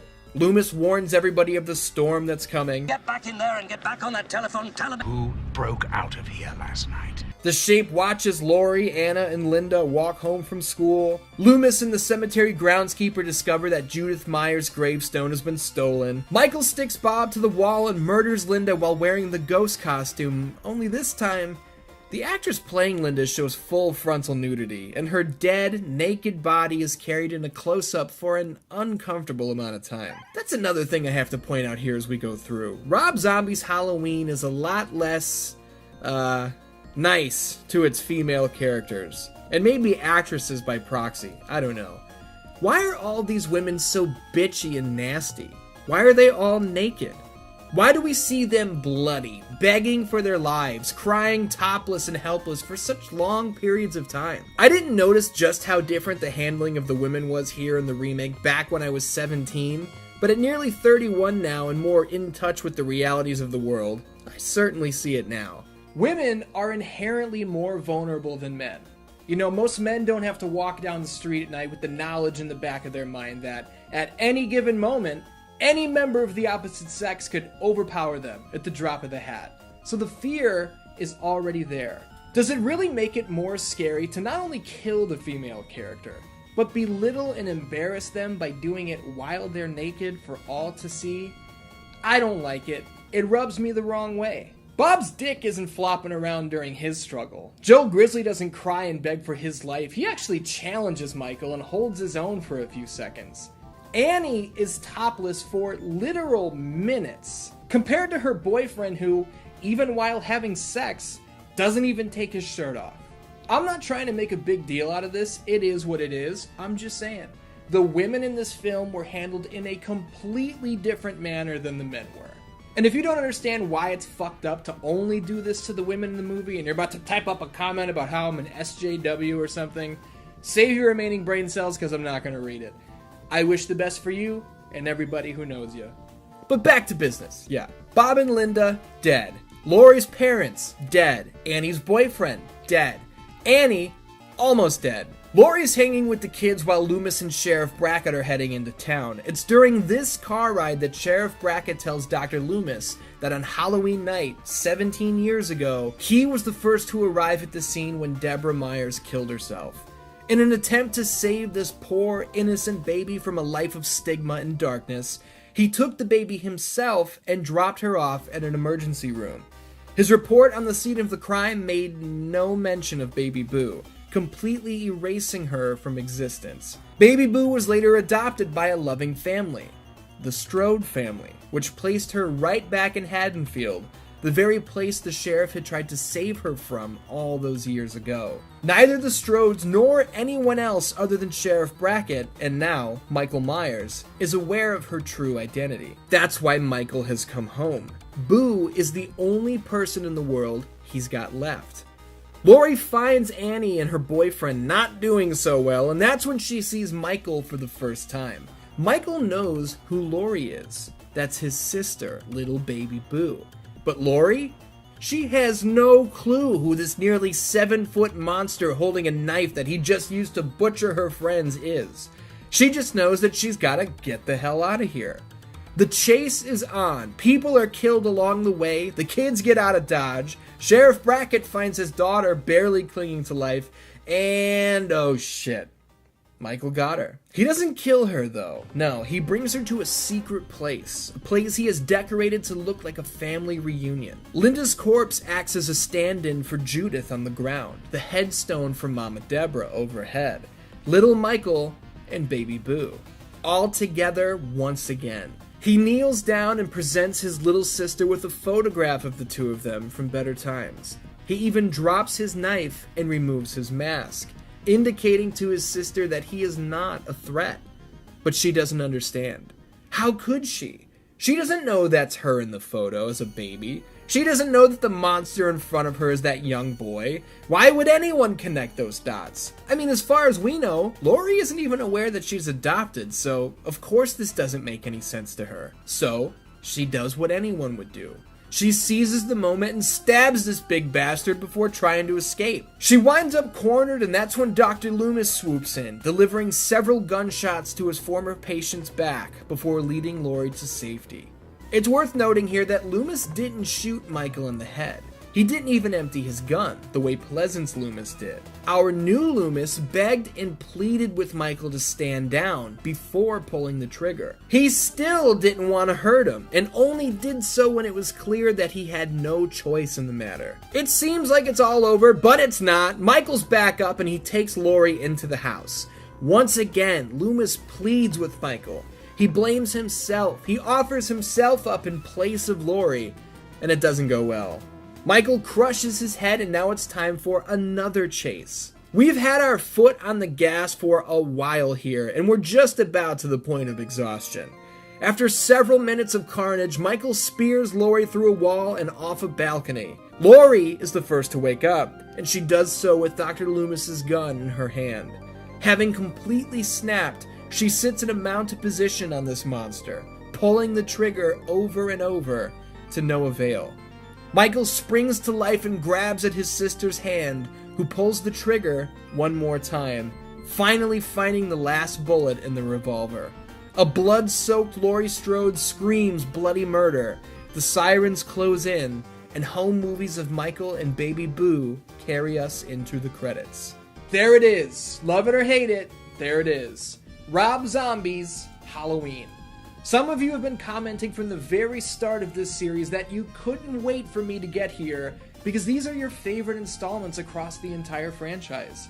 Others have been waiting for the exact opposite reason. You hate these movies and you couldn't wait for me to bury them. Where do I fall on Rob Zombie's first Halloween film? I hope I don't disappoint anybody, but I don't love or hate this movie. It's far from my favorite, but it's definitely better than stinkers like 5 or Resurrection. Is it a bad movie? No, I don't think so. I've seen bad movies, and I don't think this one falls quite into that negative of a category. The other question is, do I like this movie? No, not really.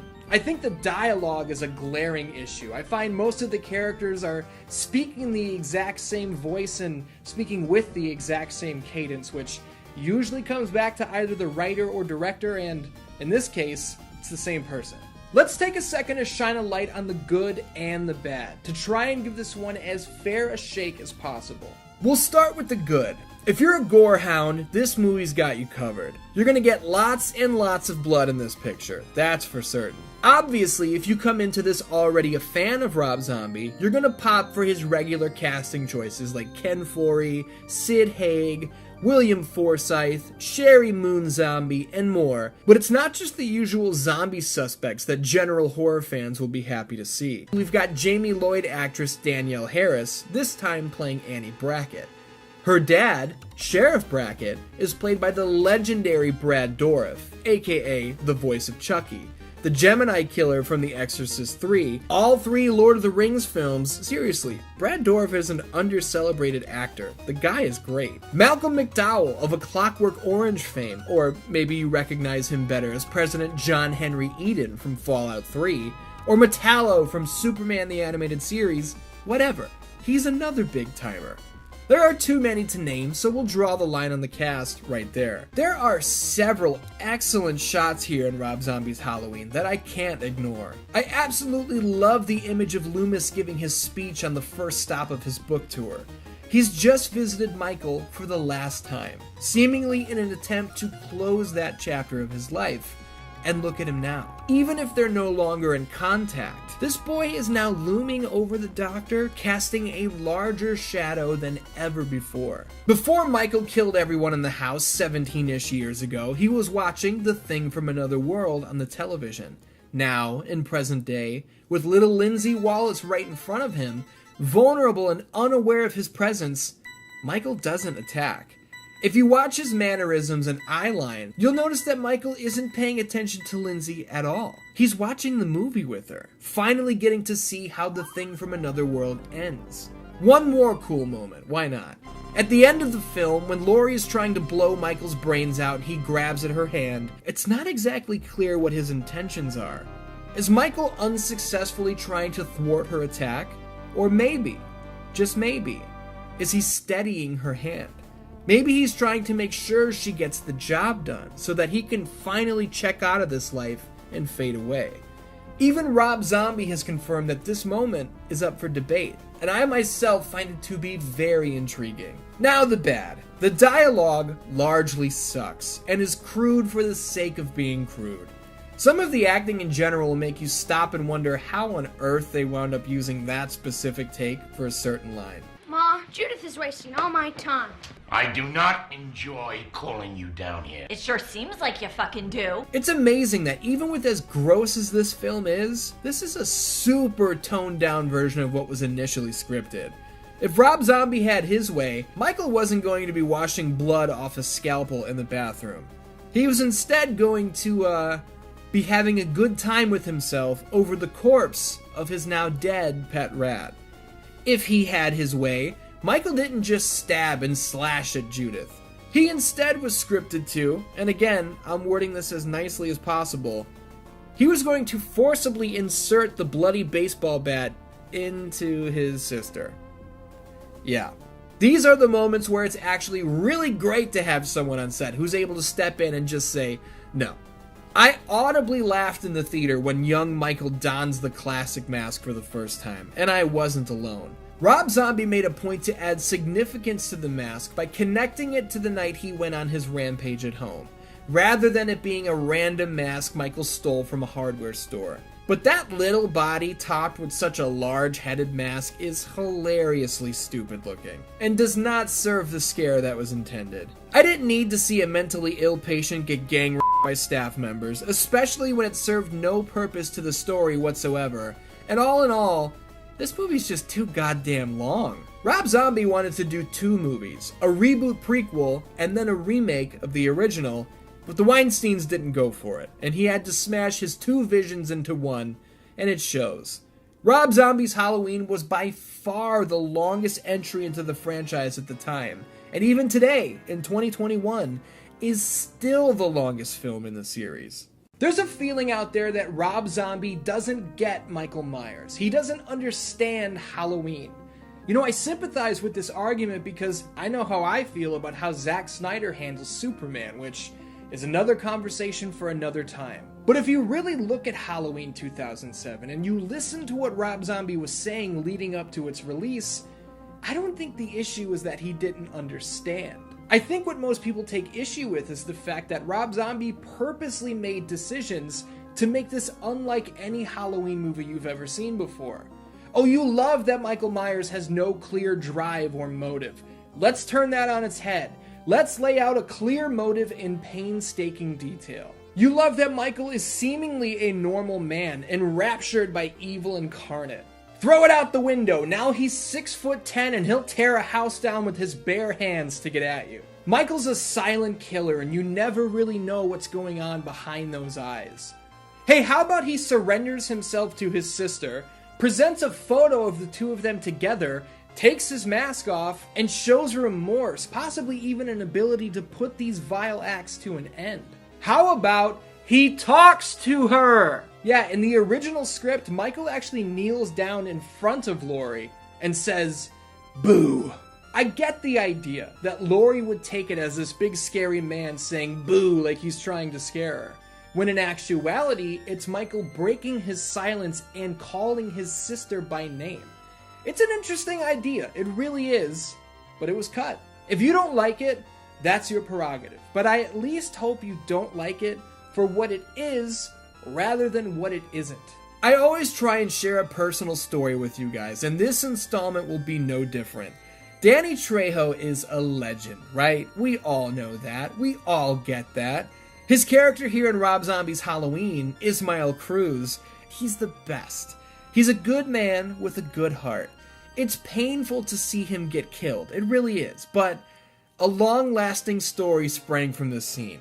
While pleading for Michael to stop, Ismael says, "I was good to you, Mikey." I was good to you, Mikey. My good friend Bathroom Money Tim Yours and I have never and will never forget this line. Whether there's an appropriate reason to use it or not, we might even create one just for the sake of saying it. But whenever we're together, you're gonna hear this line. I was good to you, Mikey. I don't know, man. It's just one of those things that sticks with you. I was good to you, Mikey. When it all comes down to it, love it or hate it, Rob Zombie's Halloween was a major hit, grossing over $80 million at the box office. If you're keeping score, this was the new box office king across the entire franchise.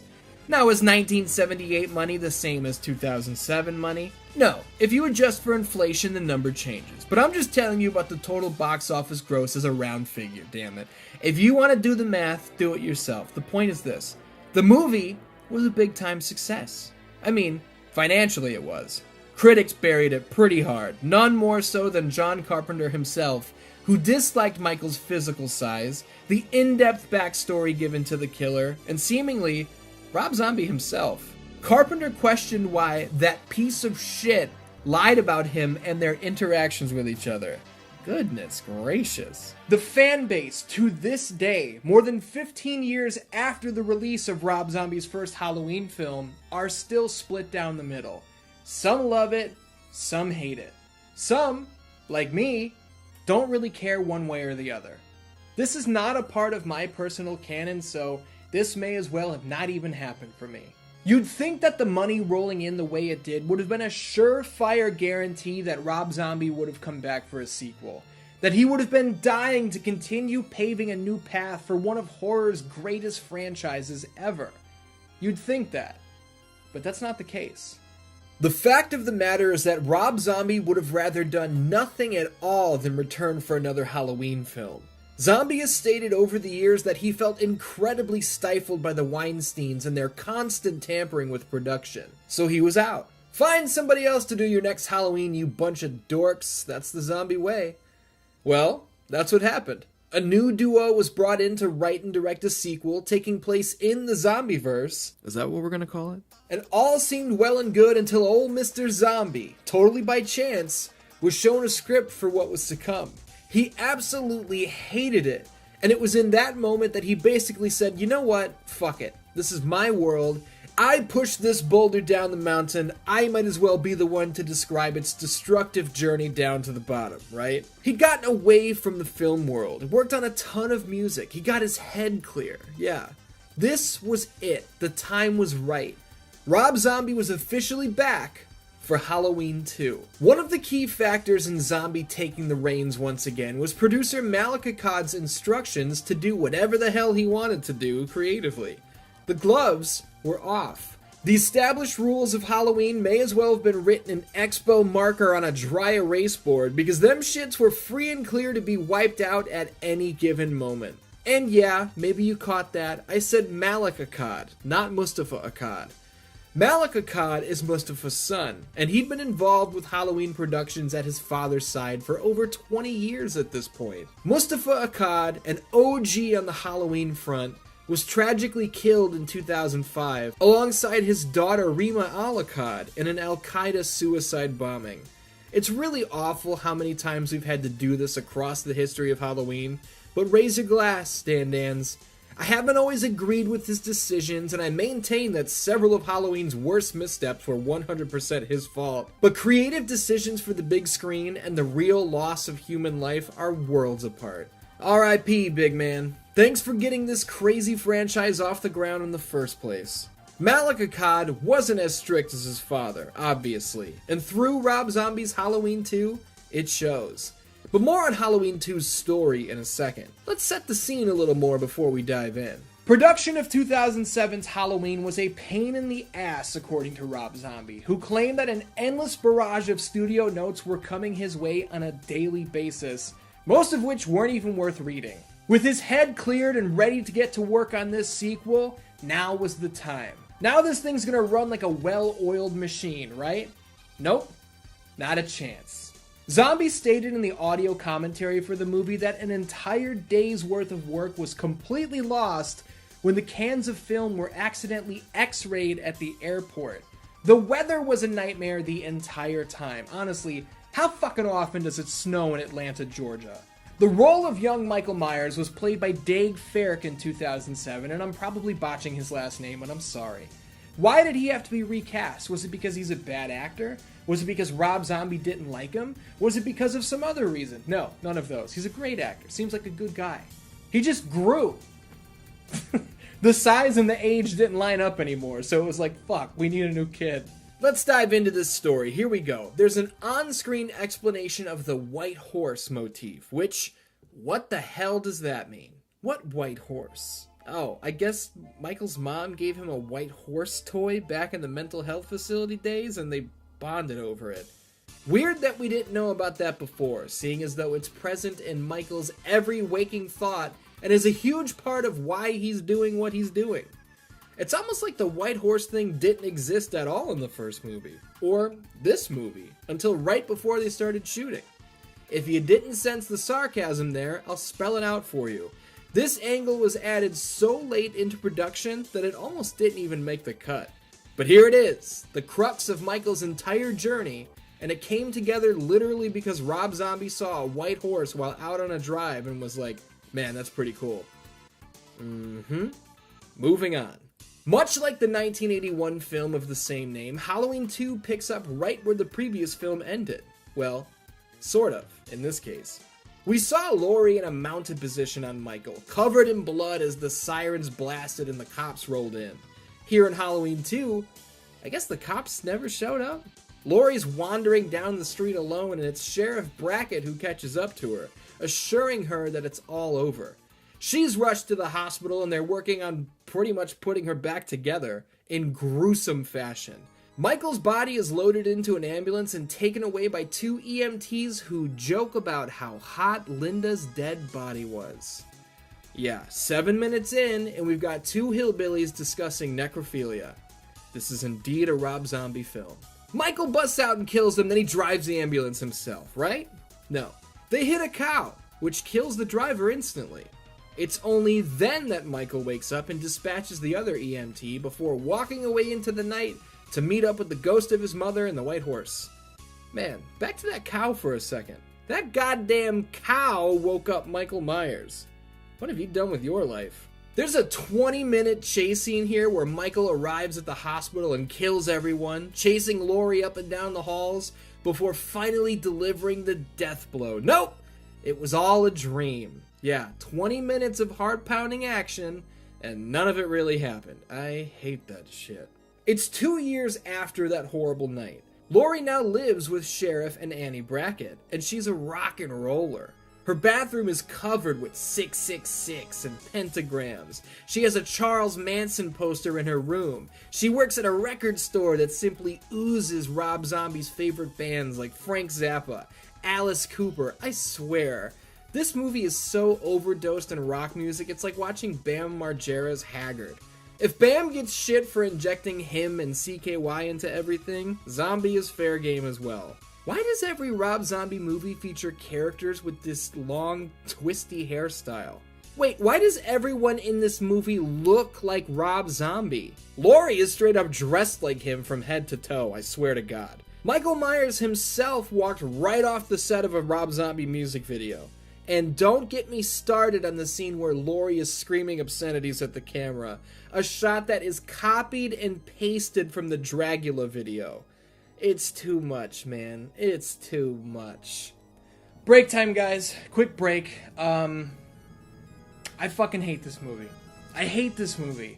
I gave Rob Zombie's first film a fair shake. I was totally honest. There's some really cool shit there, and I put it all over to the moon. But I fucking hate this movie. From the white horse nonsense that was added in at the very last second and totally didn't exist in the first movie, so it doesn't really make any sense that it exists here, to this meandering plot of he's coming, she's fucked up.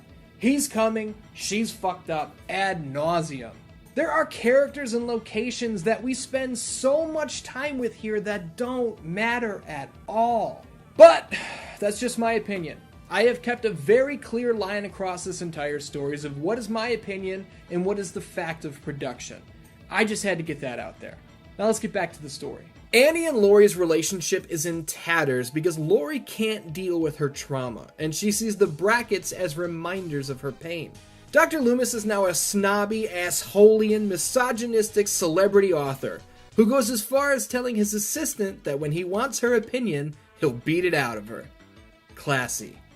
What's Michael been up to these last 2 years? Well, I'm glad you asked. He's homeless. He's a drifter who eats out of people's trash. He's somehow found a hoodie that fits a 7-foot, 300-plus pound man. I've made it clear several times that I personally don't need to know what Michael does when he's not stalking Laurie. Resurrection had the bed and the doll shit. Halloween 5 had the hermit's house. I don't need to know this. Leave it alone. But hold on, I want you to meet H2M4. That's my code name for him. Hobo Hoodie Mountain Man Michael Myers.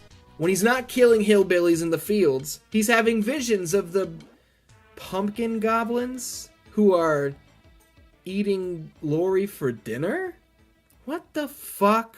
Clearly adult Michael's mental maturity capped when he was in the asylum, as indicated by young Michael being present in these visions and speaking on his behalf. Eventually, H2M4 happens upon the Rabbit in Red, the strip club where his mother used to work. We spend 10 minutes here with these jabronis before Michael kills them all in gruesome fashion where, if you were wondering, yes, both of the men stand up to Michael and actually strike him first, despite the fact that he's the size of Kevin Nash, because men don't take no shit. Meanwhile, the lone female character winds up, what else? Brutalized, but only after running around naked and screaming for help for a lengthy period of time. Classic Rob Zombie. You gotta love it. But enough meandering. Something important happens here. In his quest for continued fame and fortune, Loomis releases another book, where he divulges the secret that Sheriff Brackett told him in confidence back in 2007. Laurie Strode is actually Angel Myers, Michael's sister. Laurie finds out about it, and it's not a pretty sight. To deal with her troubles, she goes to a rock and roll Halloween party, of course. This fucking band plays like 3 songs, and the singer gets minutes of screen time to tell shitty jokes that don't even get over with the crowd in the movie. This is another 10-minute chunk, by the way. 10 minutes of this. Laurie's having the same visions Michael is, by the way. She's seeing her mother in the White Horse. What else is going on? Oh, Loomis appears on Chris Hardwick's talk show with Weird Al. Alright. What's Annie up to? Oh, Michael kills her. Eek. Hasn't she had it bad enough already? Laurie's other friend gets got while trying to call the cops, too. Okay, this is on now, huh? Michael gives chase by breaking through the door of ultimate angst, and Sheriff Brackett shows up on the scene to discover his daughter in a pool of blood once again, and this time, she doesn't make it. I've stated my opinion on this film, but I'm fair, and it's time to give credit where credit is due. Brad Dourif acts his fucking ass off right here, as you might expect. You buy the pain he's feeling. You feel it yourself, simply because of how good he is. Real home movie footage of Danielle Harris is cut in here to really drive home the pain of a father who has lost his little baby girl, and motherfucker, it's tough. The highlight of the film, by far. Laurie is picked up by a man blasting some good old rock and roll, but fuck you, Michael says no, bashes the jabroni, and flips the car down a hill. The reunited Myers clan carry her to a barn in the middle of nowhere for the big moment, and this is where Laurie has a full-on conversation with her mom's ghost. Before Michael can follow through with his mother's orders to take them all home, a helicopter appears overhead. Sheriff Brackett and the boys have the place totally surrounded. Dr. Loomis, humiliated by the talk show appearance, has the quickest and most unearned change of heart in Halloween history, as he arrives at the scene telling Sheriff Brackett, "I owe you this!" and crashing the Myers party. How do you know where they were? It doesn't matter. How did he get there so fast? It doesn't matter. It doesn't matter. Just go with it. Loomis finds Laurie writhing and squirming, fighting against no one. There is no little Michael holding her down, which we already know. Listen, Michael gores him through a wall. He tears his mask off and looks Loomis in the eye and says, "Die!" before stabbing him to death. Yes, indeed, Michael Myers speaks. And after not saying a word for almost 20 years, what a way to blow the roof off the joint, right? Die! I think the murder gets that point across. Michael really could have blown our minds by saying, "You failed me," or "You left me behind, you were all I had," but no. Die! After killing Loomis, the cops have seen enough, and they shoot Michael another 8,397 times. Laurie emerges from the barn, grabs the knife, and just before she can stab the already dead Dr. Loomis, she is also gunned down. Her dying visions are of her mother and the white horse, who approached down a long corridor. She grins madly as we close this chapter on Halloween Forever. That's Rob Zombie's Halloween 2. That's it. Michael's dead, Laurie's dead, Dr. Loomis is dead, everybody's dead, except Sheriff Brackett. I mercilessly shit on Dominique Othen-Girard, the director of Halloween 5. I shit on that guy for days, and he fucking deserves it. He was terrible. I stood up for Rob Zombie when Othen-Girard claimed that Zombie stole 80% of Halloween 5 for his Halloween movies. Carbon copy style stole them. That's bullshit. There are similarities, there's no doubt about that, but carbon copy stealing is way overstretching it, and that's just Othen-Girard jerking himself off. It is a fact, though, that this Halloween 2 has much more in common with Halloween 5 than any of the other films in the franchise. And Rob Zombie himself, as a director, has much more in common with Dominique Othen-Girard than any other director in Halloween history. That might have pissed you off if you're a big fan of this movie, which I get, but hear me out, and I'll provide the necessary context. Jamie and Michael share a telepathic link in Halloween 5. Laurie and Michael share a telepathic link in Halloween 2. Michael expresses human emotion in Halloween 5 by removing his mask in front of Jamie and shedding a tear. In the Zombieverse, Michael shows human emotion in the form of removing his mask and presenting himself to Laurie, and even speaking to Dr. Loomis. Dominique Othen-Girard was notorious for shooting scenes on the fly, scenes that weren't scripted, merely because he saw something that looked cool and wanted to use it, which caused major headaches on set. The whole chase with Jamie and the janitor through the hanging laundry. There you go. On the fly. Rob Zombie? Shit, he's even worse. The white horse is a crucial plot point in Halloween 2. Meanwhile, it was just some cool shit he saw on the side of the road one day, and injected it into a completed script. The pit of bodies at the hospital in the dream sequence, that wasn't in the script. Zombie saw the pit and asked, "Hey, can we get 25 extras to play dead bodies? I have an idea." This is not how these types of films are usually made, and this defining characteristic of, "I don't care what the script says, let's do this thing I just thought of," is a common thread across only two directors in Halloween's entire run, Dominique Othen-Girard and Rob Zombie. You can do with that information what you will. I don't really care. Is Rob Zombie's Halloween 2 as bad as Halloween 5? Fuck no, it's not as bad as Halloween 5. Zombie's Halloween 2 is at least entertaining in certain parts. Visually, it's super slick. The kills are brutal. Halloween 5 is a boring fucking slog throughout. I've made it clear that I will never watch Halloween 5 again. I'm done with it. And while Zombie's Halloween 2 isn't as bad, I'm never gonna watch this one again either. The strip club scene, the Halloween concert, I swear there were parts of this film where I was audibly saying, "Oh my god, can we fucking move on?" I hate this movie. But nothing tops Halloween 5 on the shit pile, let's make that abundantly clear. I just don't understand what some of the rationale was here. So Michael gets killed by getting shot a bunch of times. Man, never seen that before. He literally got shot point blank in the head at the end of the last movie. Why is this the final straw? Rob Zombie himself has stated that there's really no way to explain how Michael survived that headshot. So his rationale was, maybe Laurie's a bad shot. I don't know. Who cares? I'm serious about that, by the way. Direct quote. The characters in the Zombieverse just don't click for me across the board.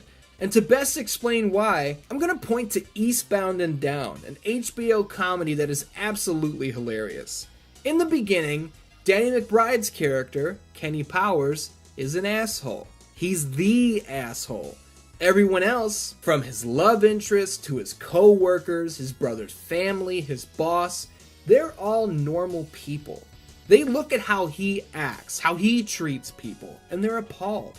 They're appalled because of how off the wall Kenny Powers is. The dynamic is spot on. Fast forward to season 3 of Eastbound and it's out the window. Jason Sudeikis' character is basically just another Kenny Powers. Once even-keeled and balanced, April is now just as off the rails and crass as Kenny. Stevie Janowski has gone further off the deep end than ever before. When everyone is crazy, there's nobody to rationally react to Kenny Powers. Nobody can hold up the mirror and say, look at yourself, look at what you're doing.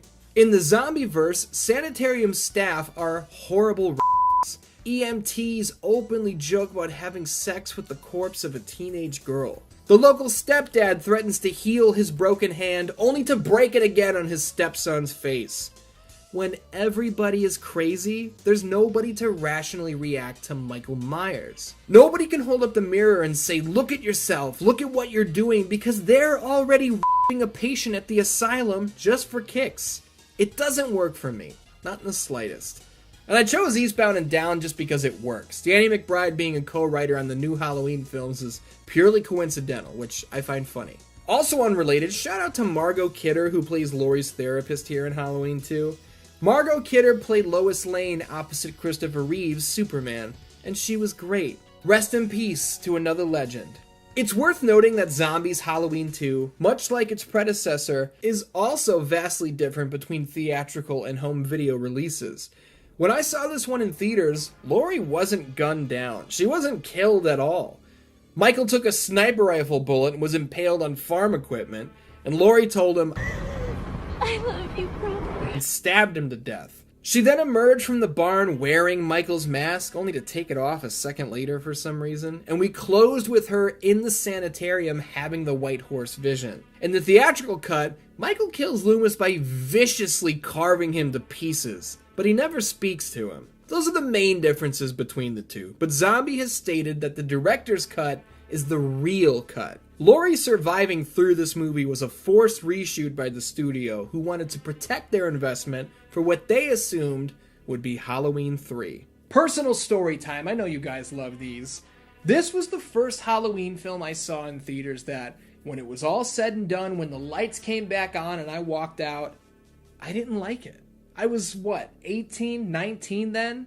I didn't even like it then. I saw this one with my buddy Bathroom Money Tim Ewers, and he didn't like this one either. This was a sad day, man. It's a sad thing to look back on now. You know, you get older, you don't see your friends as often as you used to. Maybe you got married and you have kids. Maybe you moved really far away. Maybe you've got a crazy job that takes up all of your time. Things change, you know? But there are always those things between you that are a constant. They're things that you can bond over. Halloween was one of those constants. And here in 2009, for the first time, I think both of us were left so disappointed that we were just ready to let it go. The tide had turned, this new universe had started, this new timeline had kicked off, and we were along for the ride. And it just didn't turn out in any way that suited us. These characters may have been carrying the same names as the ones we grew up with. The mask may have looked the same, but it didn't feel the same. This wasn't anything even close to resembling the Halloween that we recognized, and that really sucked. I'm not trying to vilify Rob Zombie here. I respect his decision to reboot the series. I totally get that it was too far gone to do a straight Halloween 9, but just because I respect his decision as an artist doesn't mean it worked for me or hit me in any meaningful manner. But hey, Rob Zombie didn't make Halloween for a kid who grew up loving it, a kid who wanted more, a kid who wanted this crazy story to never stop unfolding. He made Halloween for himself. He made Halloween as an artist who looked at a convoluted and broken franchise and said, I'm going to do it all differently. I'm going to try to do it my way. Otherwise, why am I even here? Can I fault him for that? No, not really.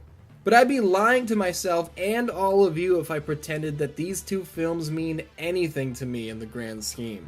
When it all comes down to it, the fan base was then and is still now divided by these two films. Love them or hate them, they exist. I don't really care which side of the fence you fall on. You're totally entitled to your opinion. If Rob Zombie's Halloween 2 is your favorite in the whole series, hey, that's great. We all have different tastes. No one is right or wrong.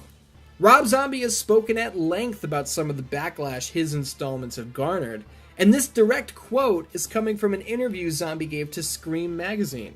He stated, The fans will say whatever they will say, but they don't know how this industry works. They say Rob Zombie destroyed the Halloween franchise. No, I pulled the franchise out of the direct-to-video world, my friend. That is where it was headed when I came on board. Is he right? 100% he's right. Halloween had been in danger of falling into irrelevancy several times. There's no question about it. There's an argument to be made that without Rob Zombie's contributions, Halloween would have faded into laughable, direct-to-video obscurity, and we never would have gotten the films we're getting today. But let's wrap this before we jump into those. Hold on. Critics hated Halloween 2. Many fans hate Halloween 2. In the dollars and cents department, it pulled in $39 million at the box office, which just barely puts it ahead of the much-maligned Halloween Resurrection. Rob Zombie was contacted for a third installment and promptly declined. Over the next 9 years, the Halloween franchise would go through several stages of flux. At one point, a third film in the Zombieverse was coming together under the name Halloween 3D. Hey, remember 3D? Obviously, it never came to be.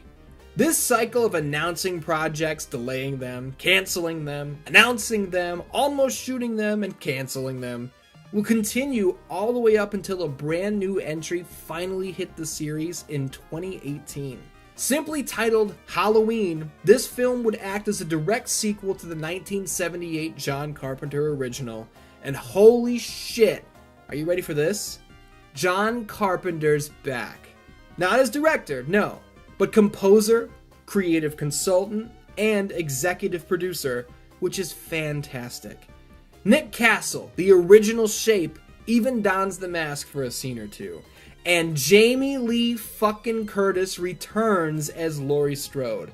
Halloween was back. No bullshit.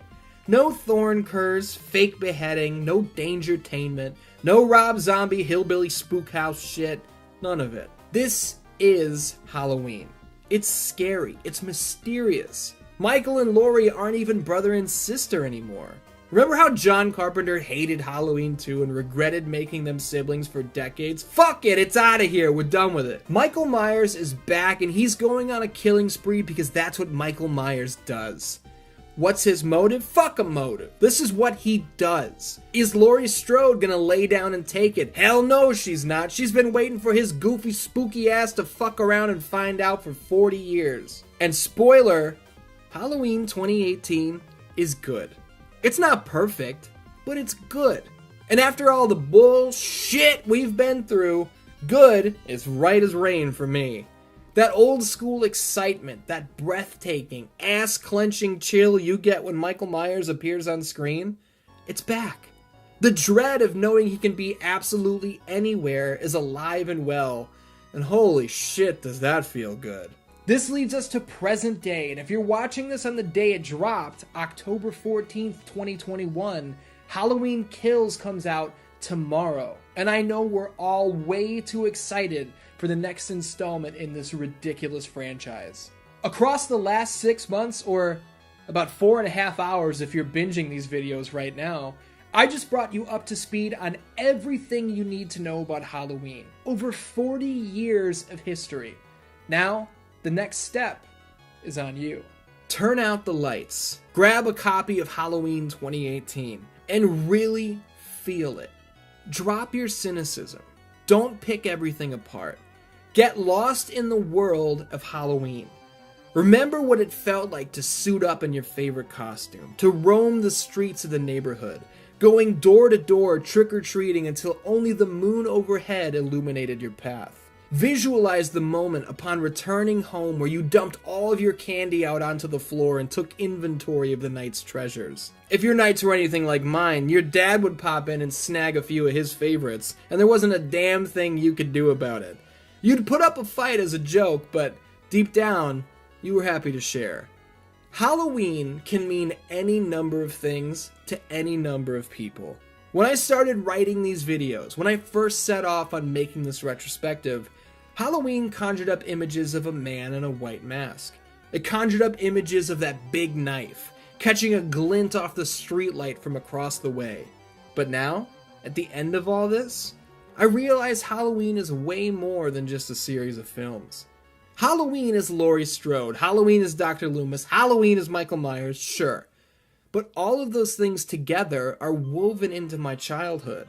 The fucking memories of dressing up and mimicking different scenes, doing impressions of the characters, drawing pictures of that immortal mask, watching these movies during sleepovers way past the point that we should have been asleep, they may as well be stitched together in the back of my mind with black and orange thread. Writing and creating these retrospectives, making videos of all kinds for this channel, this is what I love to do. This is all I ever wanted to do. And the first movie I ever made when I was 12 years old was a Halloween movie. It was like 3 minutes long and it sucked. It was Bobby Morrissey's camera and Tim Ewer's mask. Bobby's little brother Johnny was hiding under a blanket with a boombox to play the Halloween theme when Michael entered the shot. That's Halloween. I'm not happy all the time, but I do my best to make sure the people that I care about are smiling. I'm not proud of myself 24/7, but I try and take inventory on what I have achieved from time to time. I'm not perfect by any means, but I'm certainly doing what I was meant to do in creating shit like this and sharing my stories with you guys. And there's no way in hell I'd be who I am without Halloween. This whole history of has been a love letter to one of the most influential pieces of my childhood's puzzle, and I certainly hope I've done the series proud. Next year, this whole world comes to a close. October 2022, Halloween Ends promises to deliver a finality to Halloween unlike anything we've ever seen before. And the sheer thought of finality has my mind racing with how the hell they intend to pull that off.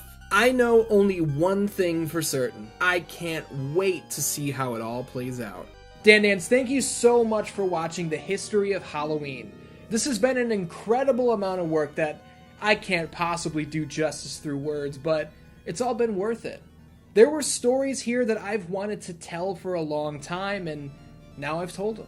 They're out there. They're gone. It's a weird feeling. But the stories don't stop there. Once Kills and Ends are out, yeah, I'll spoil it right now. The History of Halloween Part 6 is definitely happening. Full, in-depth retrospective treatments for all three of these modern films. The only way to do it properly was to do all three of them together. You understand. But I'm not disappearing from horror coverage altogether just waiting for that video to be timely. No, sir. You've got a brand new Halloween video coming your way next week. There are so many stones to turn over, so many other franchises to dive into. Our work is just getting started. I took a major chance going from focusing solely on wrestling and video game content and veering into the world of horror films. It was a big risk, but you guys have made it loud and clear that I did the right thing, and I thank you so much for that. I hope you stick around to find out what's coming up next, and if you want to support this one-man crew, I mean, I write these videos, I shoot these videos, I edit these videos, I do all this shit myself. If you want to help make things like this possible, head over to patreon.com/616entertainment and sign up at any level you choose. You don't have to, but if you decide to, certainly doesn't piss me off. Until next time, I love ya, and I will see you soon.